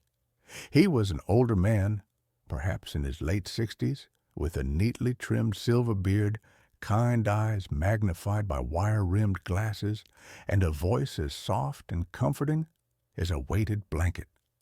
"Leo," he said, shaking my hand. His grip was firm and warm. "Thank you for coming. Insomnia is not a failure of will. It is a misalignment of narratives. Your waking mind and your sleeping mind are telling two different stories. My job is to help you make them agree on a plot." His confidence was hypnotic. In that first session, I poured out the whole miserable story of my last 2 years. He listened patiently, his head tilted, his gaze never leaving mine. He didn't take notes. He just listened. "Your subconscious is not your enemy, Leo," he explained when I had finished, my voice hoarse with emotion. "It is a frightened child, acting out in the only way it knows how. We are not going to silence it. We are going to teach it a new language. We are going to build it a safe place to live." His method, dream weaving, was unlike anything I'd experienced. It began with me reclining in the most comfortable leather chair I had ever sat in. The room was dimly lit, and through a set of high-end headphones, Dr. Finch would play a low, rhythmic hum, a binaural beat that seemed to vibrate deep inside my skull. Then his voice would begin, a gentle, melodic guide, walking me down a path of relaxation, limb by limb, thought by thought. The goal was to create what he called a lucid anchor, or a sanctum. It was a dream environment that I would build, detail by detail, in my waking mind, until it became so familiar that my subconscious would recognize it as a safe harbor. I chose a library, not just any library, but a specific one from my imagination. It had towering shelves of dark mahogany, a large crackling fireplace, and a vast domed ceiling that was a window to a calm, starry night sky. I chose the smell of old paper and leather, the weight of a specific velvet armchair, the taste of the warm tea in a ceramic mug I placed on a small table beside it. For the first few sessions, we just built. Dr. Finch's voice would guide me, asking the questions. "What kind of wood is the floor made from, Leo? Can you hear its gentle creak as you walk? What is the title of the book you're holding? Feel the texture of its cover." I was an architect of a world made of thought, and it worked. For the first time in years, I slept through the night. I didn't just sleep, I journeyed. I found myself in my library. It was exactly as I had imagined it, but infinitely more real. I could feel the warmth of the fire on my skin, run my fingers along the spines of 1,000 books. My night terrors were gone, replaced by a profound and restful peace. The change was miraculous. I woke up feeling refreshed, energized. The world seemed brighter, the colors more vivid. I was a new man. I told my friends, my family, my colleagues, that Dr. Finch was a miracle worker. I was his most fervent evangelist. The therapy continued, and we went deeper. "Now that the foundation is built," Dr. Finch said, his voice humming through the headphones, "it is time to explore the rest of the castle." He encouraged me to open the doors of my library to see what my subconscious would create beyond it. The first time I did, I found a winding staircase that led up to an observatory where I could watch nebulae being born. Another door opened onto a sun-drenched beach, the waves lapping gently at the shore. My dream world was a paradise of my own making, and Dr. Finch was the key. It was about 2 months into the therapy that the first crack appeared in the perfect facade. Waking up started to become difficult. It wasn't the grogginess of sleeping pills. It was a deep, profound reluctance. The real world, with its deadlines and traffic and anxieties, felt so gray and dull compared to the vibrant, peaceful world I inhabited at night. Dr. Finch's session-ending countdown, his voice gently guiding me back to wakefulness, felt like an unwelcome intrusion. I started hitting the snooze button in the mornings, not for more sleep, but for a few more stolen moments in my dreamscape. Then came the first time I couldn't wake up on my own. It happened during a session. I was on my dream beach, watching the binary sun set over a turquoise ocean, when I realized the session must have been running long. I decided to try and wake myself up, a trick I'd learned from reading about lucid dreaming online. I tried to hold my nose and breathe, to push my finger through the palm of my other hand. Nothing happened. My dream self just stood there, breathing normally, my finger meeting the solid resistance of my palm. A sliver of cold panic pierced the warm tranquility of my dream. I was stuck. "Dr. Finch?" I said, and my dream voice sounded thin and distant. Instantly his voice was there, not through the headphones, but all around me, a calm, disembodied presence in the dream itself. "It's all right, Leo. You're simply in a deeper state of somnolence than ever before. This is a breakthrough. Do not fight it. Just observe. I will guide you back when it's time." His reassurance worked. The panic subsided. I trusted him. He was the expert. When he finally did count me down and I opened my eyes in his dimly lit office, I felt exhausted, as if I'd run a marathon. "A tremendous success," he said, his eyes gleaming behind his glasses. "You've achieved complete immersion. Your conscious and subconscious minds are finally speaking the same language." But a seed of doubt had been planted. The experience hadn't felt like a breakthrough. It had felt like a loss of control. I tried to reduce the frequency of my sessions, telling him I felt so much better that I probably didn't need them as often. He smiled a gentle, paternal smile. "As you wish, Leo. But the narrative is still fragile. It's best to reinforce it regularly." He was right. The nights I didn't have a session, the old terrors began to creep back in at the edges. Not the full-blown nightmares of before, but a subtle wrongness. A book in my library would be open to a page of nonsense text. A shadow on the beach would seem to move on its own.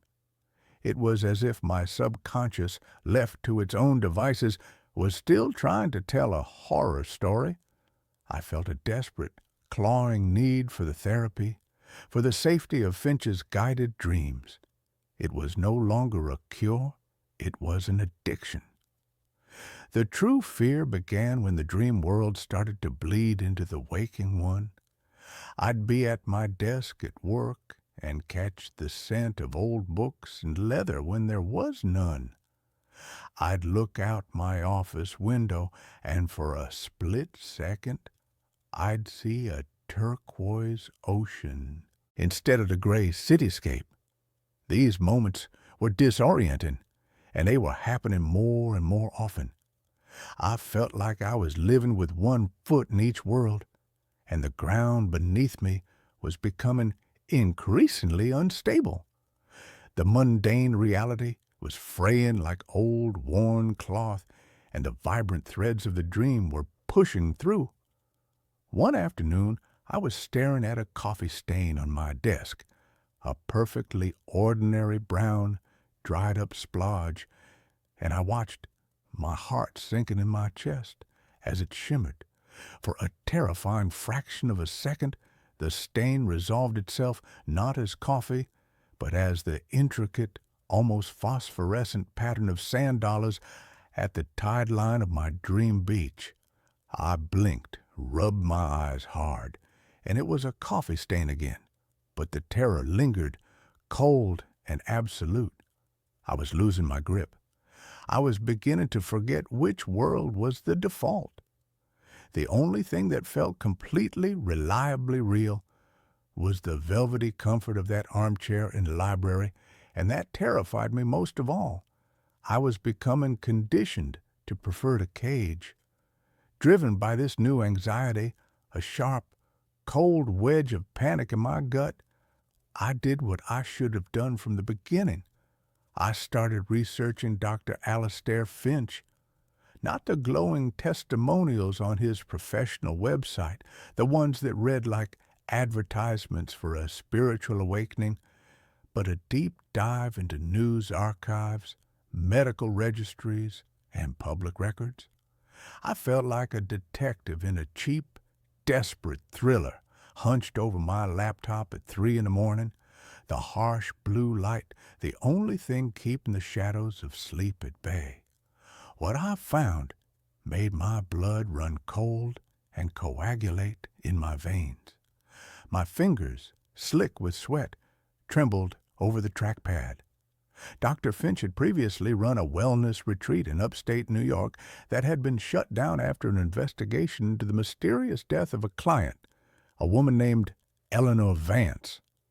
The official cause was listed as a cerebral aneurysm, a neat, medically unquestionable end, but an article in a small defunct local paper was still archived online.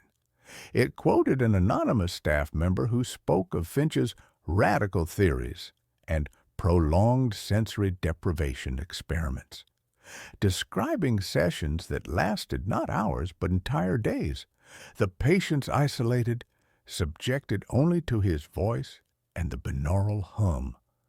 The staff member had said chillingly, he kept saying he was helping her transcend.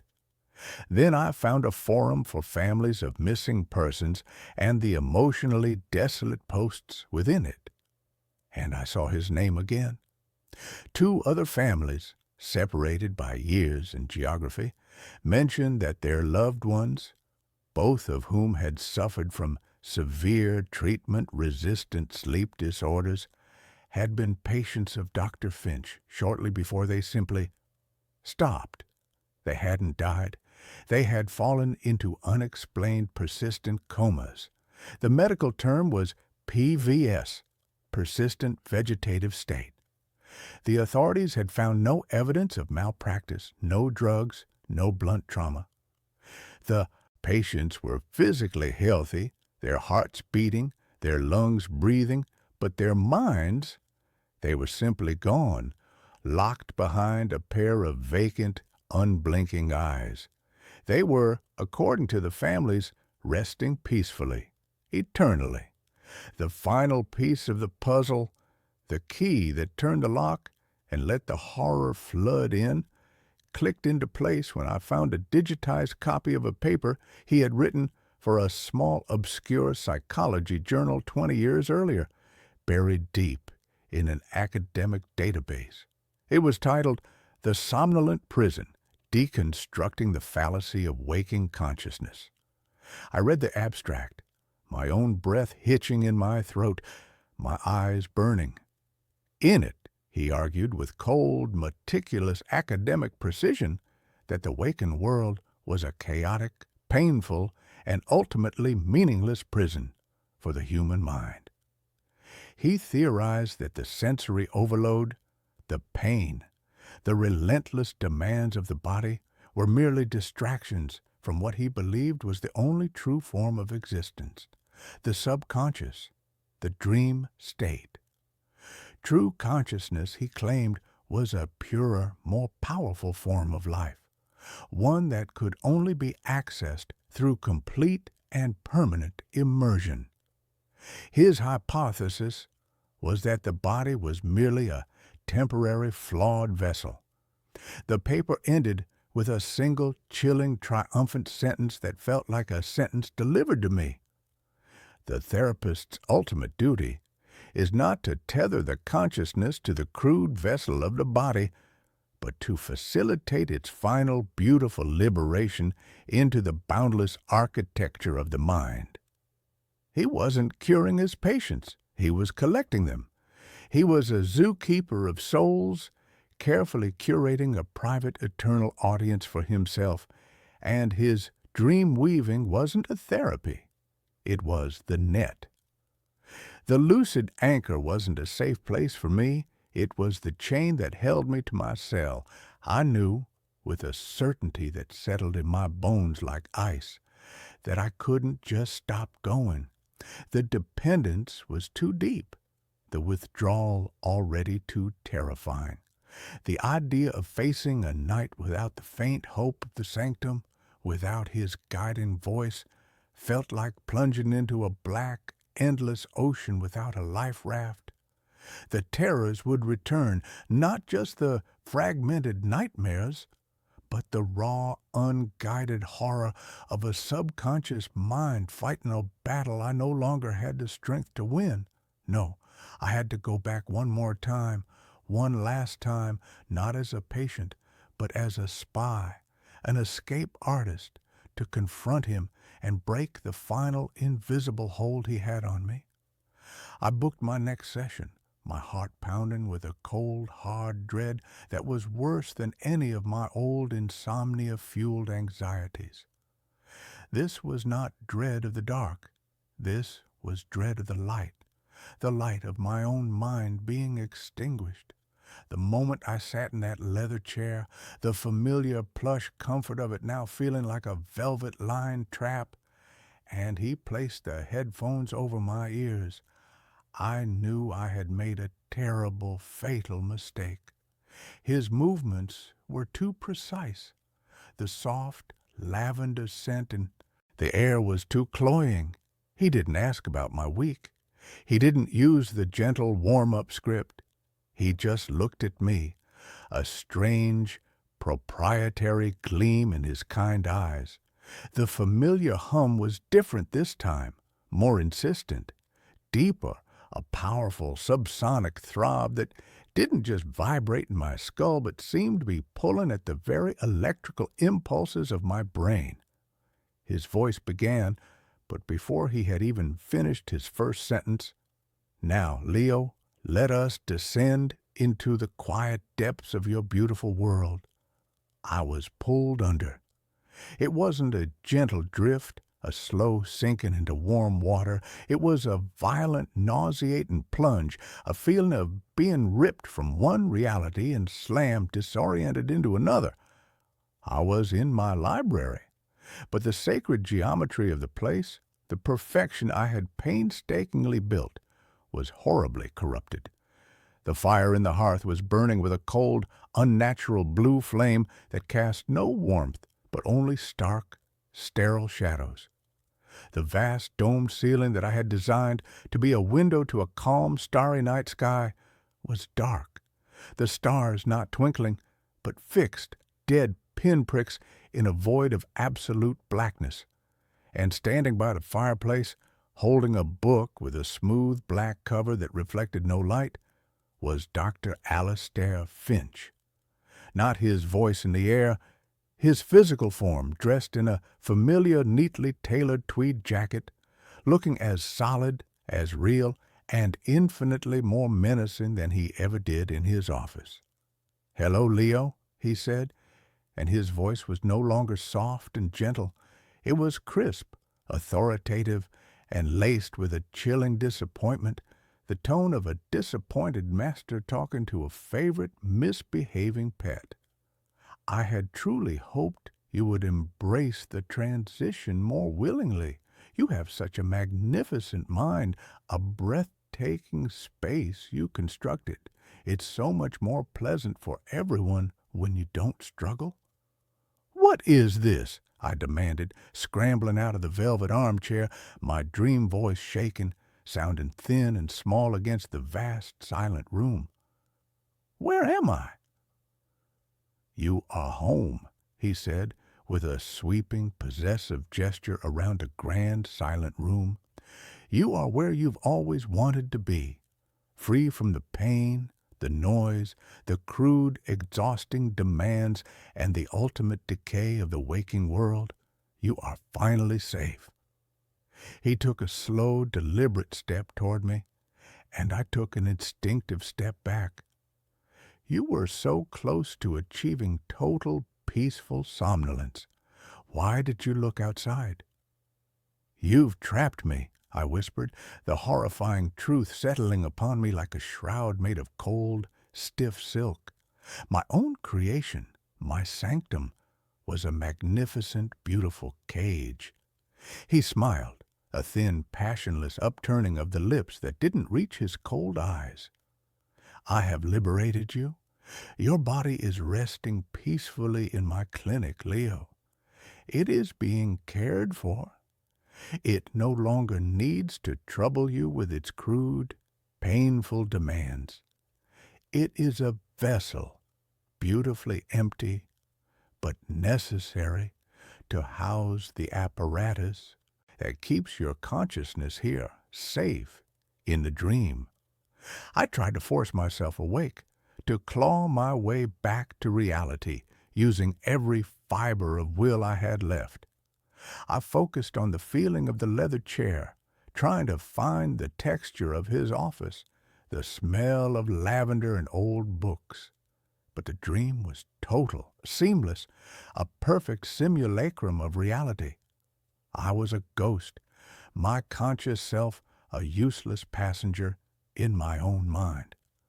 I ran to one of the large mahogany doors, the one that usually led to the sun-drenched beach, and threw it open with a desperate surge of adrenaline.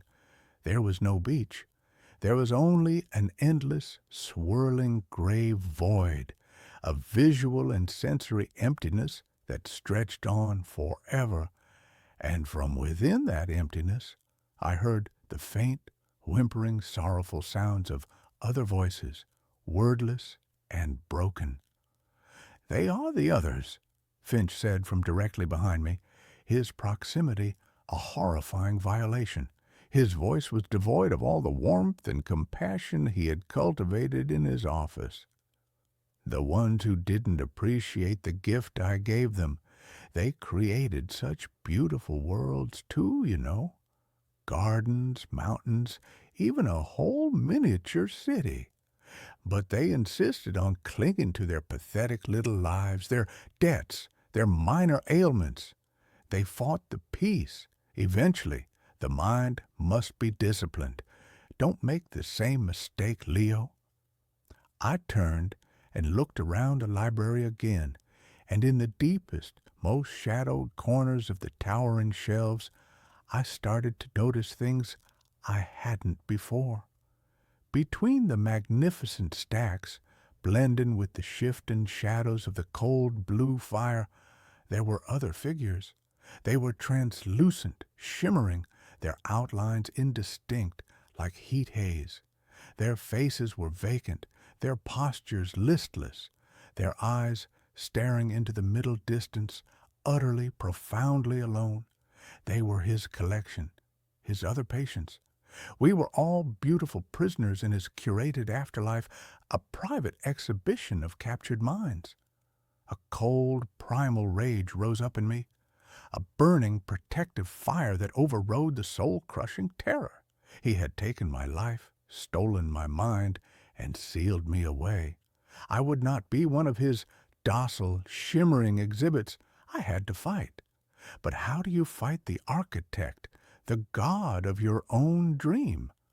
Not with dream logic, I realized, not with force or with a fictional weapon. I had to fight him with the one thing he had demonized and tried to erase from me: reality. He wanted me to forget the waking world, to let its pain and chaos fade away until it became the pale, unconvincing shadow of my dream. That was his power. So I had to remember. I closed my eyes, shutting out the cold, beautiful mockery of my sanctum at the sight of his satisfied spectral form, and I focused. I didn't think, I felt. I summoned the most powerful, mundane, irritating, and real sensations I could, the raw, unpolished grit of the waking world. I summoned the sharp, bitter, metallic taste of the cheap, day-old coffee from the AE office machine that always scorched my tongue.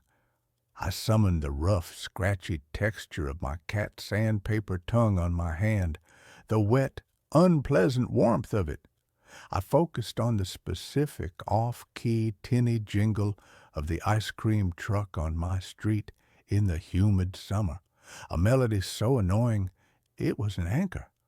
I called up the dense, humid, ozone-charged smell of rain on hot asphalt on a city street, a smell that meant traffic and inconvenience. "What are you doing? Stop this childish attempt at self-sabotage." Finch's voice was sharp, laced with genuine alarm, an emotion he had hidden so well before. I ignored him. I focused on the sickening, tight feeling of a sudden, brutal migraine behind my eyes.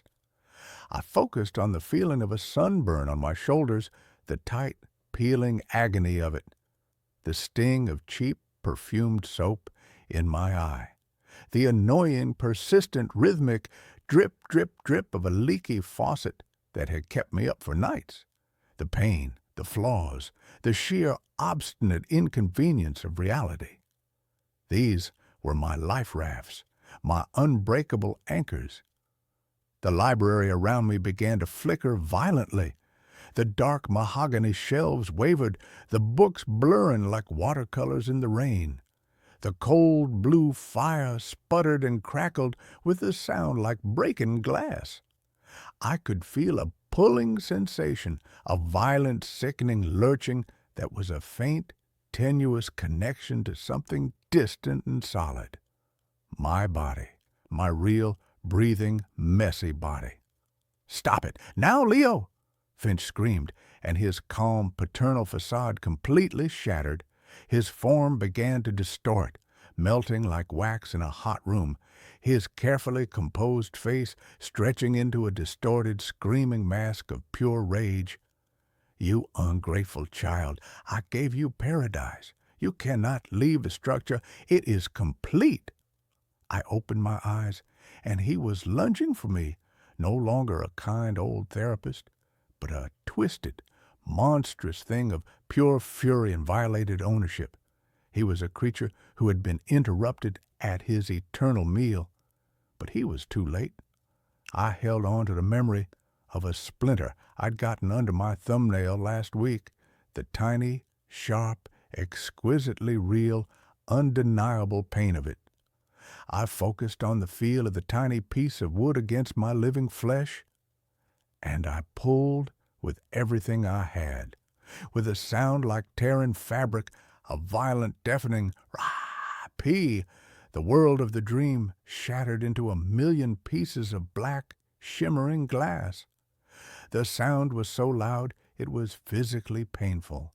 The darkness swallowed me, and then, a split second later, I woke up with a violent chest-heaving gasp, my body convulsing in the leather chair. I was back in his office. The headphones were on the floor, sparking faintly. The air was heavy, charged with a horrible residual energy. Dr. Finch was standing over me, his face a mask of cold, concentrated fury, his silver beard slightly mussed, his hands clenched into white-knuckled fists. The wire-rimmed glasses were gone, and his eyes, magnified and bare, were simply black, bottomless pits of shock and hate. For a moment, a lifetime of silence, we just stared at each other. The kindly, tranquil therapist was gone, and in his place was a predator whose most prized piece of prey had just used its own flesh to escape the trap. I didn't say a word. I didn't need to. The knowledge of what he was passed between us like a physical suffocating wave. I scrambled out of the chair, my legs weak and trembling, but moving, real. And I stumbled, crawling, out of the room, past the gurgling, mocking fountain, out of the clinic, and into the shocking, brilliant, painful light of the afternoon sun, the sounds of the city, the screech of tires, the cacophony of traffic, the people talking on their phones, a distant, insistent siren. They were the most beautiful, most real, most glorious symphony I had ever heard. I was awake. I was alive. I was free. But the story doesn't end there. I am free, but I am not cured. The opposite. Now, I am terrified of sleep, 1,000 times more than before. Every single night is a battle of attrition, a siege on my own mind. I drink coffee until my hands shake so badly I can barely hold the mug. I keep every light on in my apartment, blazing white against the dark. I'll monitor my cat's breathing to make sure I'm still hearing the sound of my own waking world. I know that if I close my eyes, if I let my guard down for a single second, the darkness will find the flaw I created, the open door in the architecture of my mind, and I will be pulled back into that silent, magnificent library. Because sometimes, in that fleeting, fragile moment, just before the crushing wave of unwilling exhaustion finally drags me into unconsciousness, I can still hear him, his voice no longer in my head, but whispering from the dark, cold corners of my room, from the world behind my eyelids. It's a soft, patient, venomous whisper, dripping with eternal certainty and disappointment. The door is still open, Leo. You can still come home. So much more peaceful here. Sooner or later, everyone sleeps. I'm a paramedic. The body I picked up spoke my name. The rain wasn't just falling. It was a solid, percussive thing, an endless drum solo on the roof of the ambulance. Each drop that hit the windshield was fat and heavy, exploding in a starburst of light from the street lamps before the wipers smeared it away. It was the kind of night that bled into morning without ever truly getting light, a perpetual state of 3 a.m. gloom. My name is Alex, and for the past 8 years, the soundtrack to my life has been a siren, the rhythmic beep of a heart monitor, and the weary sigh of my partner Sarah after a particularly nasty call. We work the night shift in a city that never really sleeps but often dies in its bed. You get used to it. You have to. The horror, the grief, the sheer, sticky mess of human fragility. You build a callus over your soul, a thick, protective layer that allows you to intubate a dying man without your hands shaking and declare a stranger dead without your voice cracking. Tonight was a slow bleed, a fender bender, a drunk who'd fallen down a flight of stairs, a kid with a febrile seizure, the usual smorgasbord of urban misery. We were parked in our designated spot outside the ER. The smell of antiseptic wipes and stale coffee thickened the cab. Sarah was scrolling through her phone, the blue light making her face look hollow. I was staring out at the rain, letting the rhythmic squeak of the wipers lull me into a state of semi-consciousness. Then the radio crackled, a burst of static followed by the calm, disembodied voice of dispatch. Unit 73, respond to a wellness check. 1432 Blackwood Avenue. Repeat, 1432 Blackwood. Police are on scene. No answer at the door. Neighbor reports a foul odor. A wellness check with a foul odor. That was code. It meant we weren't going to be saving anyone. We were going to be dealing with the aftermath, the lonely, quiet end that nobody wants to think about. I keyed to Mike. 73 responding. Sarah sighed, pocketing her phone. Blackwood Avenue? Isn't that out by the old mill district? The very same, I said, putting the ambulance in gear. The part of town the city forgot to pave. The drive was quiet. The rain intensified, and the world outside became a blurry watercolor of bleeding reds and yellows. Blackwood Avenue was a street of ghosts. The houses were old Victorians, most of them in a state of terminal decline, their paint peeling like sunburnt skin, their porches sagging like the jaws of old men. 1432 was the worst of the lot. It was set back from the road, partially consumed by an overgrown garden of weeds and thorny bushes that scraped against the side of the ambulance as I pulled into the driveway. A single police cruiser was parked at the curb, its lights off, making it look like an abandoned wreck. Two officers, a rookie named Evans and a veteran I recognized as Miller, met us on the porch. The smell hit us as soon as we stepped out of the cab. It was sweet and cloying, the unmistakable scent of decay. It's a smell you never forget and one that clings to the inside of your nostrils for hours. He's in the living room, Miller said, his face impassive.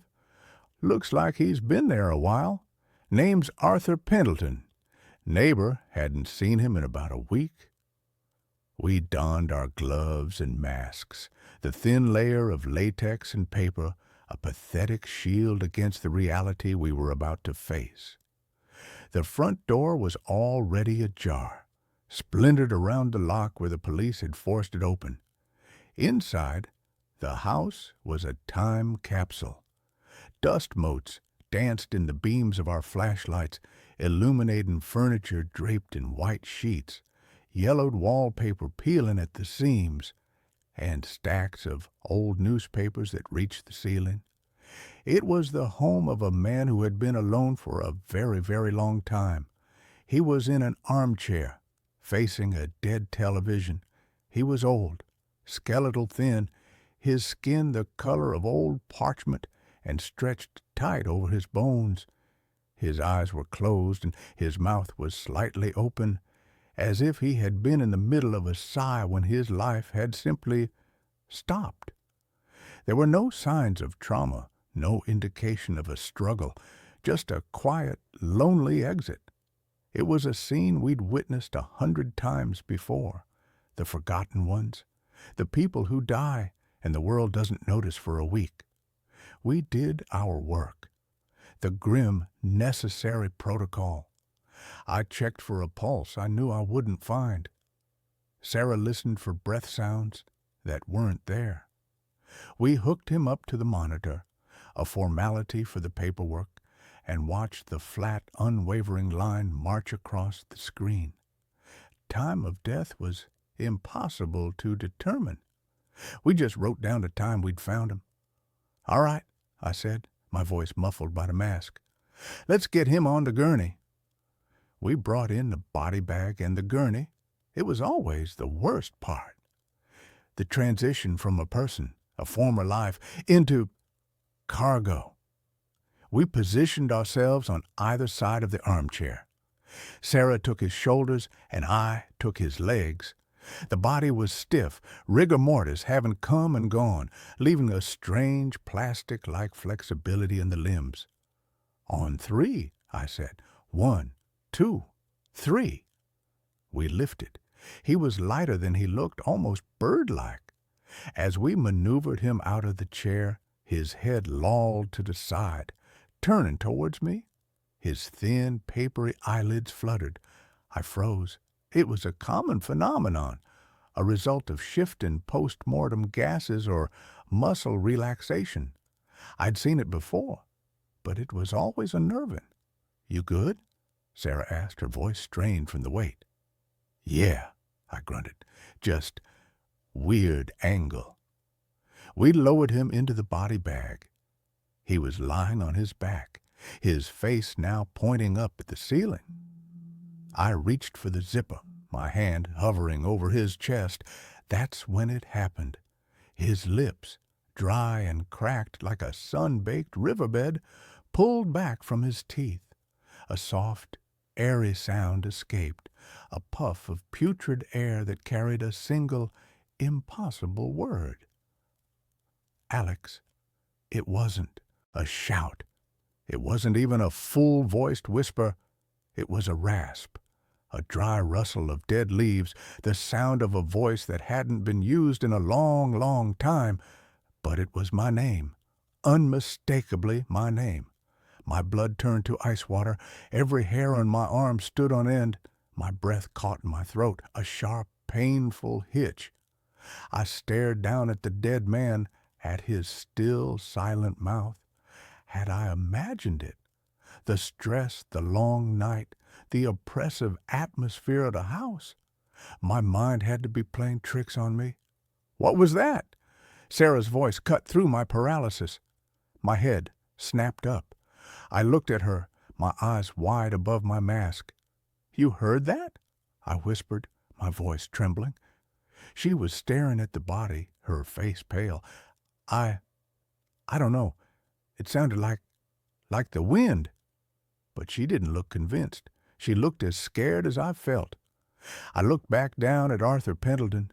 His face was placid again, a mask of serene decay. There was no sign that he had just shattered my understanding of reality. My training, my experience, everything I knew about life and death told me it was impossible. Dead men don't speak, and they certainly don't know your name. I zipped the bag. The sound of the zipper was unnaturally loud in the silent house, a final, definitive act.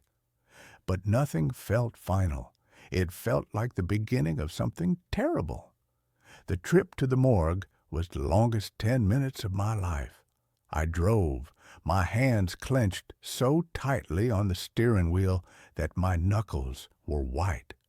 I kept my eyes glued to the road, but my mind was in the back of the ambulance with the black bag strapped to the gurney. Every bump, every turn sent a fresh jolt of fear through me. Was he moving back there? Was he trying to sit up? I could feel the weight of his presence, a cold, heavy thing that had nothing to do with his physical body. Sarah was silent in the passenger seat, staring out her window.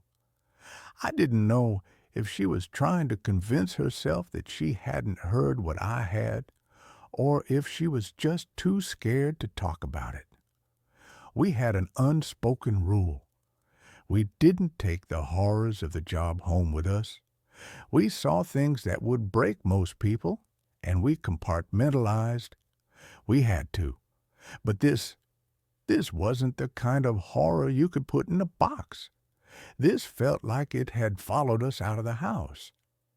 At the hospital, we bypassed the bustling ER and went straight to the morgue entrance in the basement. The air down there was always cold, with the clean, chemical smell of disinfectant failing to mask a deeper, earthier odor. The attendant, a burly, perpetually bored man named Frank, met us at the door. "Got another one for me?" he asked, not looking up from his crossword puzzle. "Yeah, Frank. DOA from Blackwood Avenue," Sarah said, her voice a little too high. We wheeled the gurney in. The room was sterile and bright, all stainless steel and white tile. It was a place designed to be devoid of emotion, a clean, efficient processing center for the dead. But tonight, it felt like the most terrifying place on earth. As we transferred the bag from our gurney to one of Frank's tables, I could have sworn I felt a faint vibration from inside, a subtle shifting of weight. I let go so quickly my hand recoiled as if I'd been burned. Frank tagged the bag with the name Arthur Pendleton. Then he wheeled him over to one of the refrigerated units, a wall of identical steel doors. He pulled one open, a cloud of cold vapor billowing out. With a practiced heave, he slid the body inside. The door closed with a heavy metallic thud, and the lock clicked into place. It was over. He was gone. But as we walked back to the ambulance, I felt a cold draft on the back of my neck, and I heard it again, as clear as if someone were standing right behind me, a faint, sibilant whisper on the edge of my hearing. "Alex." I spun around, my heart hammering against my ribs. The hallway was empty. Sarah was already climbing into the driver's side of the ambulance. She hadn't heard it. This time, it was just for me.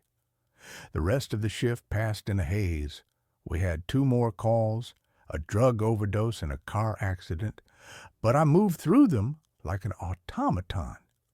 My body was there, my hands were performing the familiar tasks, but my mind was miles away, trapped in that dusty house, replaying that impossible moment over and over again. I kept telling myself it was a hallucination, a product of exhaustion and a morbid scene. But I couldn't shake the feeling, the cold, primal certainty that something had latched onto me. Something from that old house, something that wore the face of Arthur Pendleton. When our shift finally ended, the sun was a weak, gray smear on the horizon. I drove home in a stupor, the city still sleeping around me. My apartment, usually a sanctuary from the chaos of my job, felt alien and threatening.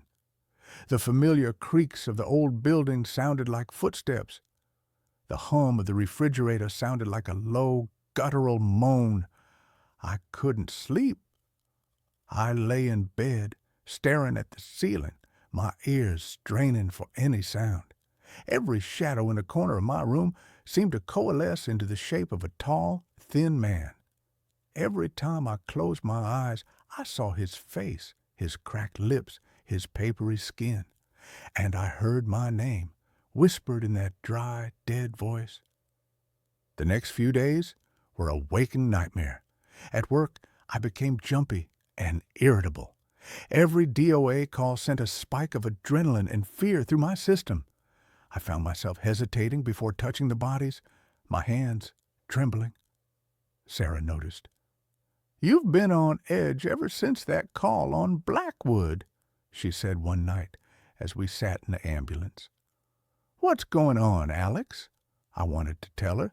I wanted to tell her that I was hearing things, that I felt like I was being watched, that I was convinced the dead man we'd picked up was haunting me. But how could I? She'd think I was losing my mind. She'd report me to our supervisor, and I'd be on administrative leave, forced into therapy. So I lied. "Just tired," I mumbled. "Haven't been sleeping well." She didn't press, but I could see the concern in her eyes. The wall of professional detachment between us was cracking. At home, things escalated. It started with small things. Objects would be slightly out of place. My keys on the wrong side of the table, a book I was reading open to a different page. Then came the sounds. The whispering became more frequent, no longer just on the edge of my hearing, but clear, distinct, and always, always my name.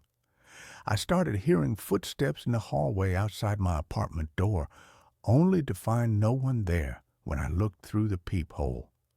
One night, I was in the bathroom washing my face. When I looked up into the mirror, he was there. For a split second, standing behind me, was the gaunt figure of Arthur Pendleton. He was just a reflection, translucent and wavering, but his eyes were open, and they were staring right at me. I cried out and stumbled back, splashing water all over the floor. By the time I looked again, he was gone. That was when the denial finally shattered. This wasn't stress. This wasn't my imagination. This was real. I was being haunted. My rational mind, the part of me that was a paramedic, that dealt in facts and evidence, screamed for an explanation. I had to know who Arthur Pendleton was. What had he been in life that had allowed him to cling to me so tenaciously in death? Breaking protocol, I used my access to the hospital's record system. I pulled up the file from our call. Arthur Pendleton, age 87, no listed next of kin, no emergency contacts. He was a ghost even before he died. I dug deeper, cross-referencing his name and address in public records databases. I spent hours scrolling through digitized archives of old newspapers, property deeds, census records, and then I found it. A small article from a local newspaper dated 1958. The headline read, "Local Man Claims Contact with the Other Side." The article was about a young Arthur Pendleton who had caused a stir in the community by claiming to be a medium. He held seances in his house on Blackwood Avenue, claiming he could speak to the dead. He also spoke of a theory he called solic transference, the idea that a consciousness at the moment of death could imprint itself onto a receptive living person, a vessel, and continue to experience the world through them. The article dismissed him as a charlatan and a crank. But as I read his words, a cold dread washed over me. He wasn't just a forgotten old man. He was a man who had spent his life obsessed with cheating death. And I had been the first person to touch him when he finally succeeded. The knowledge didn't bring me peace. It brought terror. I wasn't just being haunted by a ghost. I was being targeted by a consciousness that wanted to use me. The activity in my apartment intensified dramatically. The whispers were now full sentences, fragmented and nonsensical, but in that same dry, rasping voice. "So cold? Let me in. I see with your eyes." One evening, I was heating up soup on the stove. I turned my back for a moment to grab a bowl. And when I turned back, every cabinet and drawer in my kitchen was wide open. Another night, I woke up to find all the faucets in my apartment turned on, the sound of rushing water filling the silence. The most terrifying incident happened with my television. I was watching a movie when the screen suddenly went to static. A face began to form in the swirling black and white dots. It was his face, Arthur Pendleton's face. His mouth opened, and a distorted electronic version of my own voice came out of the speakers.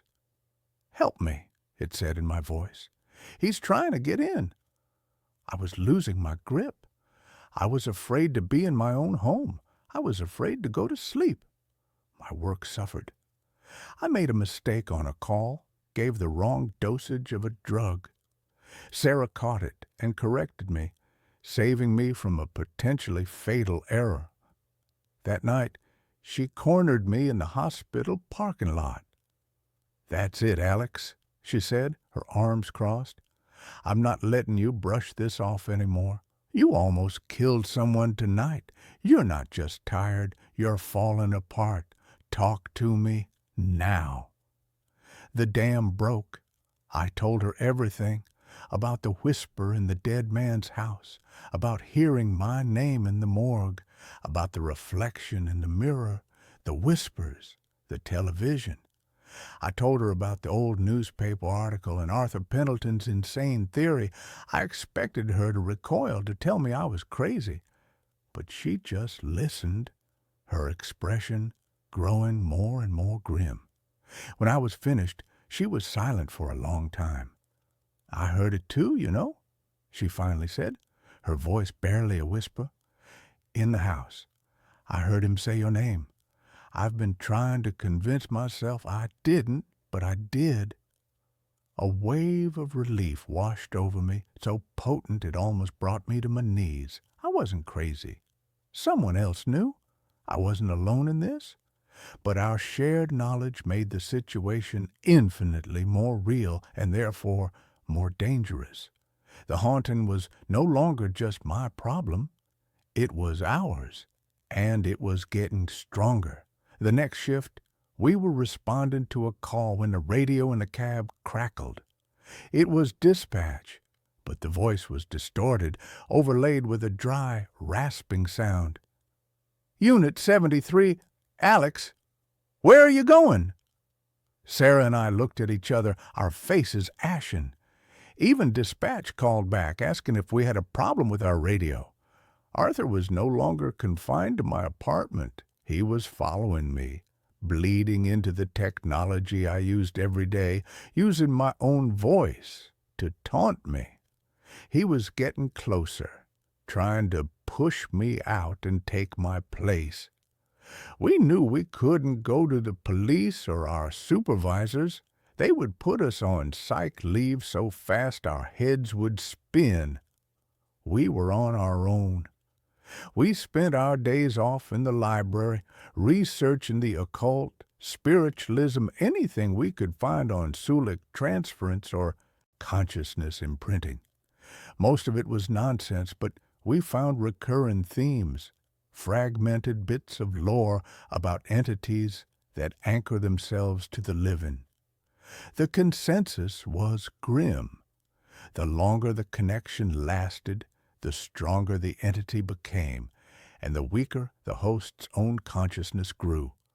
Eventually, the host would be pushed out entirely, their body becoming a vessel for the invading spirit. We realized we had to do something drastic. We had to go back to where it all started. We had to go back to 1432 Blackwood Avenue. The house was even more decrepit than I remembered. A yellow "No Trespassing" sign had been slapped on the door, but the police tape was torn and fluttering in the wind. We broke in through a side window, the sound of shattering glass echoing in the silent street. Inside, the air was stale and cold. The dust was thicker, the silence heavier. It felt like the house was holding its breath, waiting for us. We had a vague plan, cobbled together from the pseudo-religious texts we'd found. We needed to perform a kind of severance, a ritual to break Arthur's connection to me. We brought salt, candles, and an old iron railroad spike we'd found, which one of the books claimed could pin down a restless spirit. It felt absurd, like we were LARPing a horror movie, but we were desperate. We went to the living room, to the armchair where he had died. As I stepped into the room, the temperature dropped precipitously. The air grew thick and heavy, and an overwhelming sense of despair washed over me. This was his place. This was the heart of his power. "I can feel him," I whispered to Sarah, my teeth chattering. "I know," she said, her voice tight with fear. "Let's just do this and get out." She began to pour a circle of salt around the armchair while I set up the candles. As I lit the first one, a wind swept through the sealed room, extinguishing the flame. I tried again. This time all the candles flared up at once, their flames burning unnaturally tall and bright.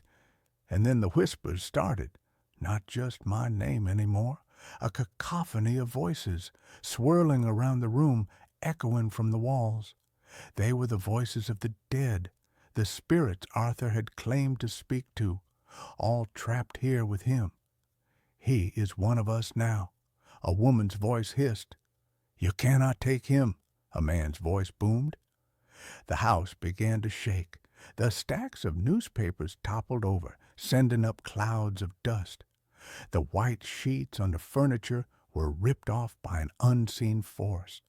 In the center of the room, above the armchair, the air began to shimmer and coalesce. The form of Arthur Pendleton began to take shape, not as a translucent ghost, but as a writhing, multi-limbed creature made of shadow and dust, his face contorted in a silent scream. "Alex!" Sarah yelled, grabbing my arm. "The spike! Do it now!" I held the iron spike in my trembling hand. The book had said I needed to drive it into the source of the haunting. I looked at the swirling vortex of darkness above the chair. That was him. That was the thing that had been tormenting me. I took a step forward, and the entity focused on me. Its shadowy form lunged, not at my body, but at my mind. I felt a crushing pressure in my skull, a wave of cold, desolate energy that tried to scour my own thoughts away. I saw flashes of Arthur's life. A lonely boy in a big, empty house. A young man mocked for his beliefs. An old man sitting in a chair, waiting for death. Not with fear, but with anticipation, with a plan. He was trying to show me his loneliness, his pain, trying to make me understand, to make me give in. He flooded my mind with his own memories, and in that moment I understood his desperate, pathetic plan. He didn't want to just possess me. He wanted me to become him, to trade my life for his willingly. "No," I gasped, stumbling back. "Don't listen to him, Alex," Sarah shouted. "Fight him." I knew I couldn't overpower him. He was too strong here. But as his consciousness pressed in on mine, I felt something else. I felt his fear. He was terrified of oblivion, terrified of being alone in the dark. That was his weakness. I stopped fighting him directly. Instead of pushing back, I focused my mind. I thought about my own life. I thought about the first time I saved someone, a little girl who had been pulled from a swimming pool, her skin blue. I remembered the feeling of her heart starting to beat again under my hands. I thought about Sarah, the bond we shared, the countless hours we'd spent together, the unspoken trust between us.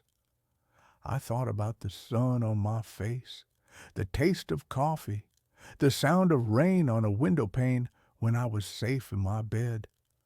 I flooded our shared mental space with the vibrancy, the warmth, the messy, beautiful chaos of being alive. The shadowy form recoiled, screeching, a sound that was both in the room and inside my head. My life, my connections, my will to live, it was like poison to him. "You are nothing but a memory," I shouted, my voice raw. "You are dead, and you will stay that way." I surged forward, pushing through the wall of cold, and plunged the iron spike deep into the cushions of the armchair, into the very spot where his body had sat. The moment the spike sank into the fabric, the entity let out a final, agonizing shriek that shattered the remaining windows in the house. The shadowy form imploded, collapsing in on itself, and the room was plunged into an abrupt, deafening silence. The candles went out. The shaking stopped. The oppressive cold vanished, replaced by the natural musty chill of the abandoned house. We stood there panting in the near darkness, surrounded by salt and shattered glass. It was over. I could feel it. The presence in my mind was gone. The cold spot on my soul had vanished. I was alone in my own head for the first time in weeks. We didn't stay to clean up. We scrambled out the broken window and ran, not stopping until we were back in the car, speeding away from Blackwood Avenue. We never spoke of what happened in that house. We didn't need to. We had faced the impossible together, and we had survived. I left my job a month later. I couldn't do it anymore. I couldn't walk into a stranger's house, not knowing what lingered there.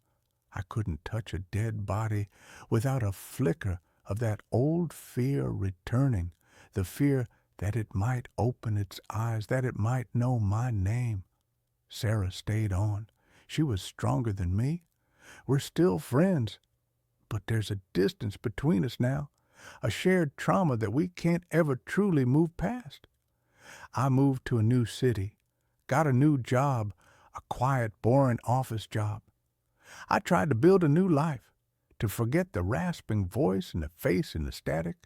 Most days I succeed, but sometimes, on a quiet night, when the wind is blowing just right, I'll hear a sound, a dry rustle of leaves that sounds almost like a whisper. And in those moments, I freeze and I listen, and I pray that I don't hear my name.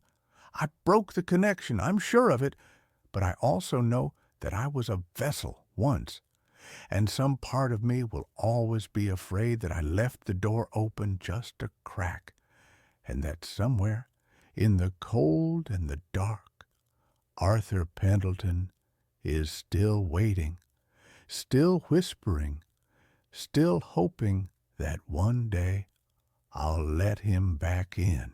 I installed a baby monitor. It keeps showing a man standing behind me. If you're listening to this, do not buy the Angel Care 360 smart monitor. Do not buy any monitor that connects to the Wi-Fi. Do not invite that kind of seeing into your home. I know how that sounds. I sound like one of those conspiracy theorists in the comment section, ranting about 5G and surveillance states. 2 weeks ago, I was a normal guy. I was a junior architect. I was a husband to Sarah and a father to a 6-month-old boy named Dylan. Now, I am sitting in a motel room 3 towns over, with a chair jammed under the doorknob, writing this on a laptop that has its camera lens covered with 3 layers of duct tape. It started with the sleep regression. That's the technical term the pediatrician used. Dylan had been sleeping through the night, a miracle for which we were endlessly grateful. And then suddenly, he wasn't. He would scream. Not a hunger cry, not a wet diaper cry. It was a terror scream. It was the sound of a human being, however small, realizing they are in mortal danger. Sarah was falling apart. I was falling apart. We were hallucinations level tired. We had an old audio monitor, a cheap plastic thing that hissed like a nest of snakes, but Sarah said it wasn't enough. She needed to see him. She needed to know he wasn't choking or caught in the bars or whatever nightmares haunt a new mother's brain at 3 a.m. So I bought the Angel Care 360. It was expensive.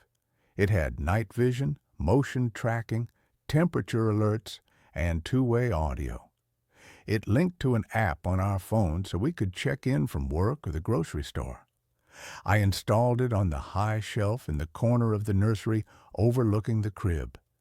The view was panoramic. The resolution was crystal clear, even in pitch blackness. The first 3 nights were uneventful. We stared at the screen like zombies, watching the green-tinted rise and fall of Dylan's chest, hypnotized by the peace of it. On Thursday, I was working late in my home office downstairs. It was around 11 p.m. Sarah had gone to bed early. I had the app open on my iPad, propped up next to my monitor, keeping one eye on the blueprints I was reviewing and one eye on the kid. The office was quiet, just the hum of the hard drive and the settling of the house boards. I glanced at the iPad. Dylan was asleep. But the camera was moving. The Angel Care 360 has a feature where it tracks motion. If the baby rolls over, the lens pans to follow him. But Dylan was stone still. The camera, however, was slowly, mechanically panning to the left. It moved away from the crib. It moved past the changing table. It stopped on the rocking chair in the far corner of the room. The chair was empty. It was just a wooden rocker with a knitted afghan thrown over the back. But the camera stayed there. The little green autofocus square popped up on the screen, locking onto the empty chair. It pulsed, in and out, focusing. I tapped the screen to manually move the camera back to the crib. It wouldn't respond. The app flashed a message. Subject tracking active. Piece of junk, I muttered. I force-closed the app and reopened it. When the feed reloaded, the camera was facing the crib again. Dylan was fine. I chalked it up to a software bug. I'm a rational guy. Machines glitch. Sensors pick up dust motes. 2 nights later, I woke up to use the bathroom. I checked my phone out of habit. The feed loaded. The camera was panning again. It wasn't looking at the crib. It was looking at the door to the nursery. The door was closed. The camera zoomed in, actually zoomed. The digital motors whirring silently upstairs on the door handle. I watched, freezing in my bed, waiting for the handle to turn. I don't know why I was scared. I should have assumed it was Sarah checking on him, but Sarah was asleep next to me, her breathing heavy and rhythmic. The handle didn't move, but the camera held that focus for a solid minute before snapping back to the crib. The next morning, I checked the event logs. The app records motion events. There was a thumbnail for 2:14 a.m. I played the clip. In the video, the camera pans to the door. It zooms in. And then, just for a fraction of a second, maybe 3 frames of video, there is a distortion right in front of the door. The pixels garbled like bad reception, but the shape of the distortion wasn't random. It was vertical, tall. I showed Sarah. "It's just the Wi-Fi lagging," she said, though she looked uneasy. "Mark, don't obsess over it, as long as he's safe." But I couldn't let it go. I started watching the feed constantly. The turning point was Tuesday. I had come home early. Sarah was out with her sister. I put Dylan down for his nap and went to the kitchen to make a sandwich. I put my phone on the counter, the feed open. I was spreading mayonnaise when I saw it. On the screen, the nursery door opened. I dropped the knife. I hadn't heard the door open upstairs. I hadn't heard footsteps. I stared at the phone. The door swung inward slowly, and then a man walked into the room. He was tall, impossibly tall. He had to duck his head to get under the doorframe, and our doorframes are standard 6'8". He was wearing a suit that looked too big for him, the fabric hanging loosely off his shoulders. It was a dark charcoal color. He walked with a strange, gliding gait, his knees not seemingly bending enough. He walked right up to the crib. My heart was hammering so hard, my vision blurred. I grabbed the steak knife from the counter and sprinted for the stairs. "Get away from him!" I roared, bounding up the steps 2 at a time. I burst into the nursery, knife raised, ready to kill. The room was empty. The door was closed. I stood there, panting, the adrenaline turning sour in my blood. I looked at the crib. Dylan was sleeping soundly. I spun around, checking the closet, checking under the daybed. Nothing. I pulled my phone out of my pocket. My hands were shaking so bad I almost dropped it. I looked at the screen. The feed was live. It showed me standing in the middle of the room, holding a knife, looking insane. But the door, in the video feed, the door was open. I looked at the real door. It was shut. I looked at the screen. Open. I walked over to the door and touched it. Solid wood, latched. I looked at the phone. On the screen, my digital avatar was reaching out and touching thin air. because on the screen the door was wide open. And then I saw him. On the phone screen, standing in the dark hallway just beyond the open door, was the man. He was standing there just outside the threshold watching me. I spun around to look at the hallway in real life. I ripped the door open. Empty hallway. Sunlight streaming in from the window at the end.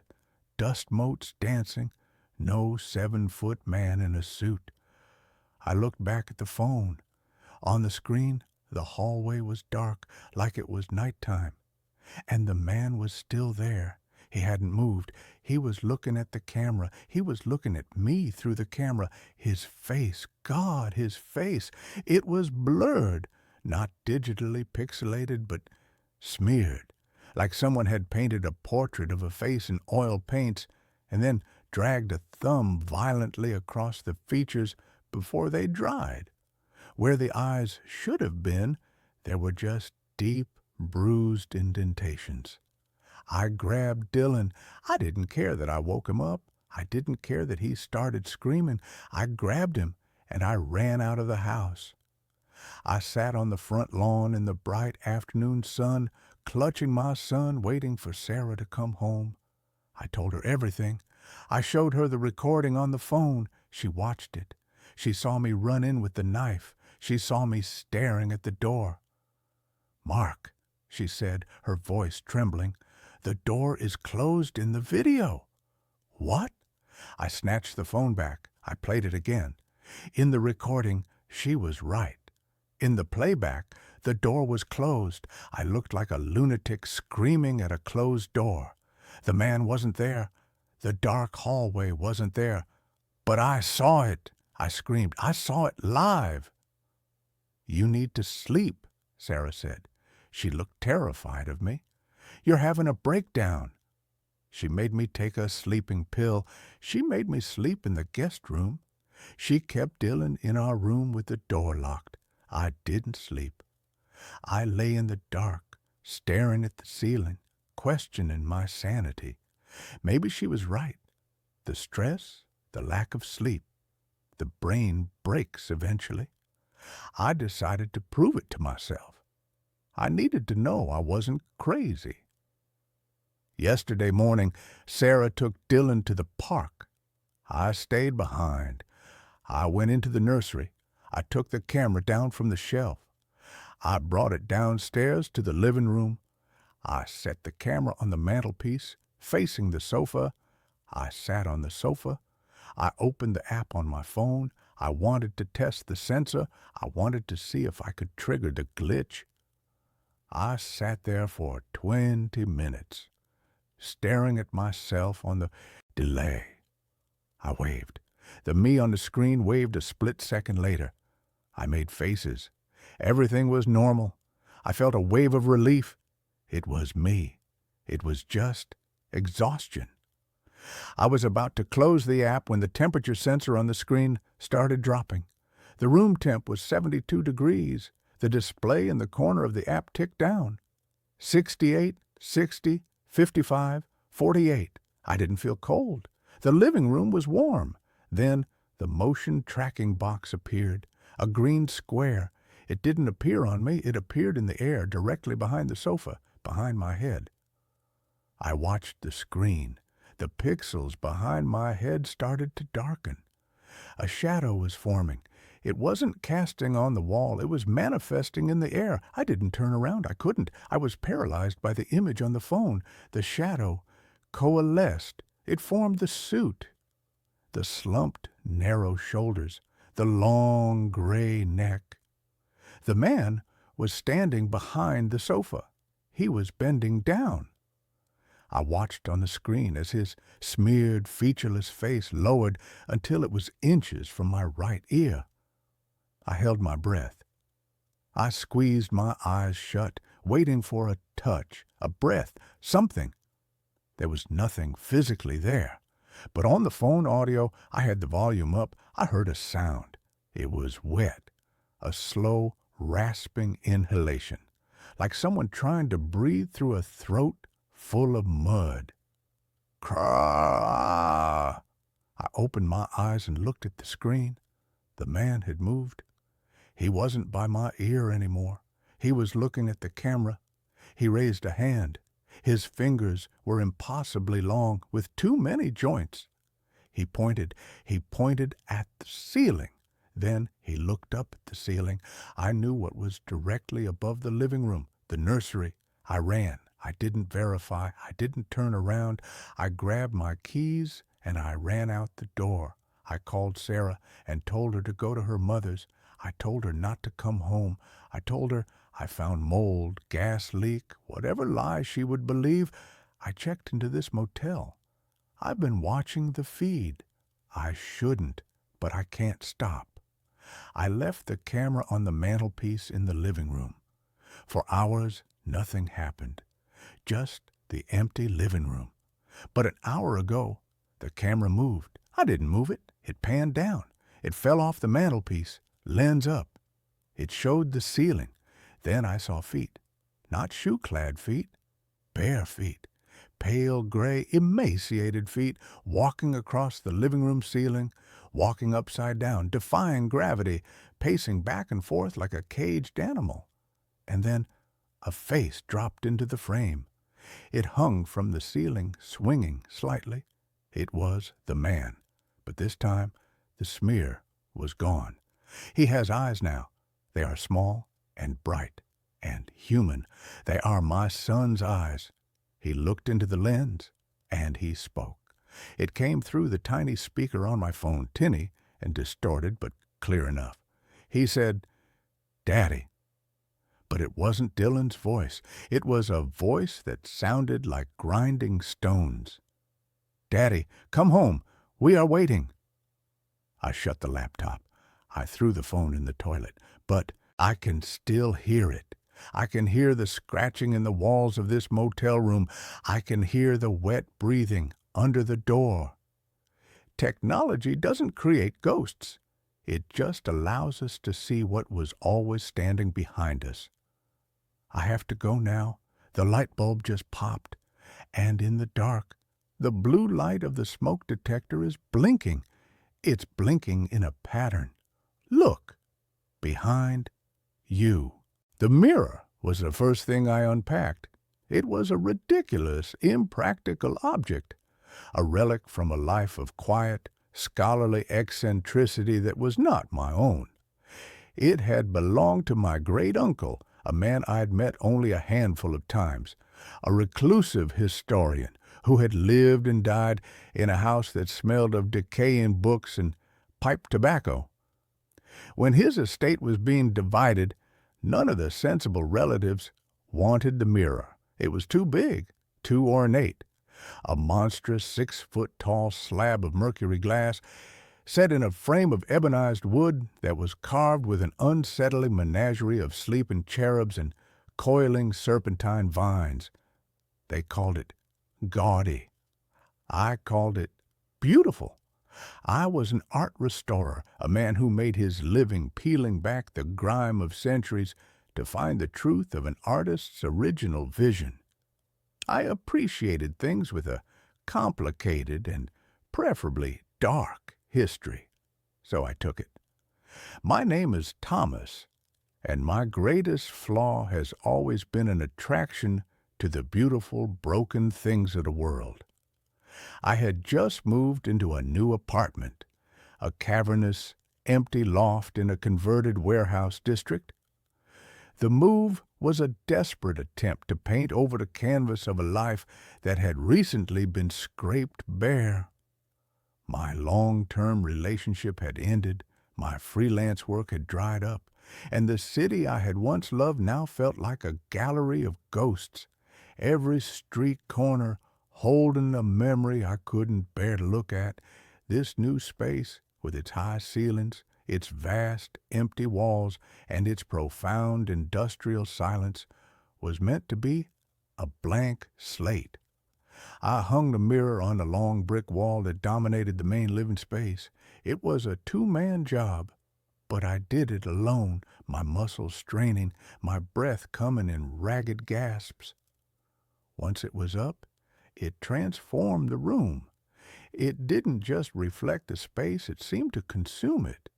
its dark, slightly distorted glass creating a deeper, colder, more melancholic version of my empty loft.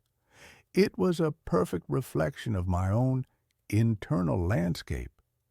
For the first few weeks, the mirror was just a part of the furniture. I'd catch my reflection in it as I paced the floors, a pale, tired-looking man with hollows under his eyes, a ghost haunting his own half-furnished life. The reflection was always slightly off, a quirk of the old hand-poured glass. It made me look thinner, my movements slightly delayed, as if the light had to struggle to escape the silver depths. The first time I saw him, it was a flicker, so brief and so subtle that I dismissed it as a trick of the light, a symptom of sleep deprivation, and a diet that consisted primarily of coffee and regret. I was brushing my teeth in the bathroom, which was off the main living area. I glanced out into the loft, and in the mirror, for a fraction of a second, my reflection wasn't alone. Another figure, a shadow, stood behind it. I spun around, my heart giving a sudden hard lurch. The loft was empty. I looked back at the mirror. My own solitary, haggard reflection stared back. A migraine aura, I told myself, a retinal floater. The rational mind is a masterful storyteller, and it will weave the most elaborate fictions to avoid a single, terrifying truth. The next night, it happened again. I was standing in front of the mirror, my tie half done, preparing for a gallery opening I had no desire to attend. I was practicing my everything is fine smile, a pained, unnatural grimace. And then my reflection smile became real. It was a slow, easy, confident grin, the kind of smile I hadn't been able to produce in years. As I watched, frozen, my own face a mask of slack-jawed shock, my reflection raised its right hand and adjusted its own perfectly knotted tie. My own hand was still frozen at my sides. The moment lasted for a single heart-stopping second, and then the reflection was mine again, a perfect, synchronous mimic of my own horrified expression. I didn't go to the gallery. I spent the night on my sofa, the lights on, staring at the mirror, which hung on the far wall like a dark, dormant portal. The sleepwalker's logic of the first night, the tricks of the light, the tired mind, was gone, replaced by a cold, sharp, and deeply unsettling certainty. There was someone else in the mirror, and he looked exactly like me. I am an only child. I have never had a brother, let alone a twin. The scientific, rational part of my brain, the part that understood the precise chemical composition of 17th century oil paints, scrambled for an explanation. It was a complex optical illusion, a flaw in the mercury backen, creating a kind of persistent secondary reflection. It was a bizarre, specific form of neurological disorder, a Capgras delusion for my own reflection. I clung to these theories, these little islands of sanity in a rising sea of the impossible, but I couldn't ignore the evidence, and so I began to study it. I became a scientist, and my own reflection was the subject of my terrifying nightly experiment. I set up a camera on a tripod, aimed at the mirror. I started a journal, a logbook of the impossible. Night 3, appearance at 10:17 p.m. Duration, approximately 3 seconds.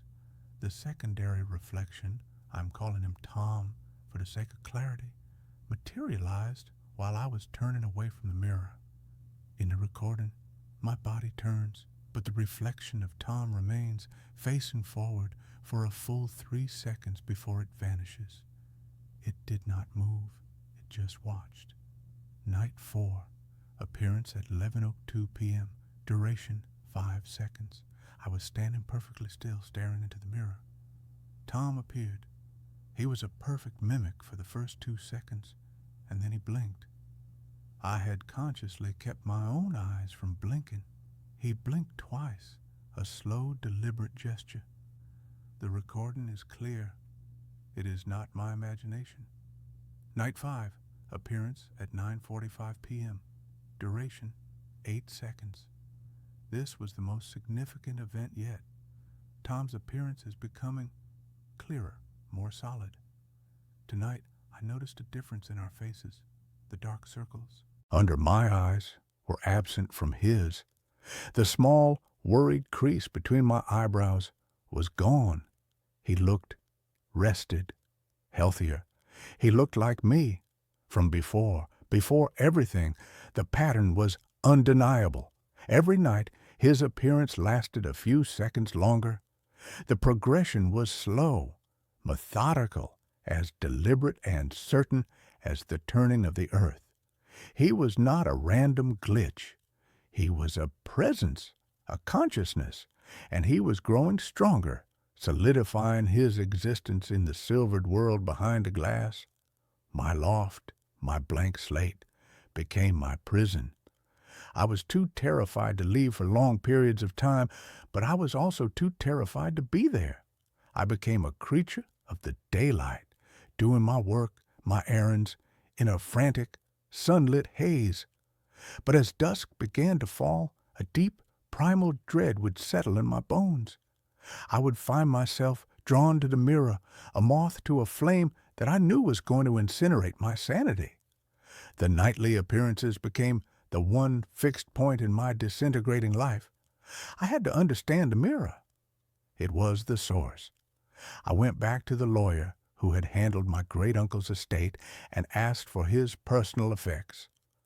I was given a single, dusty cardboard box of journals and letters.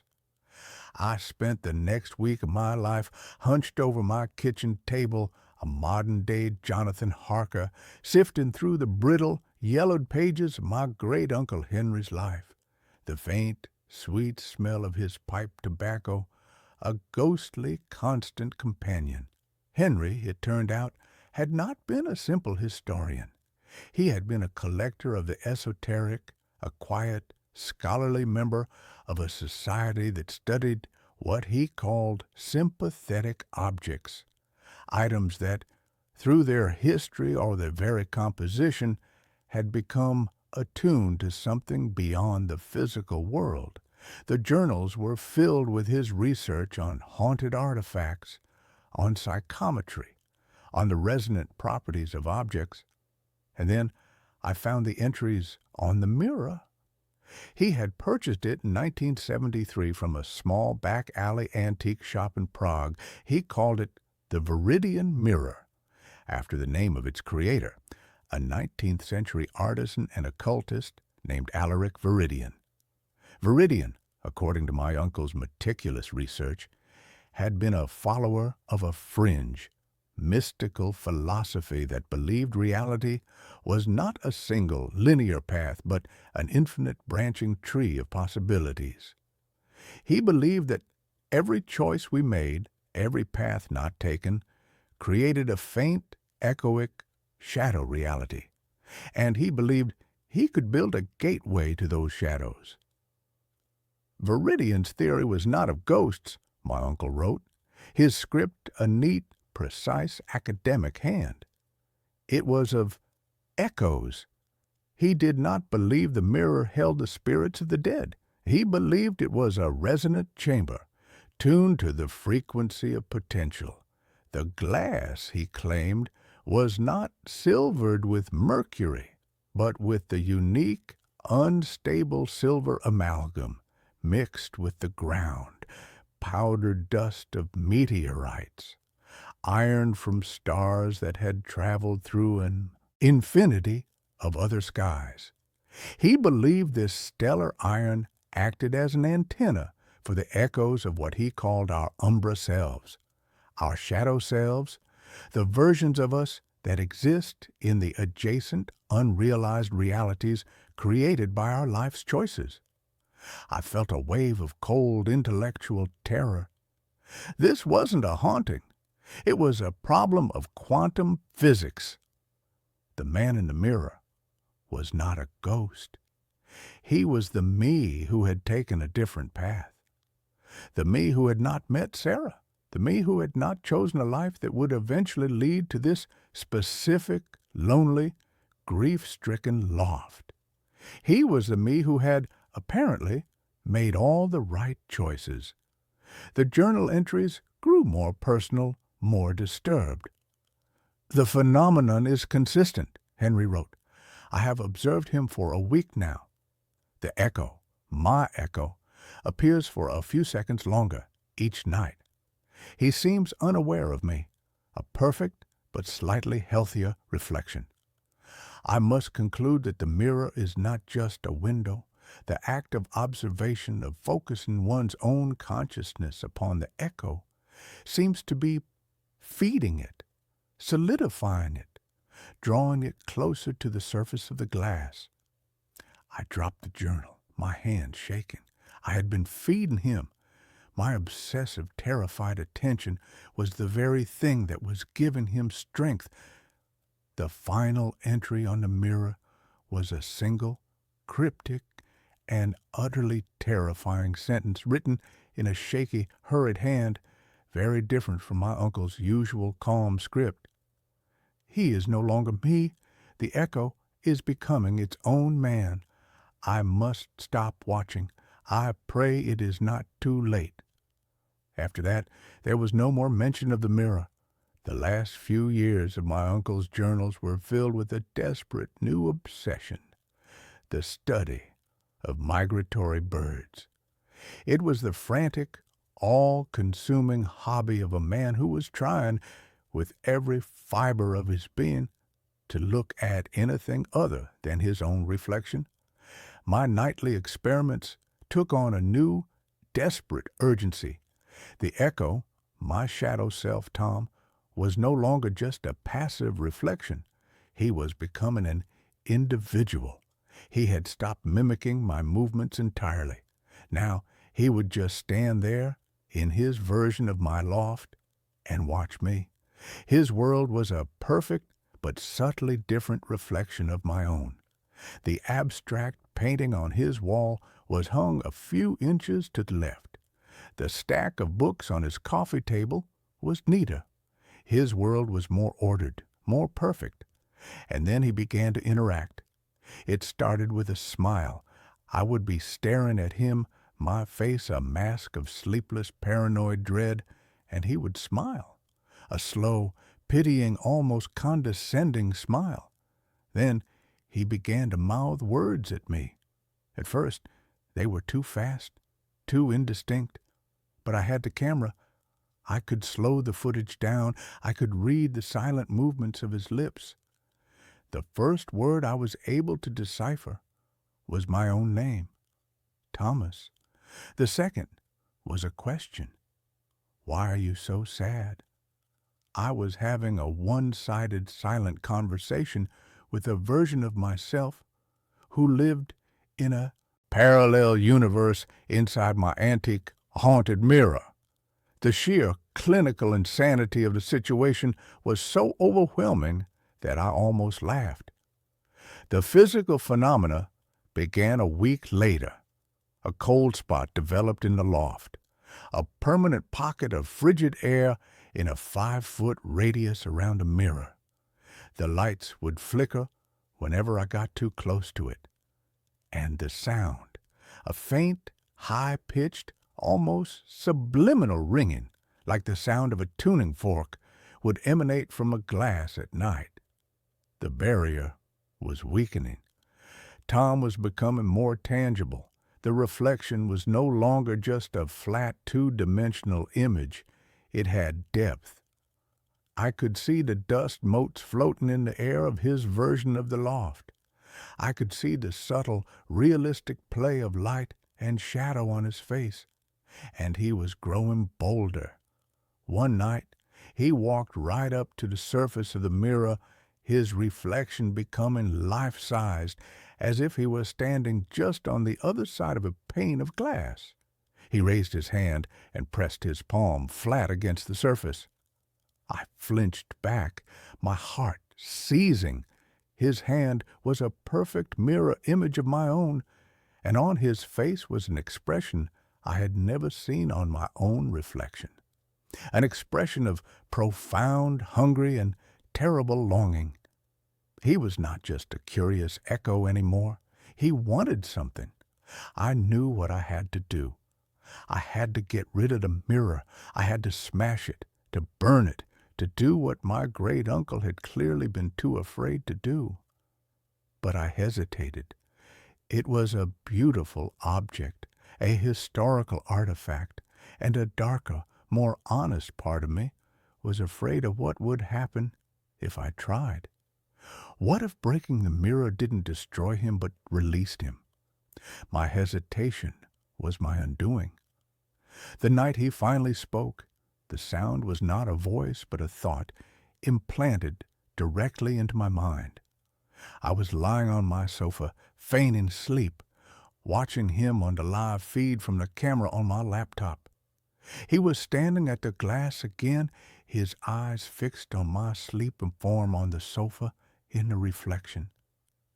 "It's so cold here, Thomas," the thought whispered in the quiet, empty space of my own skull. "My world is fading. It's just an echo. It has no substance, no warmth. You have so much you don't even appreciate." I sat bolt upright, my own silent scream echoing in my mind. He could project his thoughts. The bridge between our worlds was no longer just visual, it was telepathic. "I don't want to hurt you," thought continued, a wave of calming, seductive reassurance. "I want to help you. You are so broken, so sad. I am not. I can fix this life.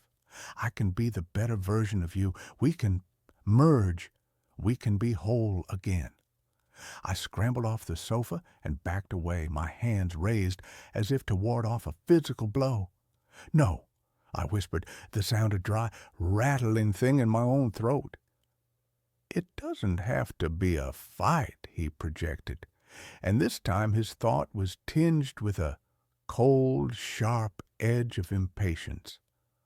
"But I am getting stronger, and this world is so much brighter, so much more real.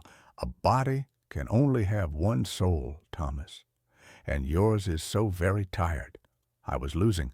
He was a parasite, and my reality was the host. He was stronger, healthier, more confident. He was the idealized potential version of me, and he was coming to claim the original. I had to fight back.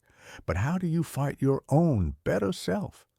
How do you fight a reflection? My great-uncle's last sane journal entries held the key. He had written about resonance, about the observer effect. My focused, fearful attention was feeding the echo. So I had to do the opposite. I had to sever the connection. I had to create a dissonance so profound that the echo could no longer find its sympathetic frequency. My plan was desperate and probably insane.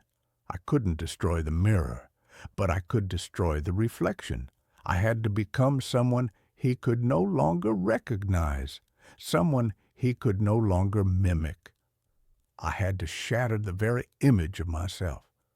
I started with my appearance. I took a pair of scissors and hacked at my own hair, leaving it a ragged, uneven mess.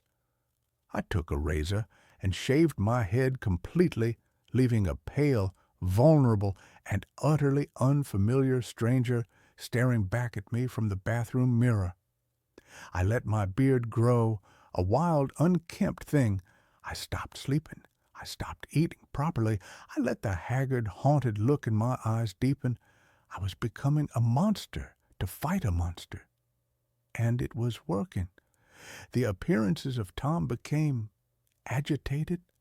He would stand there in his perfect, well-lit world, his own hair still perfectly coiffed, and he would stare at the broken, ragged thing I was becoming with an expression of confusion and disgust. The reflection was no longer perfect. The dissonance was growing, but it wasn't enough. He was still there, his presence a constant silent judgment. I had to go deeper. I had to change not just my appearance, but my reality. My loft, the silent minimalist space that he had so perfectly mirrored, had to become a place he could not recognize. I began to fill it with chaos. I painted a massive, chaotic, abstract mural on the long brick wall, a riot of angry clashing colors. I brought in mismatched junk shop furniture, creating a cluttered, illogical landscape. I filled the silence with noise, playing loud, dissonant, experimental music at all hours. My sanctuary became a madhouse. My blank slate became a canvas of pure, chaotic energy. Tom's world in the mirror did not change. It remained the clean, minimalist, perfect version of my old loft. And now, when I looked in the mirror, the contrast was absolute.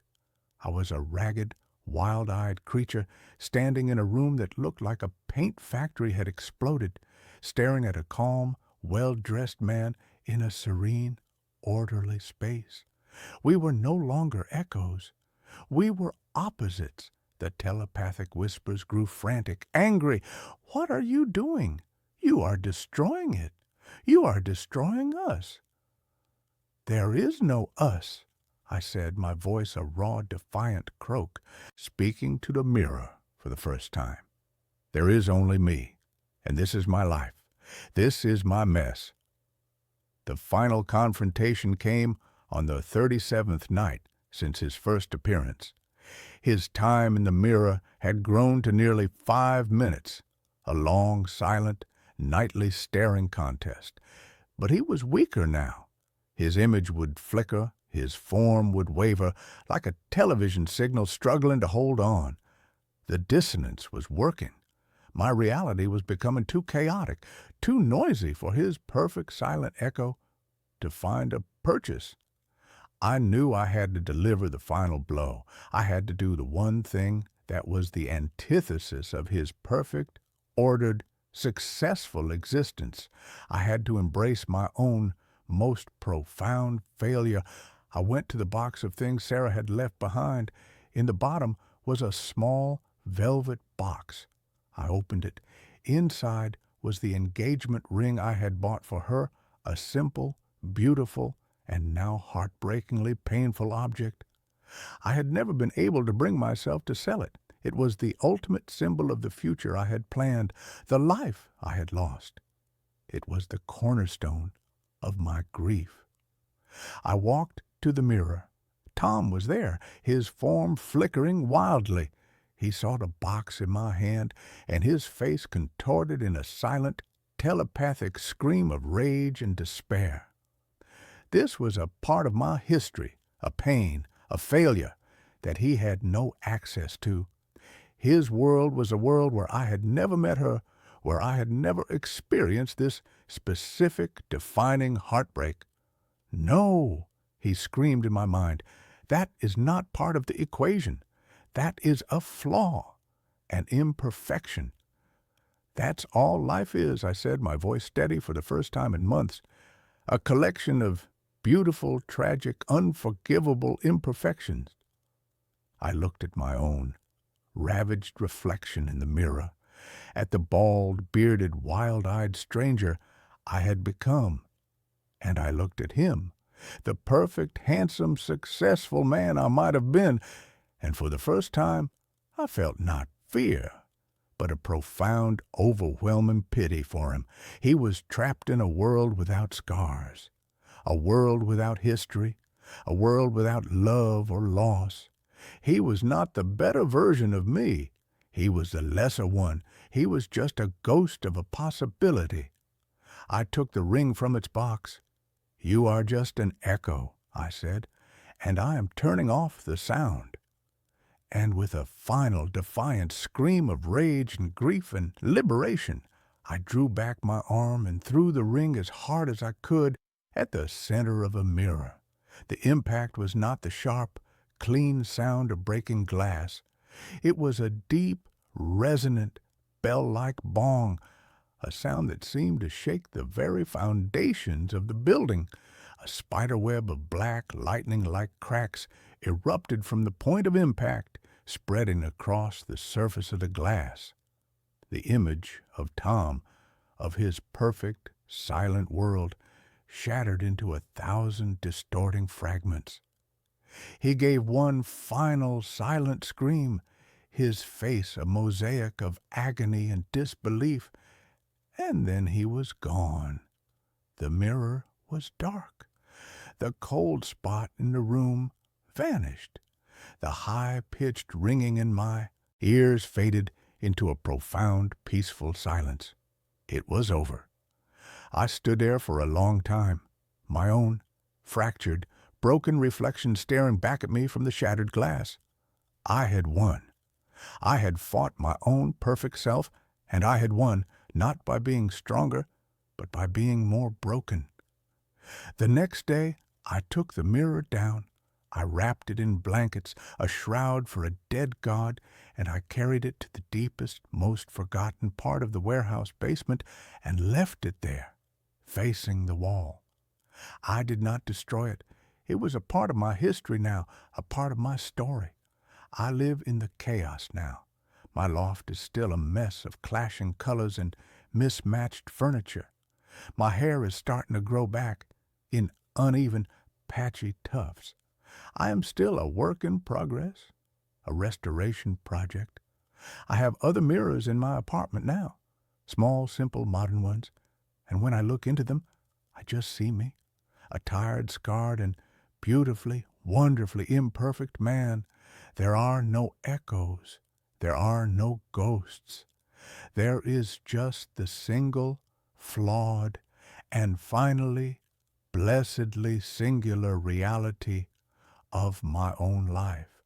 And I have learned that it is more than enough.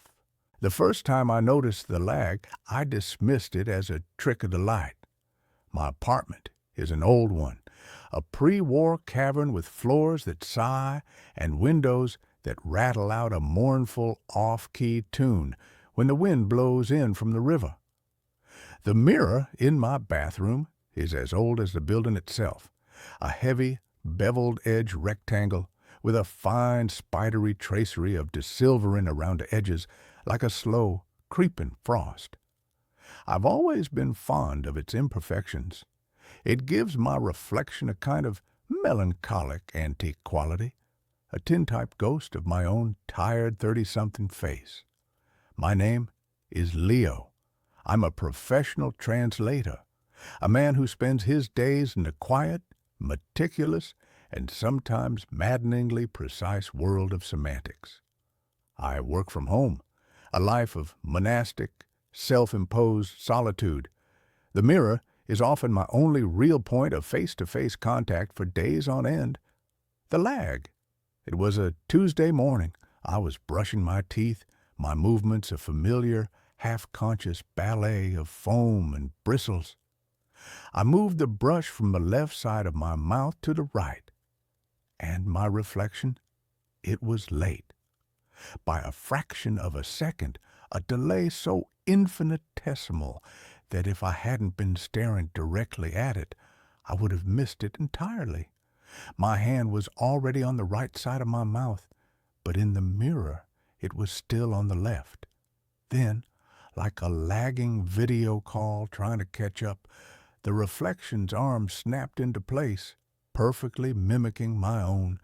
I spat into the sink, my heart giving a sudden, curious thump. I leaned closer to the glass, my breath fogging a small oval patch. I raised my right hand. The reflection raised its right hand. I wiggled my fingers. It wiggled its fingers. It was perfect, a perfect, synchronous, and utterly reliable law of physics. I shook my head, a small self-deprecating laugh escaping my lips. I was tired. My eyes were playing tricks on me. I had been translating a particularly dense and deeply tedious German philosophical text for 12 hours straight. My brain was clearly misfiring. But the next morning, it happened again. This time, I was combing my hair. I lifted the comb to my head, and the reflection was a beat behind. A tiny, almost imperceptible, but undeniably present delay. It was like watching a movie where the sound was a few frames out of sync with the picture. The dissonance was subtle, but deeply, profoundly unnerving. My rational mind, the part of me that translates legal documents and abhors ambiguity, immediately began to construct a list of logical explanations. It was a neurological issue, a mild, undiagnosed form of visual processing disorder, a side effect of my chronic, low-level caffeine addiction. I made an appointment with an optometrist. I cut back on coffee, but the lag continued, and it began to get worse. The fraction of a second became a full second, then two. I would turn my head, and my reflection would hold its position for a long, pregnant, and deeply unsettling moment before it, too, would turn, its movement a little too smooth, a little too fluid, as if to make up for its tardiness. My morning routine became a ritual of slow-motion, paranoid dread. I would stand before the mirror, my heart pounding, performing a series of simple, deliberate movements, a terrified conductor trying to lead an orchestra that was perpetually and deliberately out of time. I began to notice other changes. The reflection was no longer just late. It was different. The dark, tired circles under my eyes, a permanent fixture of my own face, were fainter on the reflection. The small, worried frown line between my eyebrows was absent. The reflection looked better, more rested, more confident. It was me, but it was a version of me that had been getting a full, uninterrupted 8 hours of sleep. I stopped using the bathroom mirror. I started shaving in the kitchen sink, using a small, cheap plastic travel mirror that I propped up on the counter, but I couldn't avoid all reflective surfaces. The darkened screen of my computer monitor, the window of a passing bus, the polished chrome of the elevator doors in my building, in every surface, in every fleeting, distorted glimpse of myself, I could see it. The lag, the subtle and growing dissonance between my own real-time movements and the delayed and slightly improved version of me that was looking back. I had to understand. I was a man who believed in research, in evidence. I set up a camera. I mounted my high-speed digital camera on a tripod in the bathroom, aimed directly at the mirror. I stood before it, and I performed my strange, new, and terrifying daily ballet. I raised my arms. I turned my head. I smiled, a pained, forced, and deeply unnatural grimace. I loaded the footage onto my computer and slowed it down, frame by agonizing frame. The evidence was undeniable. It was not a trick of my own fallible and increasingly terrified perception. It was real. Frame 1. My arm begins to rise. The reflection remains still. Frame 2. My arm is halfway up. The reflection's arm begins its ascent. The lag was consistently and quantifiably 24 frames, a single, solid, and scientifically proven second of impossible, reality-bending delay. And then I saw something else, something that made the blood in my veins turn to a slush of pure icy terror. As I was lowering my arm for a single, solitary frame, just before the reflection began its own delayed descent, it smiled. My own face in the foreground of the shot was a mask of tense, worried concentration. But the face in the mirror, for 1/24th of a second, was wearing a slow, easy, and deeply, deeply malevolent grin. My apartment, my quiet, solitary, and safe little world, was no longer my own. It was a shared space. I was living with a roommate who lived on the other side of the glass, a roommate who was becoming more and more confident, more and more independent with every passing day. My research became an obsession. I dove into the dark, strange, and esoteric corners of physics and philosophy. I read about quantum entanglement, about parallel universes, about the holographic principle. I was a man drowning in a sea of theories, looking for a single, solid piece of driftwood to cling to. I found a strange and deeply unsettling paper by an obscure and largely discredited physicist from the 1970s named Dr. Eris Thorne. He had postulated a theory he called psychic inertia. He believed that a strong, focused consciousness could, over time, leave a kind of energetic residue on its immediate and most frequently observed environment. He believed that mirrors, especially old mercury-backed ones, were particularly susceptible to this phenomenon. He theorized that a mirror in a person's home over the course of decades did not just reflect a person's image, it absorbed a faint, echoic, and cumulative impression of their identity. He believed that, under certain rare and deeply traumatic circumstances, this stored psychic energy could cohere. It could gain a kind of momentum, a kind of life of its own. The reflection is not a ghost, he wrote. It is a habit. It is the accumulated and deeply ingrained memory of the person it has been reflecting for a lifetime. And if the original should undergo a sudden and profound psychological or emotional shift, a deep grief, a debilitating depression, the reflection, the habit, may be stronger than the original. It may, in a very real sense, refuse to change.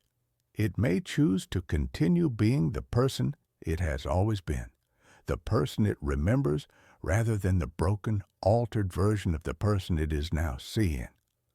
The words on the page were a cold, hard, and perfectly fitting key to the lock of my own private madness. My life had been one of deep and profound and deeply ingrained routine. And then 6 months ago, my mother had died.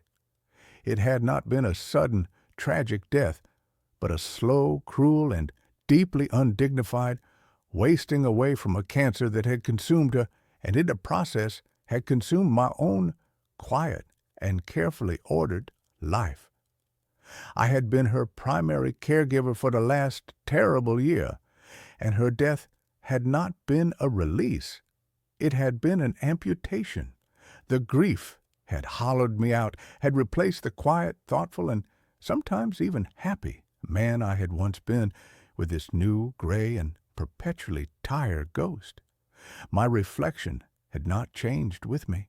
It was still him, the old Leo, the better Leo, and it was, it seemed, fighting to reassert itself.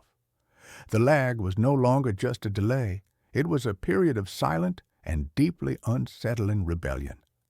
I would walk away from the mirror, and my reflection would stay for a full 10 seconds, its head tilted, its expression a mixture of pity and contempt, before it would turn and walk, not out of frame, but deeper into the strange, silvered and two-dimensional world of its own.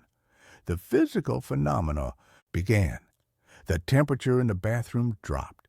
A cold, palpable, and deeply unnatural chill seemed to emanate from the glass itself. I would hear a soft, whispering sound at night, a sound that was not quite my own voice, but a clearer, more confident, and more articulate version of it. It would be speaking in French or in German, the languages I translated, but it would be speaking them with a fluency, a poetry, that I, in my own waking and deeply insecure life, had never been able to achieve. He was not just a reflection anymore. He was a presence, and he was growing stronger, more defined, while I, in the real world, felt like I was fading, becoming more and more like a faint and poorly rendered copy of him. I knew I had to get rid of it. The mirror. I had to smash it. I had to break the connection. But I was afraid. My own superstitious and deeply irrational mind was filled with the old childish fears. 7 years of bad luck. But it was more than that. I was afraid that if I broke the mirror, I would not be destroying him, but releasing him, or that I would be destroying the last, remaining, and better part of myself. The night he finally spoke to me, the voice was not in the room. It was in my head, a clear, calm, and deeply rational thought that was not my own. I was standing before the mirror, the nightly morbid ritual now an ingrained and deeply masochistic habit. He was there, his image clear and steady, the lag now a full and deeply and profoundly and unsettlingly and terrifyingly and strangely and beautifully and tragically and comically and, I'm sorry, the words, they are difficult. He was there. The lag was a full 30 seconds, a half a minute of my own personal and deeply real time that he now possessed. He was looking at me, his expression calm and deeply and profoundly and unsettlingly and strangely and beautifully and tragically and comically and, "It doesn't have to be this way, Leo," the thought whispered in the quiet, empty, and suddenly crowded space of my own mind. "You are so tired. You are so sad. Let me help you." "Who are you?"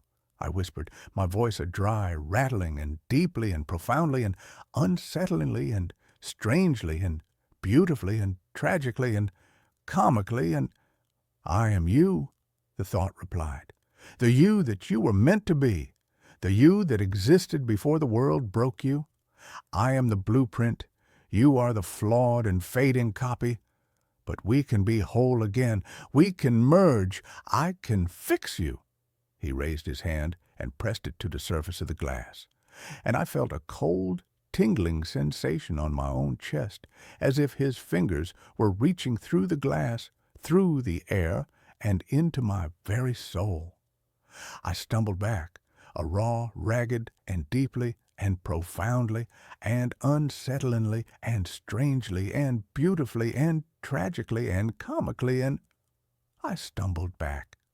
The connection broke. The feeling was gone.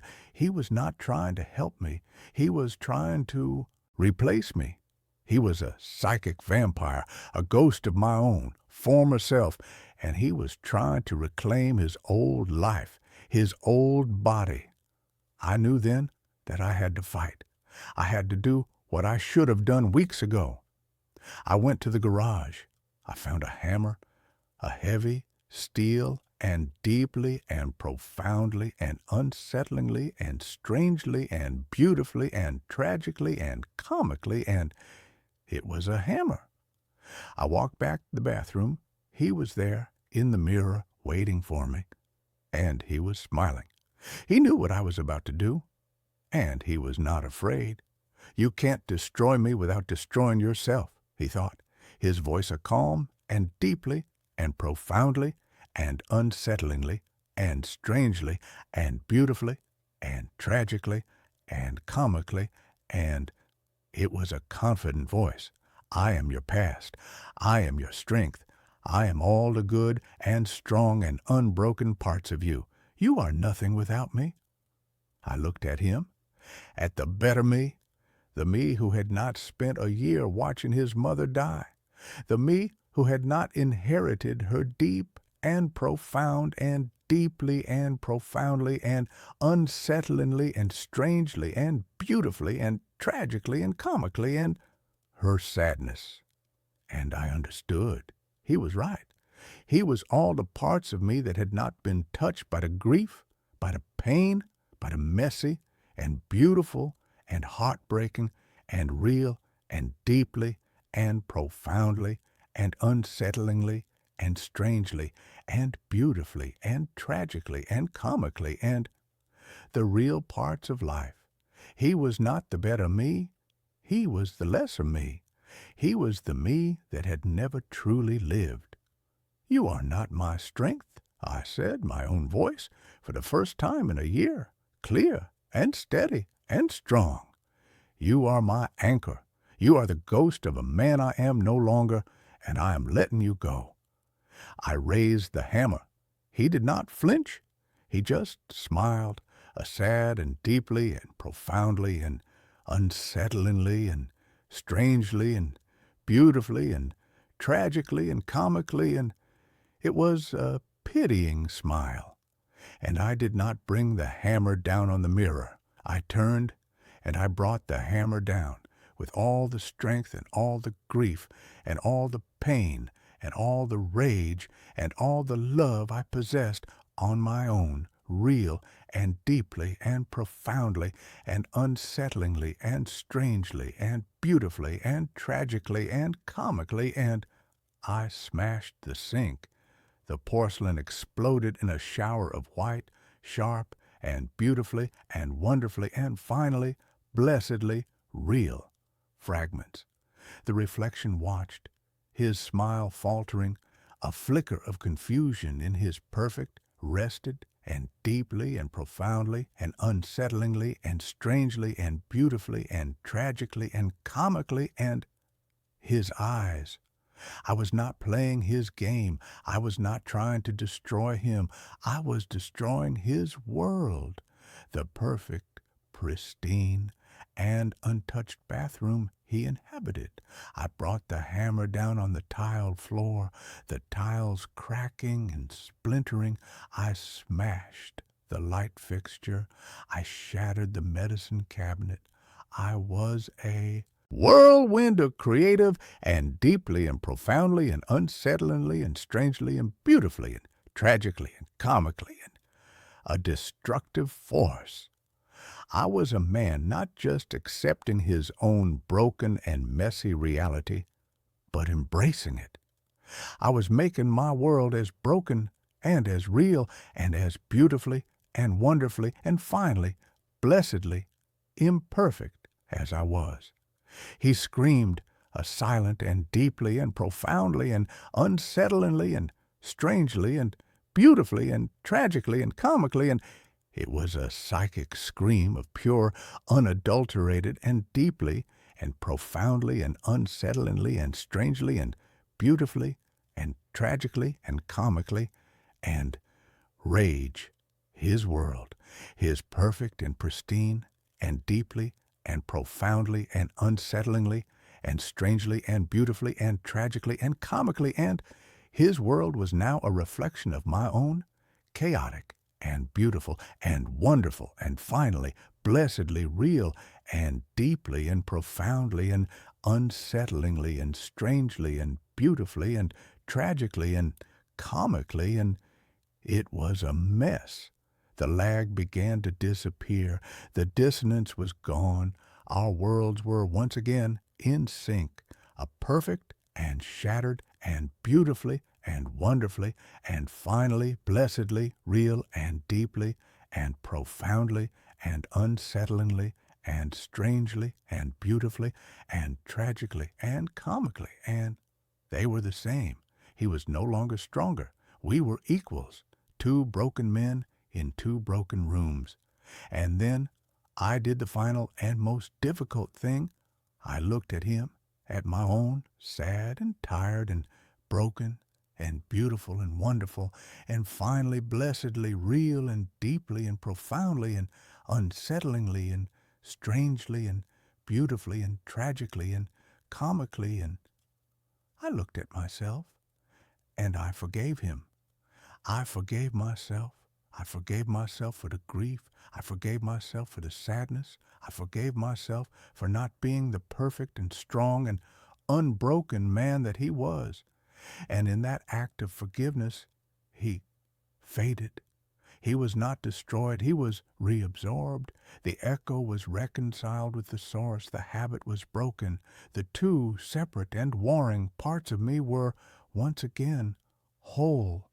The mirror was just a mirror again. My reflection was just my reflection. The lag was gone.